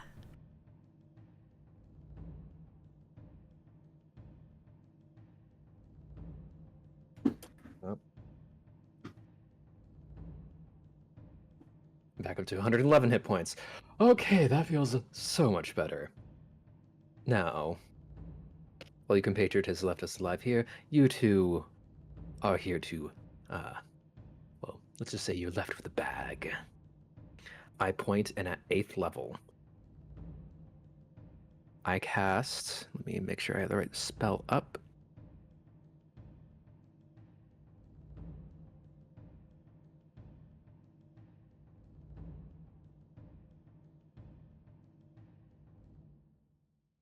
Is this the one I'm thinking of? No, that's not the one I'm thinking of. Ah, one of my other favorite spells. I cast Shatter. At 8th level. That is 9d8. Alrighty. A 10-foot radius sphere. Alrighty. So, And do they need to make a save or is it just do it? they need to make a Constitution saving throw. So, I believe there. 12. And I need to move. So blue is 12 plus 15. So 27. 15. Okay, that saves. Does he take half damage or? Let me take a look. Yep, they take half damage. All right.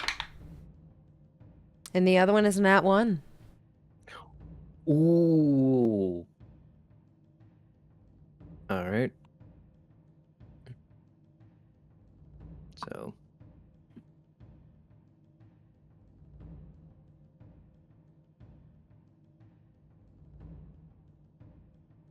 They take 43 points of thunder damage. 43 points of thunder damage. Well, if they failed, and 42, half of 42, that is 21.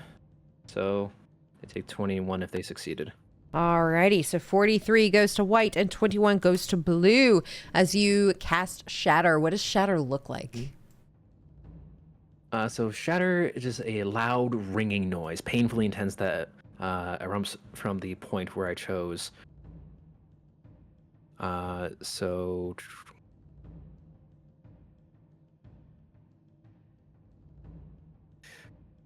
what it looks like is the air seems to vibrate with this almost physical energy, as it sounds quiet at first, but then just increases in noise until it's almost unbearable. It feels like there's nails scraping on your eardrums.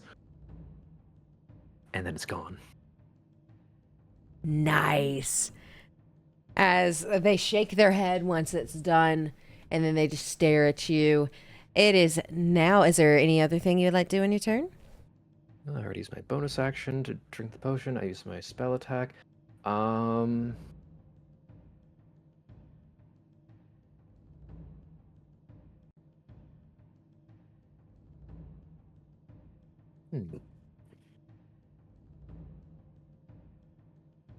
I'm going to move because I have my movement. Sounds good. Moonbeam, is Moonbeam on or off right now?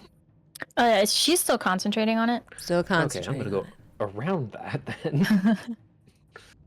Alrighty. 15, 20.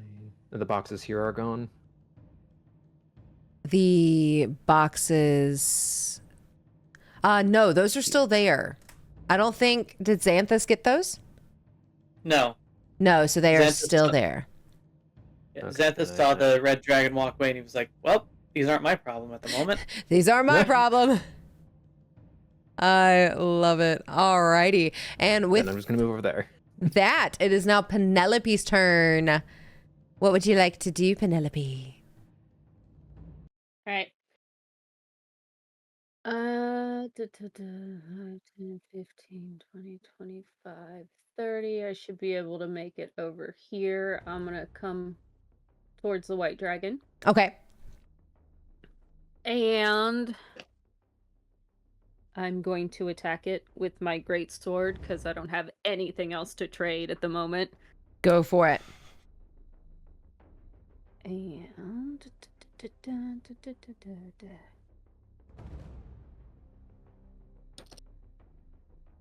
And do I still have that advantage?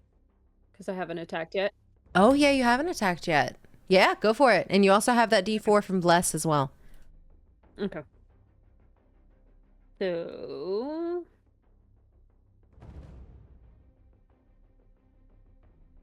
and is the D4 on my hit? Mm-hmm. Okay, 27. 27 hits. Okay. Oops. I have another idea. 16. For I have a 16. dangerous idea. Mhm. And with that, you also, as a paladin, have smite. Did you want to use any smites? I do have smites. You're right. Let me see.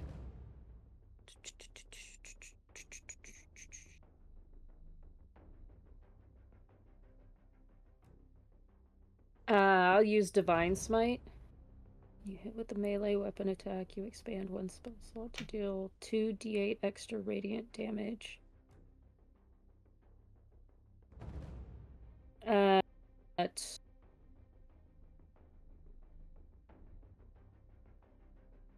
plus 1d8. At a third level. At a third level. Nice. All right. So you do that 16 originally. And as you add your Divine Smite, what does your Divine Smite look like?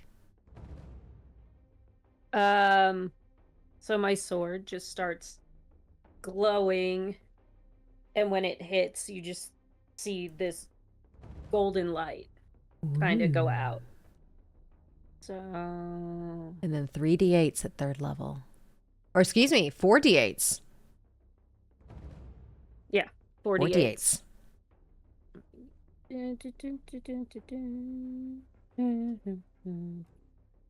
3, 4, 4, 18. As you do 18 extra damage with that smite. Oh. He's looking a little bruised. Yay! And with that, is there anything else you'd like to do on your turn? No. All right. And it is now the white dragon's turn, and he is getting beat up and bruised and not very happy about it. And you're going to see this anger across his face as Red has left, even though Red is the one that put this plan together. He is going to use his breath weapon in a 90-foot cone. So that means it would hit. It would hit Cressida, Ciel, and Penelope as he aims it this way. I need you all to make a Constitution saving throw. I also It could be chilly. have Arms of Hadar still up. And You ready. do. Do you want to go ahead and cast it? Oh, sure. Probably gonna make it. Strength saving throw. Strength? Yeah. Alrighty. The white one gets a 26. Yeah, And that would also go for the blue one, wouldn't it? Does it hit the blue one? Oh, wait a minute. I don't know if I can. I would have. Never mind. Damn it. It wouldn't have worked. It needs to be creatures within 10 feet of me, and I'm not within 10 feet. I'm 5 feet short. So never mind. You had 5 feet of movement. Do you want to just say you were here? If it's allowed, sure. I'll allow it. Okay. So he beat the strength saving throw, so he'll take half. All right. And I think it says on a failed save, the target takes 2d6 necrotic. Successful takes half damage and suffers. So 9 necrotic reduced to 4. All right. He takes that 4 necrotic. It was a Constitution saving throw, you said? Yes. So you all need to make a Constitution saving throw as that hits, that necrotic damage hits, and you all see this light blue icy breath start to form in its throat. I would like to use my wheel again. You got it. And I'll put it on Penelope, so you get an extra d6 to your con save. Okay. I believe Bless should still be up unless And- Penelope drops. Yep. Oh, Les is still yeah. working as well. Just does not work for Penelope since she did not put it on herself. So you all have bless, and now Penelope has a d6. Mhm. What did we get? 28. 28. 15. 15. 7. 7. Alrighty. So for anybody who rolled less than a 22, you take 16 d8s I heard that. for 68 points of cold damage. So half of that then? If you succeeded, you will take 34. But only one person succeeded, and that was Penelope. Wait, what kind of damage was it? Cold. Oh, okay. I'm thinking fire. I'm like, oh yeah, half. My Yes, so bad. 68 points of No. damage as it does its cold breath against you all. What is this, a Listerine commercial? It just did a mouthwash. But otherwise, 34 points to Penelope, 68 to Ciel, and to Cressida, and that is its go. It is now Blue's turn. I need Blue to make a con save. And needs to make a con save. That is an 8 plus 15. So 23. Still pass. So it Let's go. passes. But Blue is focused on you. Because you are stealing what it has stolen. And it does not like that. So it is going to take its 3 attacks against Xanthus. That first one's going to be a bite for a 24 to hit. Yep. Alrighty, and that is going to be 15 points of piercing damage. And it's going to add Okay. a little bit of lightning to it. And that's going to be 15 points of lightning. Oh boy. Do I need to Okay. make a con save for Moonbeam Yes, took if you want to keep it up. damage? But with 68, you would have to make a 34 Constitution saving throw. Okay, it's dropped then. Alrighty. So that is drop. Moonbeam is gone. That concentration is gone. Oh. So that is going to be 30 points of damage on that bite as it hits, and you get a little bit of a spark. And I'm going to roll a chaos die. A spark, Oh, you boy. say? Will you roll a chaos die for Oh, me, no. Xanthus? Me? Yep. Oh boy. If Oh, it's higher boy. than a 50, the spark ignites something else. I might be about to explode. 29. 29. The spark did not hit. Spark did Oh, not set boy. anything off as it bit Xanthus. And now it's going to take its tail attack against Xanthus for a 18 to hit. Miss. Miss. And then a 35 to hit. For that last one. And that is going to be, don't worry, it's not too much, 12 points of bludgeoning damage as it whacks you with its tail. You're fine. You're fine. Everything's fine. Definitely not That at like sounds half bad. health at the moment, but we'll be good. Everything's okay. Everything's fine. We vibing. And with that, Good. the dragons have gone. It is now Ciel's turn. Ciel's gonna fly here. Okay. Oh no, I forgot what type of damage a white dragon does. Oh no. Okay. You did just see it shoot out a Nice. frost breath. Okay.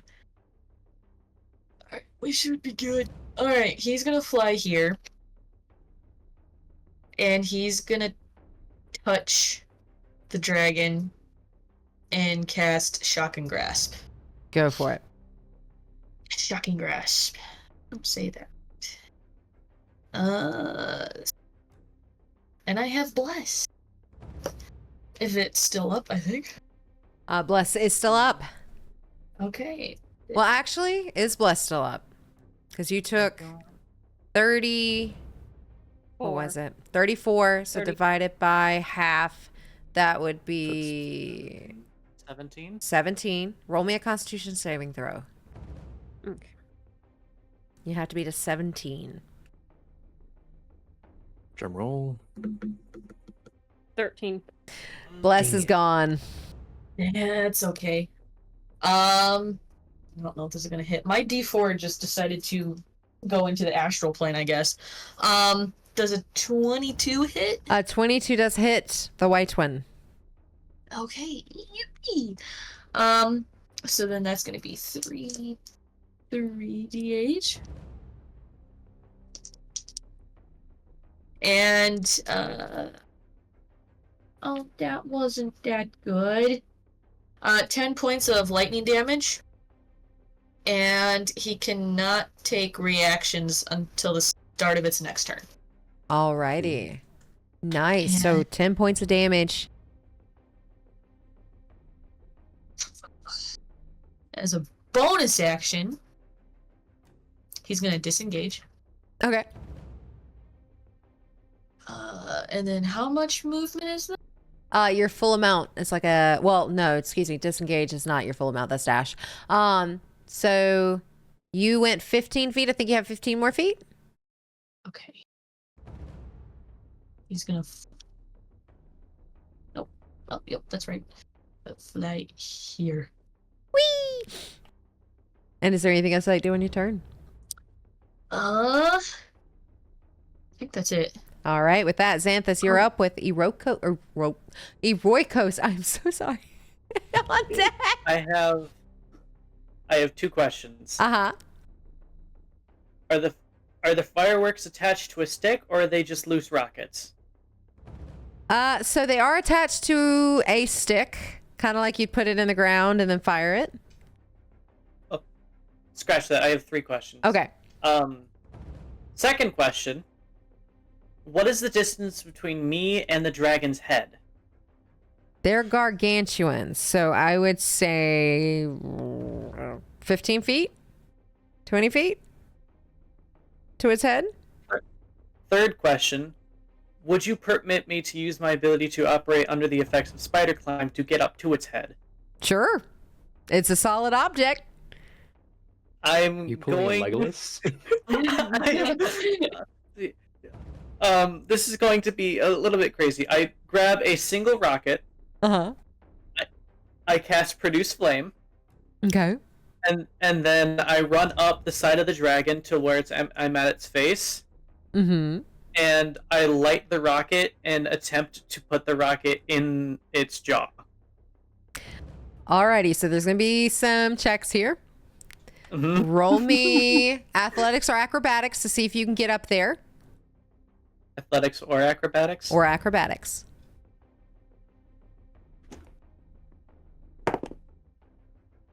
It's a 17? Okay, with a 17, you are able to get to its head close to its mouth as it starts to kind of like shake while you're doing this. It doesn't quite like having you on there. And then you're trying to put it in its mouth? I'm trying to light the rocket and put it in its mouth. Alrighty. When you go to light it and you try to put it in its mouth, roll me an acrobatics check to see how well you can get it in there. The DC is 15. It's a 16. Okay. All right. So with a 16, Go! you're able to get this rocket in its mouth. Now roll another acrobatics check to see if you can get far enough away to not get caught in the explosion. Because its mouth is open. That's an 8. Penelope's not going to get caught in that, is she? That is an 8. Alrighty. So you have put it in its mouth, and as you do that, you can't quite get your grip to get back up the dragon's mouth. Oh boy. These do 10d10 damage Ooh. Oh boy. as you light it in its mouth, and there is nothing it can really do to save, so it is going to take the 10d10. I need you to make a dexterity saving throw. Okay, boy. And Boy. it's a it's a 16. I failed. All right. But you are still blocked by some of its mouth. So you won't take the full amount of damage. You'll still take half of 10d10s. All 1, right. 2, 3, 4, 5, 6, 7. All right, here we go. All right. You will see the dragon, the blue dragon, is going to take 54 points of damage as it just in its mouth, and you actually will all see this firework go off, and it starts to... Oh no. How far away are the sparks going? That's why I specifically went for the mouth. I was just gonna aim it. I was like, that would cause too big of an explosion. You gotta condense this explosion. I rolled a 5, and the 5th person that I counted was Cressida. Cressida, I need you to make a dexterity saving throw as a red dragon in the form of a firework is making its way to you. Oh, no. cool. Can I guidance myself? You can guidance yourself. The DC is a Guidance. 15. I hate to be that guy, but guidance doesn't work on saving throws. Oh, yeah, Oh, it doesn't, does it? It doesn't. Dang. And I don't think I can use wheel on myself. It doesn't. So Xanthus, This is a target, right? Mhm. you take This is a creature. 22 I'd points. say yourself as a creature. If it's a creature, then if it says a creature and doesn't say other than yourself, you can use it. You Okay, I'm said gonna it do was my... Sorry. said it was 54 total damage. For the dragon, you take 22. Half would be 27. I don't know how to math. So you take 27. Is it force damage? It is fire. Okay, never mind then. It is That's- fire. I'm so good. We good. 67. I'm still standing. And as it blows in its mouth, it still looks not too bruised. It's still standing. It did not like that, though. Dang. And what did you roll for your dex save? 19. 19. So you will take half damage of 5d10s. And you will take 23 points. And I said half damage of 5d10s, didn't I?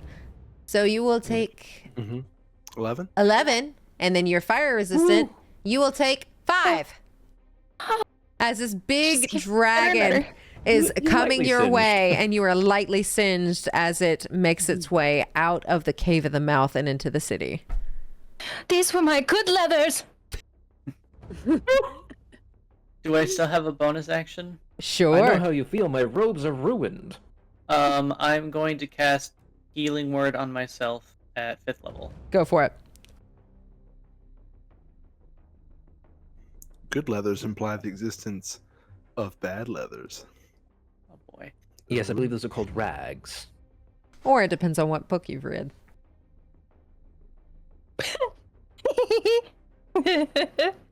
17 plus 5 is 22. Healed myself 22. 22. Nice. Almost that entire damage you have negated. As it is now Eroikos' turn, and you see Xanthus on top of its head.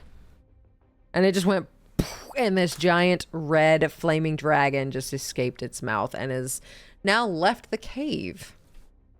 Cool. I'm going to try to smash its foot. Go for it. 29. That hits. 24 points of bludgeoning. You got it. I'm going to turn and try to smash the white one's foot. Go for it. 23. That hits. 19 points of bludgeoning.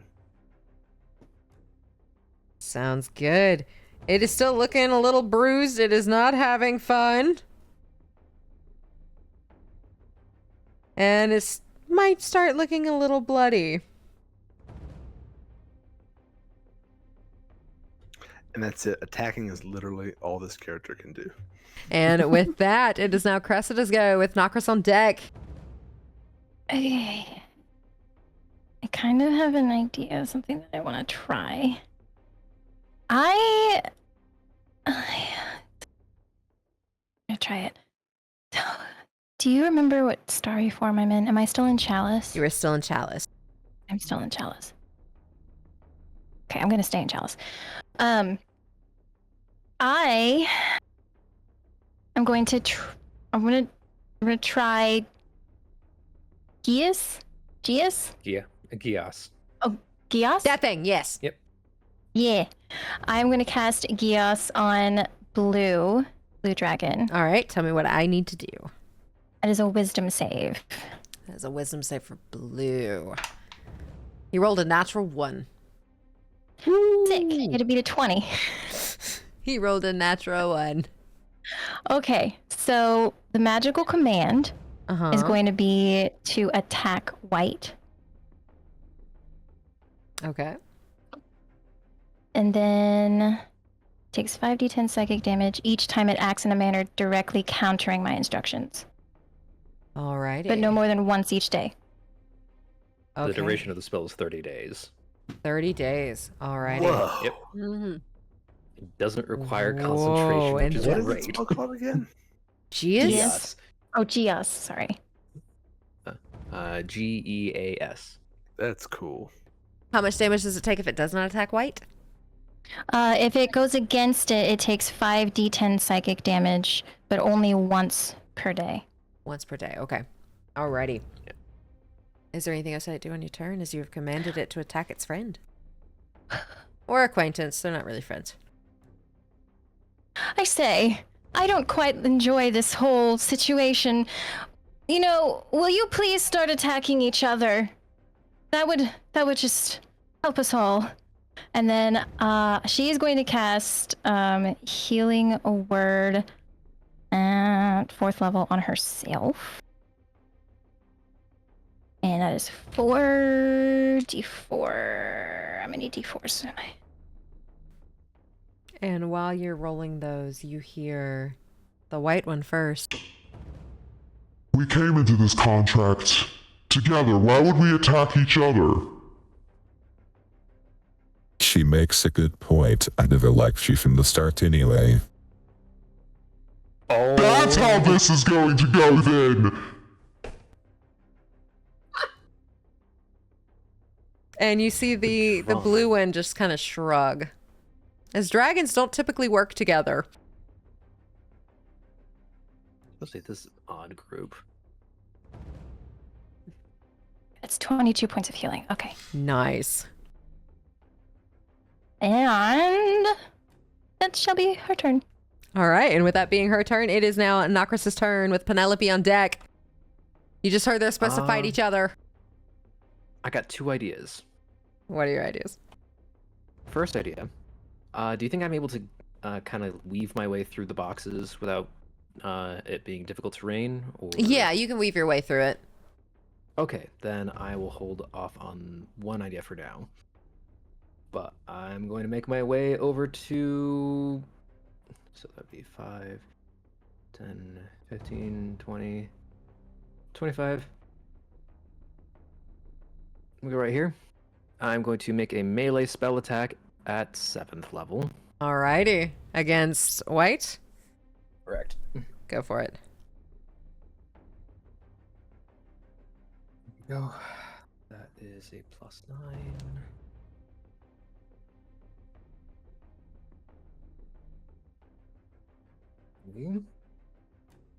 Maybe.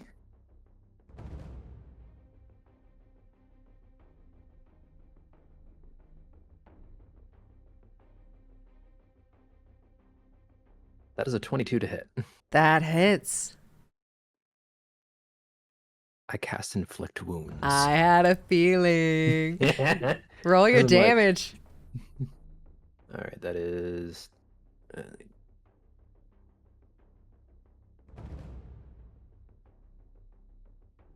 Yep, 9d10.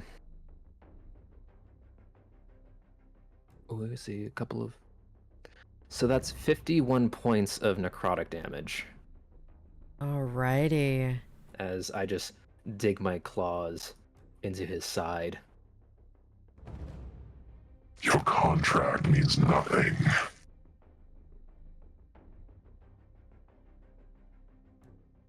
Roll me intimidation. Okay. Let me get to the right page.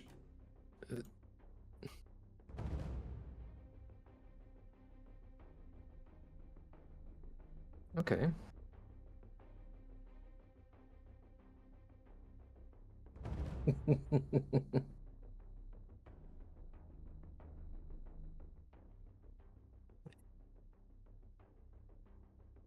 That's 24.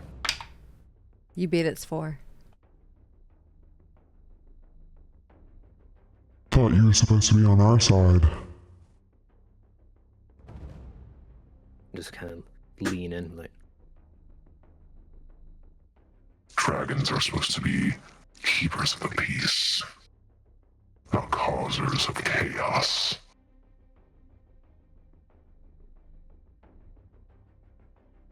And as a very chaotic dragon, I want to watch the world freeze. But I'll let you win this one, Peacekeeper. is there anything else I do on your turn? Ooh, what am I? Actions, bonus actions.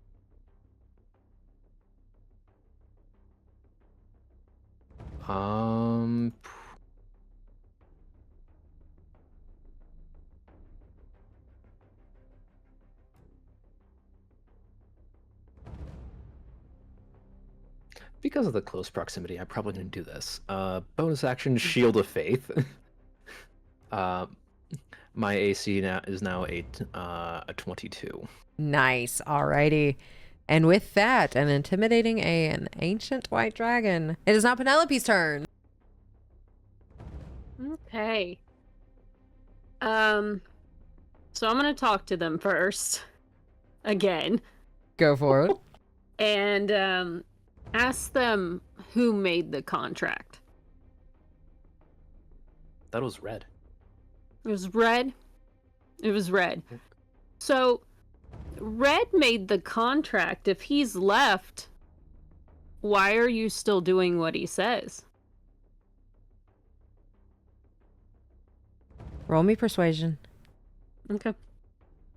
It's a valid point. Yeah. Yeah. That's why I was blinking red. My mouse was dying. 21. Blue rolled a natural 1. No! What is happening? I've had so many Should I natural speak? ones! We've had so many 20s and you've had so many 1s. What is happening? And as you ask that question, You make a good point. I don't need fire. But something else that Red will never have. Cold is better anyway.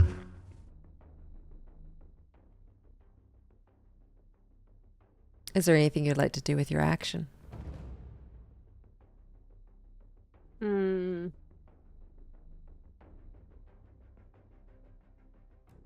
Do we still have that white scale? You do. And with the white scale, it's too small for them. It belonged to the little white kobold.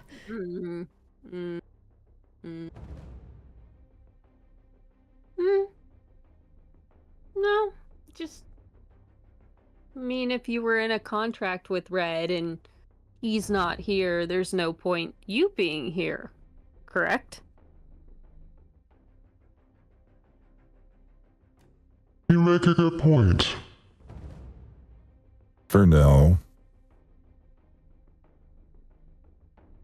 And you get the sense their animosity, or whatever the word is. Animosity, there we go. Starts to go towards each other. They're not in a contract anymore.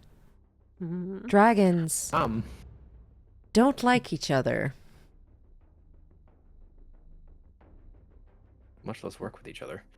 Much less Yeah. work with each other without a contract. Right. Is there So- anything else you'd like to do with your turn?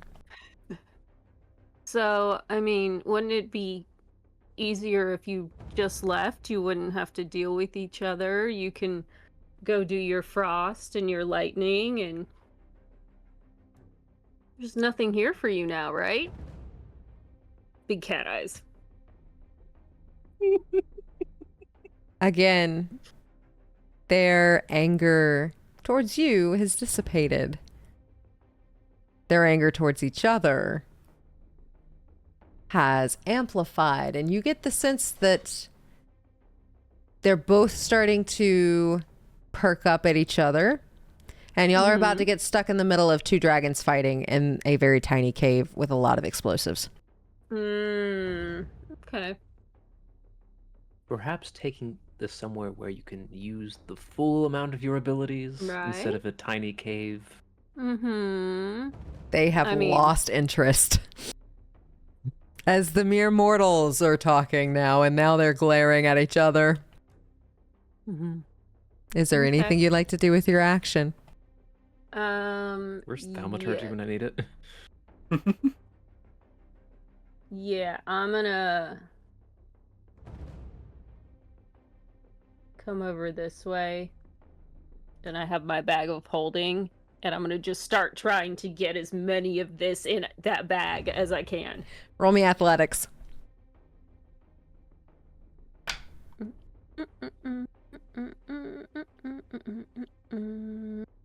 21.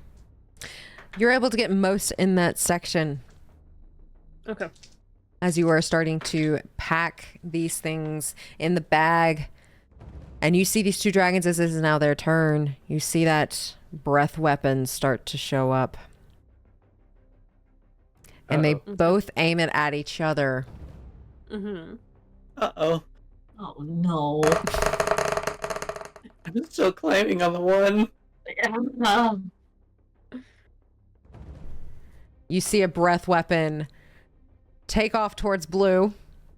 Xanthus, I need a Constitution saving throw. Uh-huh.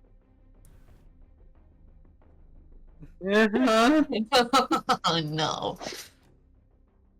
Okay, dirty 20. Dirty 20.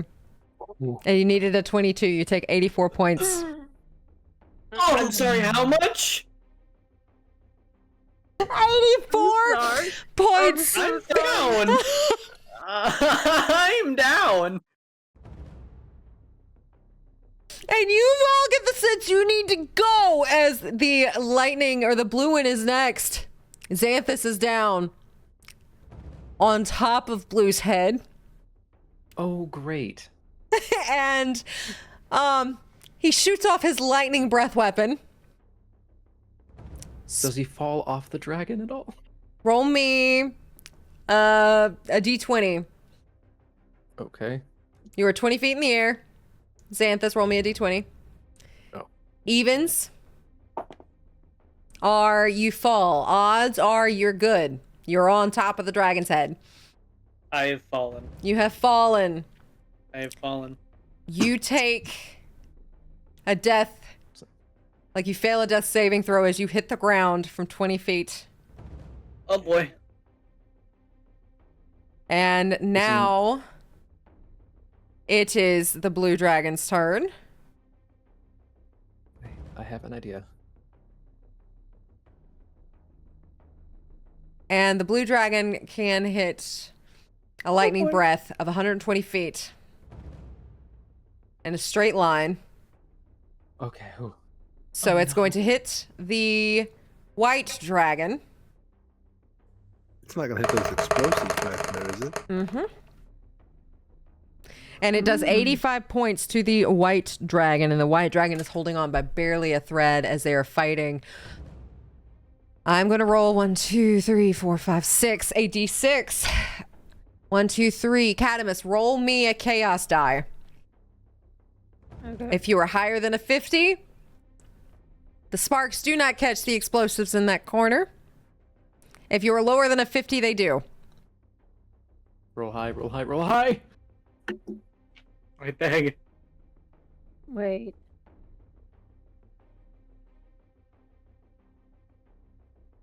I don't have a D100. Do you have the 00 dice and then a d10? I do. Roll them two together.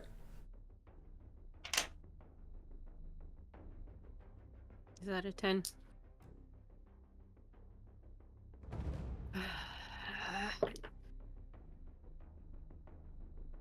$95. 95. They do not catch. The white dragon's body is in front of the lightning attack, so the sparks do not hit those fireworks in the corner. And with that, the dragons have gone. We are now at the top of the order. You all have another turn before they fight each other again. Ciel, what are you doing? How bad does the white dragon look? The white dragon is pretty hurt. Let's see. It is pretty hurt. Starting to look a little bloody. Okay. It has about 100 hit points left. Okay. 100? Oh no, I don't think I'm gonna do. As you all have done 269 points to it. Jeez. Okay. I have an idea for Xanthus. I have Me an too. idea. Me And- too. And you all get to go before they fight again. Xanthus is on the ground right now. Down. The rest of you are pretty hurt. Okay. Sorry, I'm trying to think of what I want to do. fine. Ah. If they're focused on each other. Quick question. For sneak attack, is it it has to be like a melee attack? Or a ranged attack. Okay.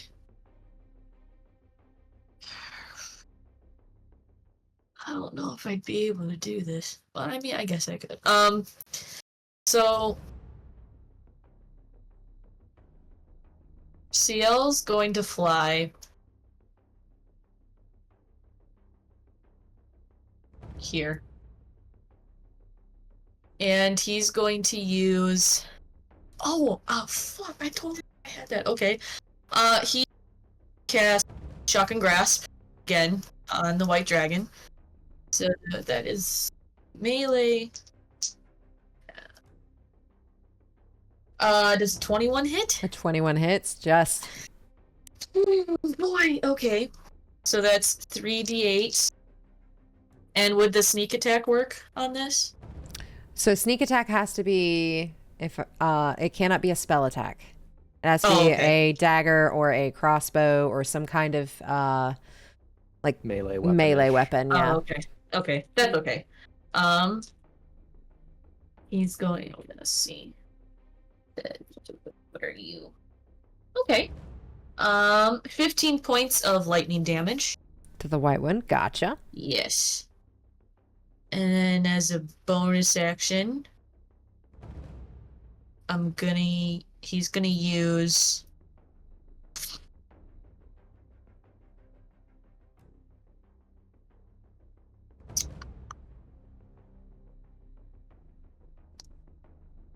use Quicken Spell for 2 sorcery points.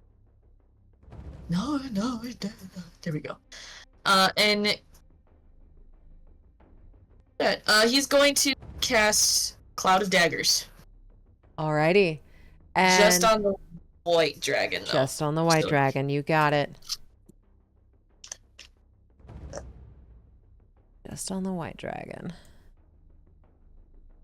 Alrighty. I think I have a little bit more movement. I think it was only like 15 that I did. I remember I was like I was right there. So I have 10 more feet. They are not paying you any attention, so they will not take an opportunity of attack against you as they are fighting each other now.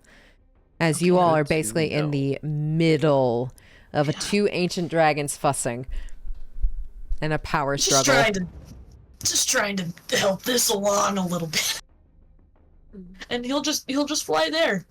Alrighty, and with that, it is now Xanthus's turn.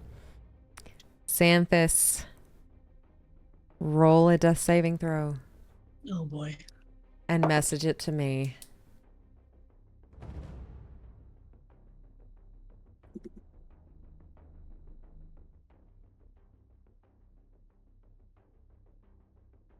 Alrighty, and with that, it is now Eroikos.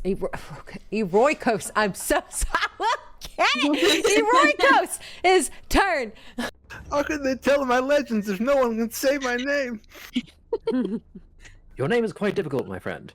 It's just Eroikos. It sounds different every time. And So, Xanthus is still on the ground. Yes, I'm going to use 20 feet of movement speed. 5, 10, 15, 20. Can I drag or carry Xanthus' unconscious body? Roll a strength check if you get higher than a 13 for Xanthus.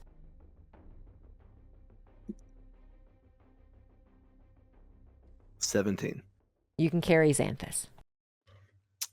Now, when you're carrying or dragging, isn't like double movement speed? Like it takes twice as much to move.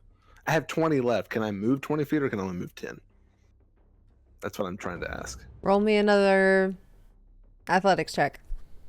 Athletics, okay. I have advantage on athletics.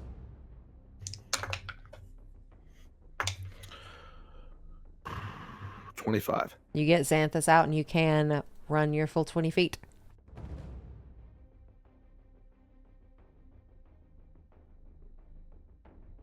Preferably back there. So 20 feet back and Xanthus with. And then if I can, this won't do any good unless we really screw up, but if I can do a bonus action, I will take the pendant off of my neck and put it around his. What pendant do you have around your neck? So it is the... I don't know if I can say this. Periapt of wound closure. You have to It only attune works at to the it. start of... You have to No, you attune don't. to it. It doesn't say on it. What? No. There's no attune. You just equip or unequip. There's no attune button. Then I will say that will work. And at the start Because I of read that like 10 times. I was like, he's not going to be able to do this. But Xanthus' turn, Xanthus will have their wounds closed. stabilizes, yeah. It does say requires attunement. Oh, no, it does. Oh my gosh. Never mind. Give me it back. It is an attunement, never Page mind. 184. There's no attune button. Though. That's what threw me off. Okay, I got it. So this guy. Good try. Okay, never mind. It's a pretty necklace. You can still have it, though. I'll leave it on. E for effort. So you have Sticking to my a alphabet. necklace on, and is there anything you'd like to do with your turn? Like Well, I'm action. assuming- Was it my action to drag him? I'll say it was your bonus action to pick them up. Got a couple more boxes there. Yeah, I guess I'll start packing explosives into my bag of holding. Alrighty, and you start doing that. Roll me another athletics. See how many you get in the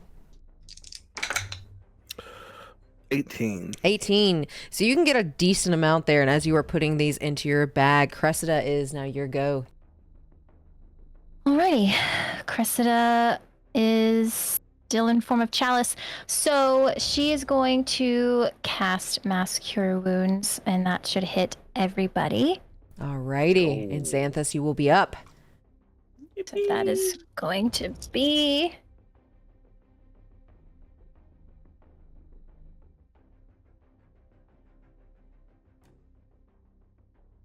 $25 points of healing to everyone.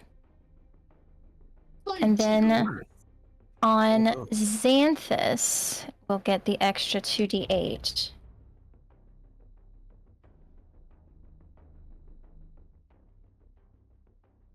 Back up to full 18. health. I appreciate you. So you get, Xanthus gets an additional 18. And you're welcome. And would you like to do anything with your bonus action? My bonus action. Bonus actions in this economy. Can we can try to pack fireworks with our bonus action? I'll take it. Okie dokie. So, she's gonna move right here. And she's gonna try to pack some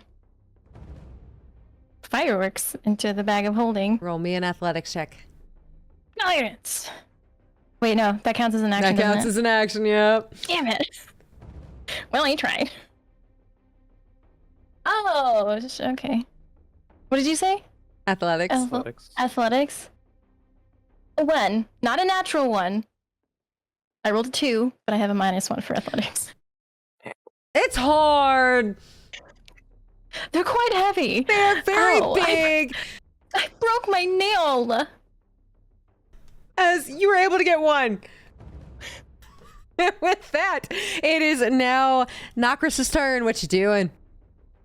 Well, since they're not really paying attention to me, I'm gonna mosey my way over to here and start packing All right, roll athletics. as There's fast as I can. 1/3 left over here, so the DC's a little lower.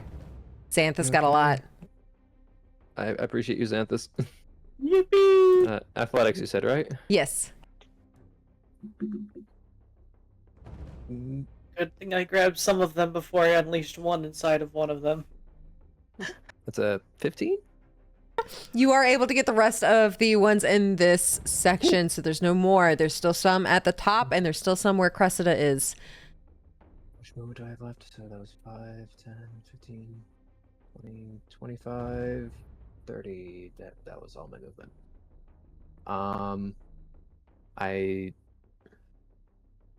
Since you counted the picking things up as a bonus action, could I use my action? Yeah, sure. To dash? No. Or ooh. I'm going to use my other item that I have. Oh. Yep. So let me look at my inventory. It's called the Cape of Montebac. It allows me to cast Dimension Door as an action. Ooh, okay. And I'm going to just warp over to here. You got it. And start, or at least get ready to start helping pack up the other fireworks right there. You got it. And with that, Penelope, it is your go, and then it is the dragons. Yeah, Okay. and that's the charge on it. There's nothing there. I'm gonna use feline agility to come over here where Cressida is You got it. and just start Zoom. packing everything else up that I can. Athletics check. All right.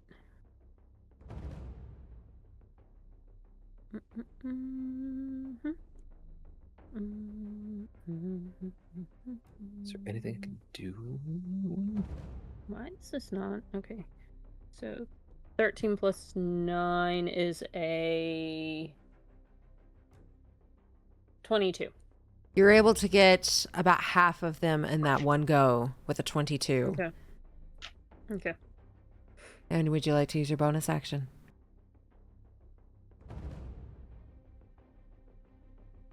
Can I use my bonus action to try to get the rest? Sure. Roll me Okay. another athletics check. All right. 15 or higher, you get the rest of it. So 14. You get half of the rest of it. There's just a little bit Okay. left, so not too much. Okay. Okay. And it is now the dragon's turn. The lightning did not get his breath weapon back, but the white one did. As you see that frost breath come out again, and they perk up at each other, and they start snarling at each other. That frost breath comes out towards Blue, and then Blue is whipping White with the tail, and then the teeth, and anything else it can get as they are, as they're getting up at each other's face and attacking each other in these close quarters. You have about one more turn to get the rest of the fireworks out before they go all chaotic. What are we doing? Okay. It is now Ciel's turn. Should I roll for clouded daggers on white? You sure can. Yeah, 44s. Alright. So, which ones still have fireworks? The one you're at, and there's a Okay. little bit left where Xanthus, Irikos, and I'll get it. Nakris are Eroikos. Rightless. It's all good. Okay. That is 9 points of slashing to him. And with that 9 points, he is pretty bloody, but he's barely hanging on by a thread. He's living on a prayer. Pretty much.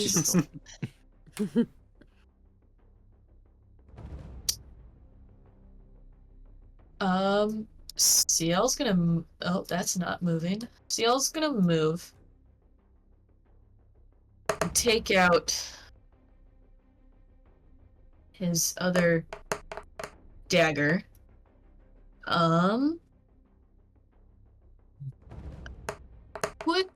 Quick question. Would this technically be like a cult of the dragon? Would what be a cult of the dragon? What's happening? These two, yeah, everything that has happened. I don't know if it would be. It's my weapon is a dragon tooth dagger. There's like a special thing with it. You get the sense that they have tried to make some kind of cult, especially the red one. But the red one's gone because the red one got a different horde. And now it seems Blue is trying to take over everything. Okay. Cult, contract. So it says here for draconic potency against enemies of dagger's bonus to attack rolls and damage rolls increases to +2, and the extra acid damage 2d6. But if it wasn't, it would just be the regular. That's why I was asking. Gotcha. Go for the fancy one. Okay. He's going to stab white one. All right. And it's just a regular dagger. Is it 20? 22. 22 hits. Okay. So that is 1d4. Oh, I lost my Veildon. Oh no. 1d4. Well, I guess you just have to roll with it. Oh wait, it was a +2, so it would have been a 24. Yeah, that definitely hits. Okay. So +2 with 5. Oh, that was awful. 6 points of slashing, piercing damage. 6. 7 points of acid.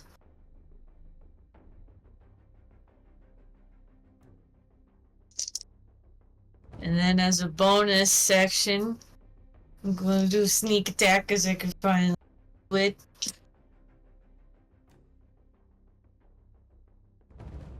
What? With sneak attack, you have to have advantage or have an ally.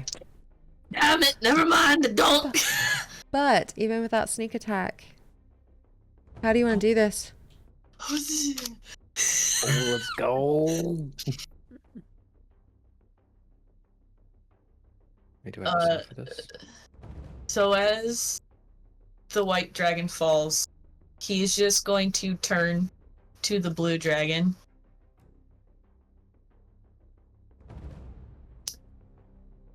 Oh man, what do I want to say? My name is Ignolia Montoya. Because I have to die.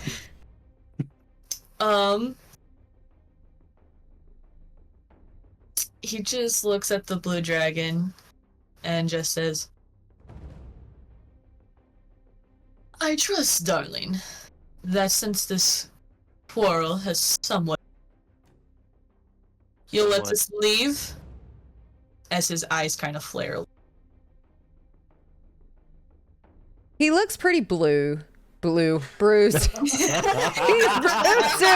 He's blue too. He looks pretty bruised. Blue Dragonborn. I'll let you leave for today. Until I desire something more than petty fireworks.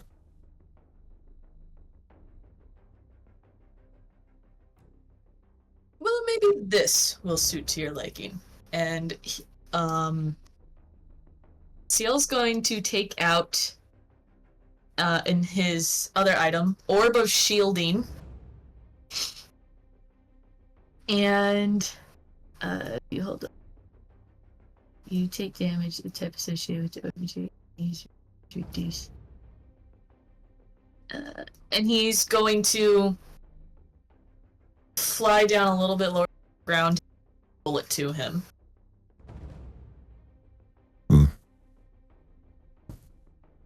We'll take it. For now. Until I decide the world will belong to blue dragons. Eventually. Not today. As he takes this orb and starts walking towards the exit. Well, there went my plan. And you all are now out of combat. As you all pretty much talked your way out of a very difficult situation. And blew up a firework in one of their mouths. That certainly could have gone much worse. I dare say. However, I did break a nail, and that's pretty bad. But we defeated 3 dragons. It's exactly what happened. Remember that. Sure. Mm-hmm. Just remember, when they write your stories, include me. I'm sure they will, yes. And with that, you were able to collect the party supplies. Now the question, do you keep the party supplies or do you take them back to Veildon where they belong? Or do you go out the door with the dragons with 1,000 pounds of explosives? Well, the contract's a contract.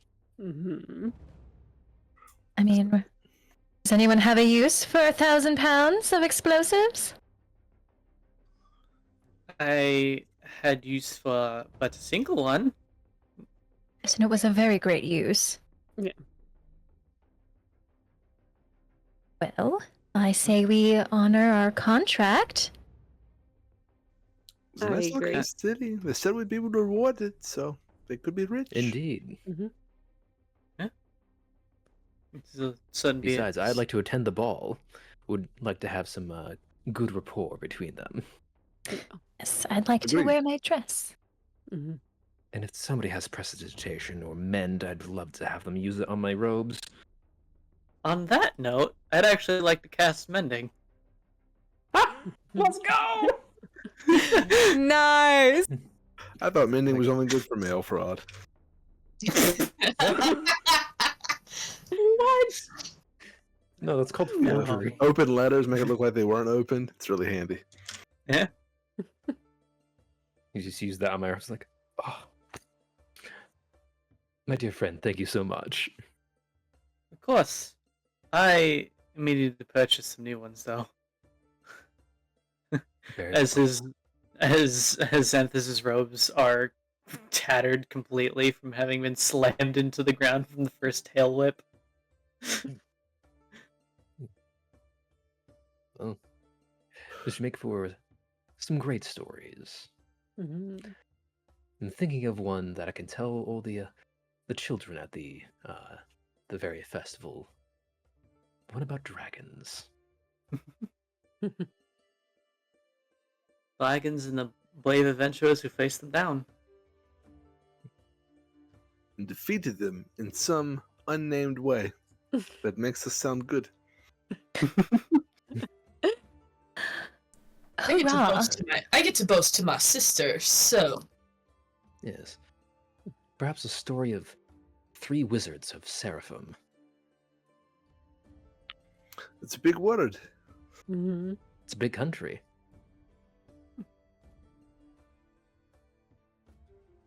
I Well- do have it ready just in case. And with that, you all are able to make your way back to the area that you were supposed to meet Quinn and Finn. It is an easy trek back as the sun is getting lower in the sky. It seems like the city has come a buzz, come alight, as everybody is doing a pre-game, a pre-party to get ready for the big ball for tomorrow. As you all approach the gates to the castle, Ben and Quinn are waiting for you. They will accept the supplies that you give them.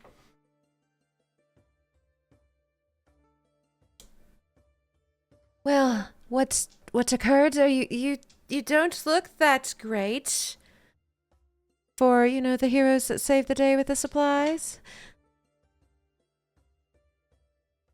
Do you believe 3 dragons wanted to keep the fire to themselves? 3? Yes, a red, white, and blue. They had some sort of cabal going on. But after a little bit of finagling and haggling, we broke up their little cabal. 2 of them started fighting each other, and we were able to get back almost all, save 1 rocket. We had to use it to injure one of the dragons. They both, their mouths are wide open, and they don't, it's like they can't quite comprehend as they just stare, and then they will bring out 6 little baggies. I shouldn't call them little, they're pretty hefty. Of 4,000 gold pieces each. Hey. Hey. Hello. Father won't miss these. Thank you for your generous contribution. Of course, and to thank you for, saving our asses.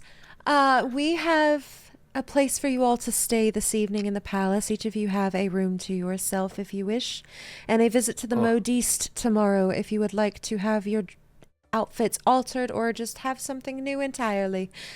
Our modiste is top notch of everything, really.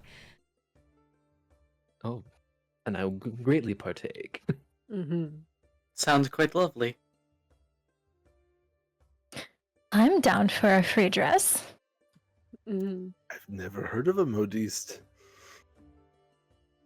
Oh, somebody as heroic as you. I'd have to make a lot of my own clothes. I'm very small. Well, don't worry. Our modiste can handle that for you.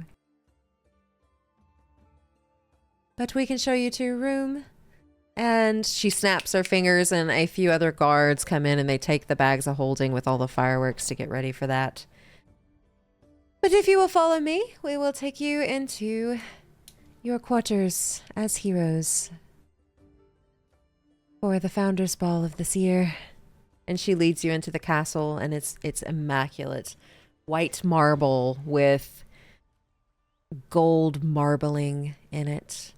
And there are actually emeralds in a lot of the chandeliers and a lot of the candles. This is the Emerald of Verdantis. And it is showing it. They lead you to your rooms, which are 4 poster beds with the like green curtains, gold designs on the emerald walls, and very, very soft beds after a long journey that you all had today fighting 3 ancient dragons and 3 kobolds in a trench coat.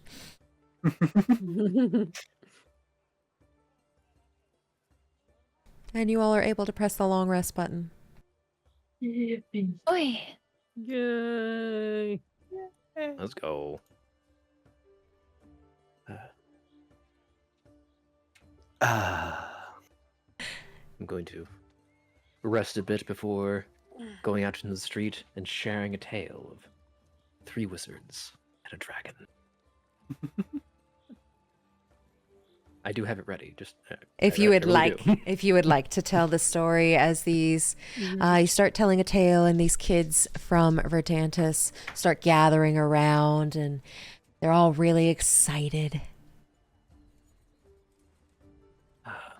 It was 3 wizards of Seraphim, to wisdom much inclined, who went to see the dragon, though all of them were blind, that which, with each observation, might satisfy his mind. The first approached the dragon, and, happening to fall against its broad and scaly side, at once began to bawl, "Zeus bless me, but the dragon is nothing but a wall." The second, feeling of a horn, cried, "Ho, what have we here, so very sharp and curved and strong? To me is mighty clear, this wonder of a dragon is very like a spear." The third reached out his eager hand and felt about the knee. "What most this wondrous beast is like, is mighty plain," quoth he. "'Tis clear enough the dragon is very like a tree." And so these wizards of Seraphim disputed loud and long, each in his own opinion, exceeding stiff and strong, though each was partly in the right, and all were in the wrong. So often magic's mighty wars, the disputants, I ween, tread on in utter ignorance of which other mean, and prate about the dragon not one of them has seen. All of the kids listening and the adults are just in awe of this story, and you get flipped a couple of gold coins as they all really enjoy your tale, as you've created a little congregation on the night before the ball with a grand story of dragons and wizards from Seraphim. Is there anything else anybody would like to do before the night is over? That was great. Are you interested in some freelance writing work? I pay well now that I actually have money. I'm sure we can come to an arrangement. Very nice, yes.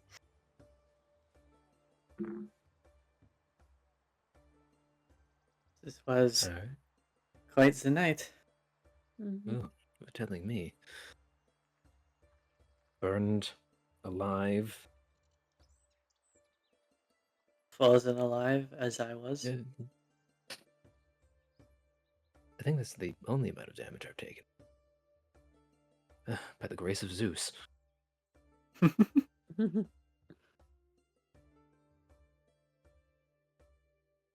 And here was I about to insult some of those kobolds, telling them that their personality was like LaCroix. Well, they did sort of. They weren't great fighters. No. No. I dare say they were cute. They certainly put in an effort of sorts.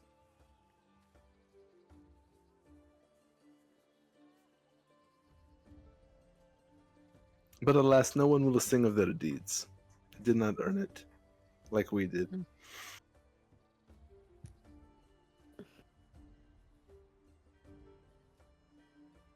Well, I think it's time to head over to the Modiste, get our new threads, as they say. Our free. As my uncle would always say, if it's free, it's from me. It's good saying. Good saying. Mm-hmm. Yes. Then again, he ran a legitimate business, and I just walk away. Hmm. And I'm doing with like my 3 claws, like legitimate. And you all are able to make your way to the Modiste. And for the sake of time, she is able to design all of your outfits, and it fits absolutely perfectly. And she even adds like a few embellishments here and there. Ciel, what would you have made? I think he would have just made a dark maroon coat, floor-length coat, with a few little black lightning details on the cuffs. And you look magnificent. What about Eroikos? It'd be definitely fancy sort of garb, but very immaculate, lots of gold trimmings and things. And embroidered across the front, it would be his name, Eroikos, but in like phonetic spelling. So it's very obvious when you look at it, you know how to say it. And she looks at you a little funny as you want to get that embroidered on this very wonderful jacket and outfit that you have. But she does it. It's an important detail. You tell the legend, not the story. She just nods. Penelope, what would you have made? So, I'm not comfortable in dresses, and they look awkward as a tabaxi, so I'm gonna get a tailcoat made in kind of a dark blue with some gold, just embellishment on the lapels right here, and a white undershirt with a higher collar and some nice brown breeches with some high boots. The Modiste goes, wonderful. And what would Cressida have made? Cressida, being the style icon that she is, would have a choker necklace that matches, and there's these straps that come down across her chest that reach the top of her bodice. And the bodice is white with this gold, like, intricate filigree all over it. And the gradient white fades down to a deep blue where there's sprinkles of gold stars and constellations. And it's like big, puffy, flowing skirts as she has a small train behind her. And she'll fluff out your train and make sure that it is absolutely proper for a ball. And then she'll also add a little embellishment to the back to where if you wish to pull up the tail for the night and dance, you can hook it in there as well. Well, yes, thank you. I do plan on dancing quite a bit. Well, you look like a star. Thank you so much. I don't hear it enough. And what would Nakris have made? Something unique. And so it would be a black silk button-up shirt, black slacks, but the jacket, I'm going to post it in the chat so all can see directly what I'm trying to describe, because Ooh. Nice. Love it. but on the back is the symbol of Zeus, which is a fist holding a bunch of lightning bolts. Well, you look sparkling. Just like lightning. As our savior Zeus would have it. And she just grins. Maybe Zeus bless me then. He blesses us all, especially you. She gets a little blush from that as she kind of goes away. I'm a bard, what can I say? I love it. And Roll for charisma. roll for charisma.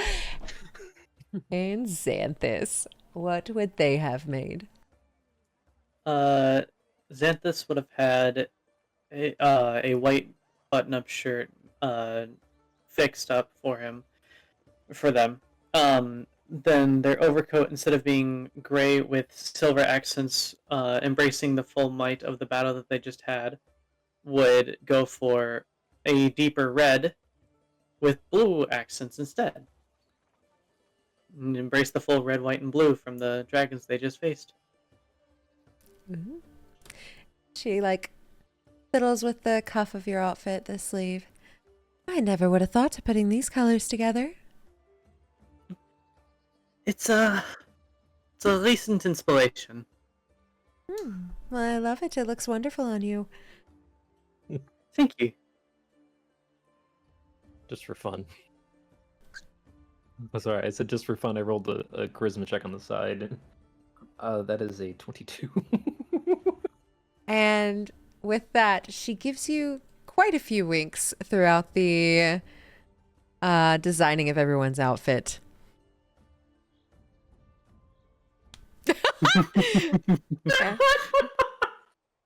And you all have wonderful outfits as it is getting time for the ball. And you all are able to make your way to the ballroom.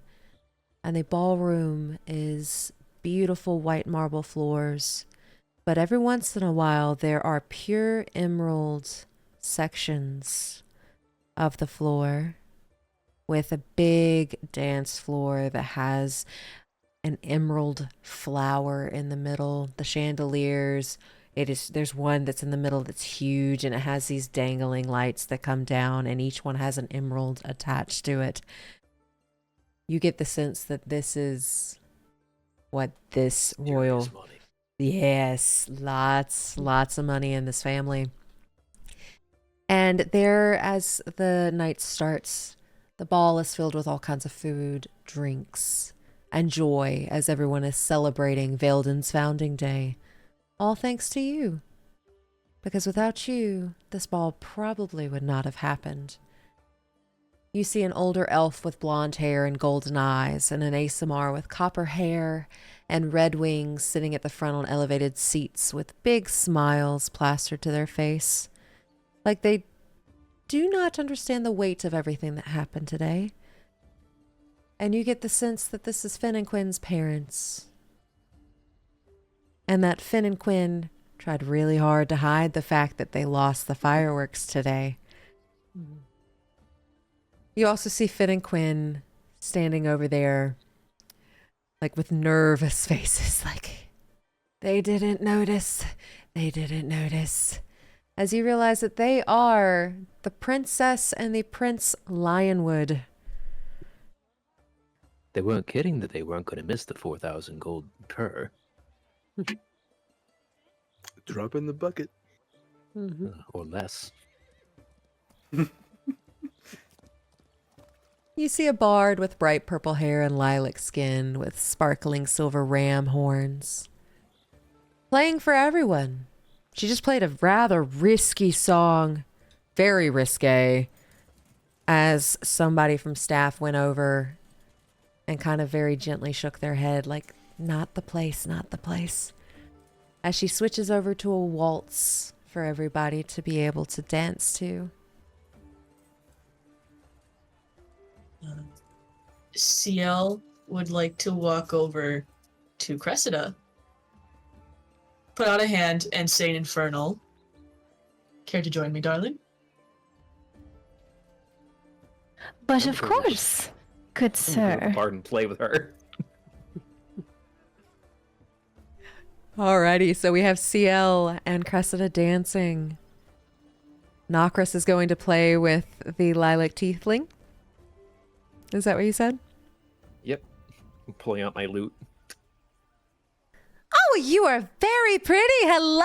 Are you into the risky stuff too? We like the risky stuff. Do you want to play something risky? They might not get mad at me if you do it too. I've already got enough trouble today. Perhaps something appropriate.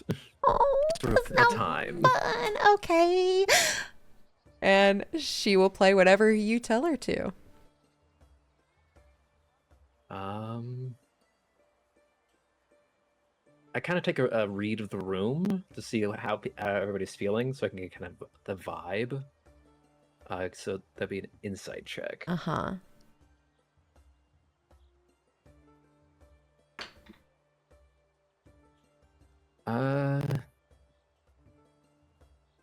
That is a 19. With a 19, the insight and the vibe of this room is a very elegant ball. These are very fancy, posh people or people trying to act posh. So you get the sense that they like the elegant things in life, like the waltz or the foxtrot or something that could allow you to dance around the room. I might have the perfect one. Follow my lead.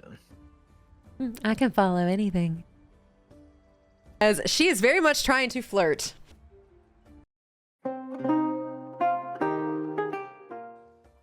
And you two are able to play that, and you see Ciel and Cressida on the floor dancing. What is everybody else doing? Eroikos is there like a sitting area, an area with tables or anything like that? Oh yeah, there's plenty. He's gonna slide over to one stealthily and take a book out of his coat and just place it on one of the tables. And what is this book? The book says The Amazing Adventures of Eroikos. And he's just gonna leave it there for someone to find. Who is it written by? You notice a little bit of black ink on Eroikos's hand. He had a long night. But it's written by Homer.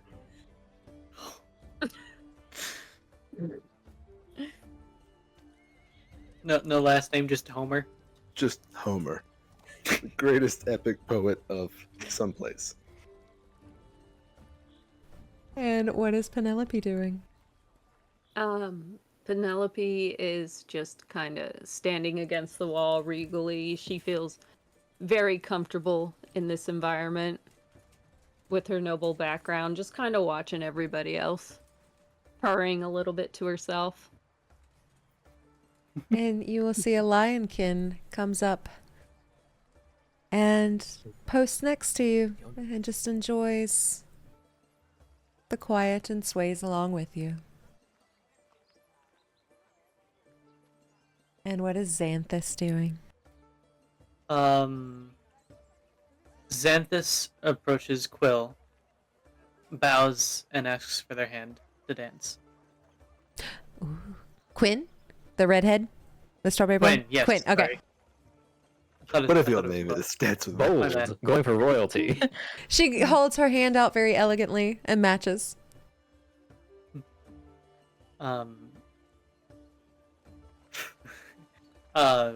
Guides her out to the dance floor and begins to dance along with her as the music is playing.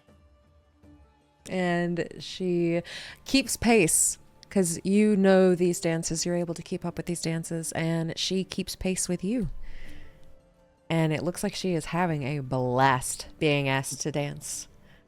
And Probably better than just standing there. And she gets like a little blush on her cheeks. And as you all pass the night at this ball, as the sun sinks below the horizon, you hear very loudly, all party guests are asked to join the Lionwoods in the courtyard, where a large supply of very pretty things will be out there. And this is the bard using their thaumaturgy to get everybody's attention. And then she's going to grab Nakris. We're gonna go see fireworks now. She takes Nakris out. I just have the Exit stage left. As you all go to do the fireworks, or do some of you dance quietly in the ballroom as everybody leaves? What we doing? Roykos goes to see the celebration in his honor. I'm totally flirting with the bard. It was a natural 20. That's a 23. What does the person next to me look like? He is this golden lion with a big mane. Aslan? Kinda. Very Aslan. Aslan. Very Aslan. Very Aslan Oh. ideas as he's sitting there, and he just looks like he is the king of the jungle or whatever, the savannah. Mm-hmm. But it's almost like he's kind of got John vibes from Bridgerton. The quiet one. Oh. I'm gonna look at him and ask him and be like, do you want to go watch the fireworks with me? And he just purrs back as he holds his hand. And I take it. And And we he go out. elegantly leads you out.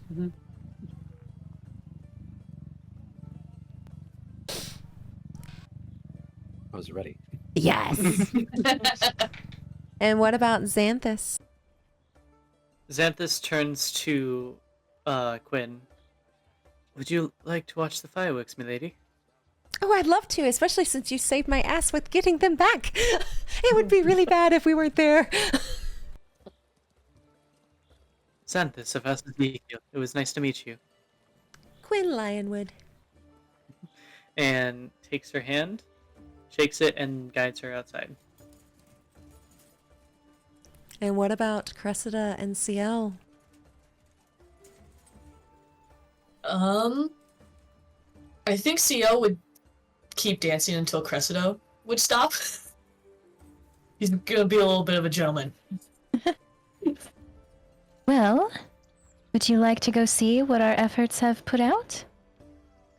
Of course. And Uh-huh. holds out his arm. She will slip her arm right through and follow Ciel out to watch the fireworks. And you all with your dates or dance partners, or excited about your own novel as you have created it. Homer, Rory, come on. Make your way out to the courtyard. And you all see what you worked so hard for, and that you worked so hard to retrieve as the sky sets alight. And you see beautifully crafted fireworks, and they are in the shape of flowers. Some are dragons that swoop down and make intricate designs, all different kinds of dragons. As these loud noises are popping off, but it's beautiful. There's even a couple of mugs of ale that take off, and you hear some oohs and some ahs as everybody here is just really enjoying the efforts of your labor as it very quickly goes up in flames. But it's beautiful. And it's all different kinds of colors, as you all are the saviors of the Founders Day Ball. Veildon would not have had a ball without you all today. So you have saved Veildon's biggest party. And with that, our night comes to a close. Ooh, ooh. Woo! Yes. And as the fireworks are going off, I just kind of lean into this lion and we purr kind of louder. And our tails just kind of intertwine. Ooh. They're little heart shapes. Mhm.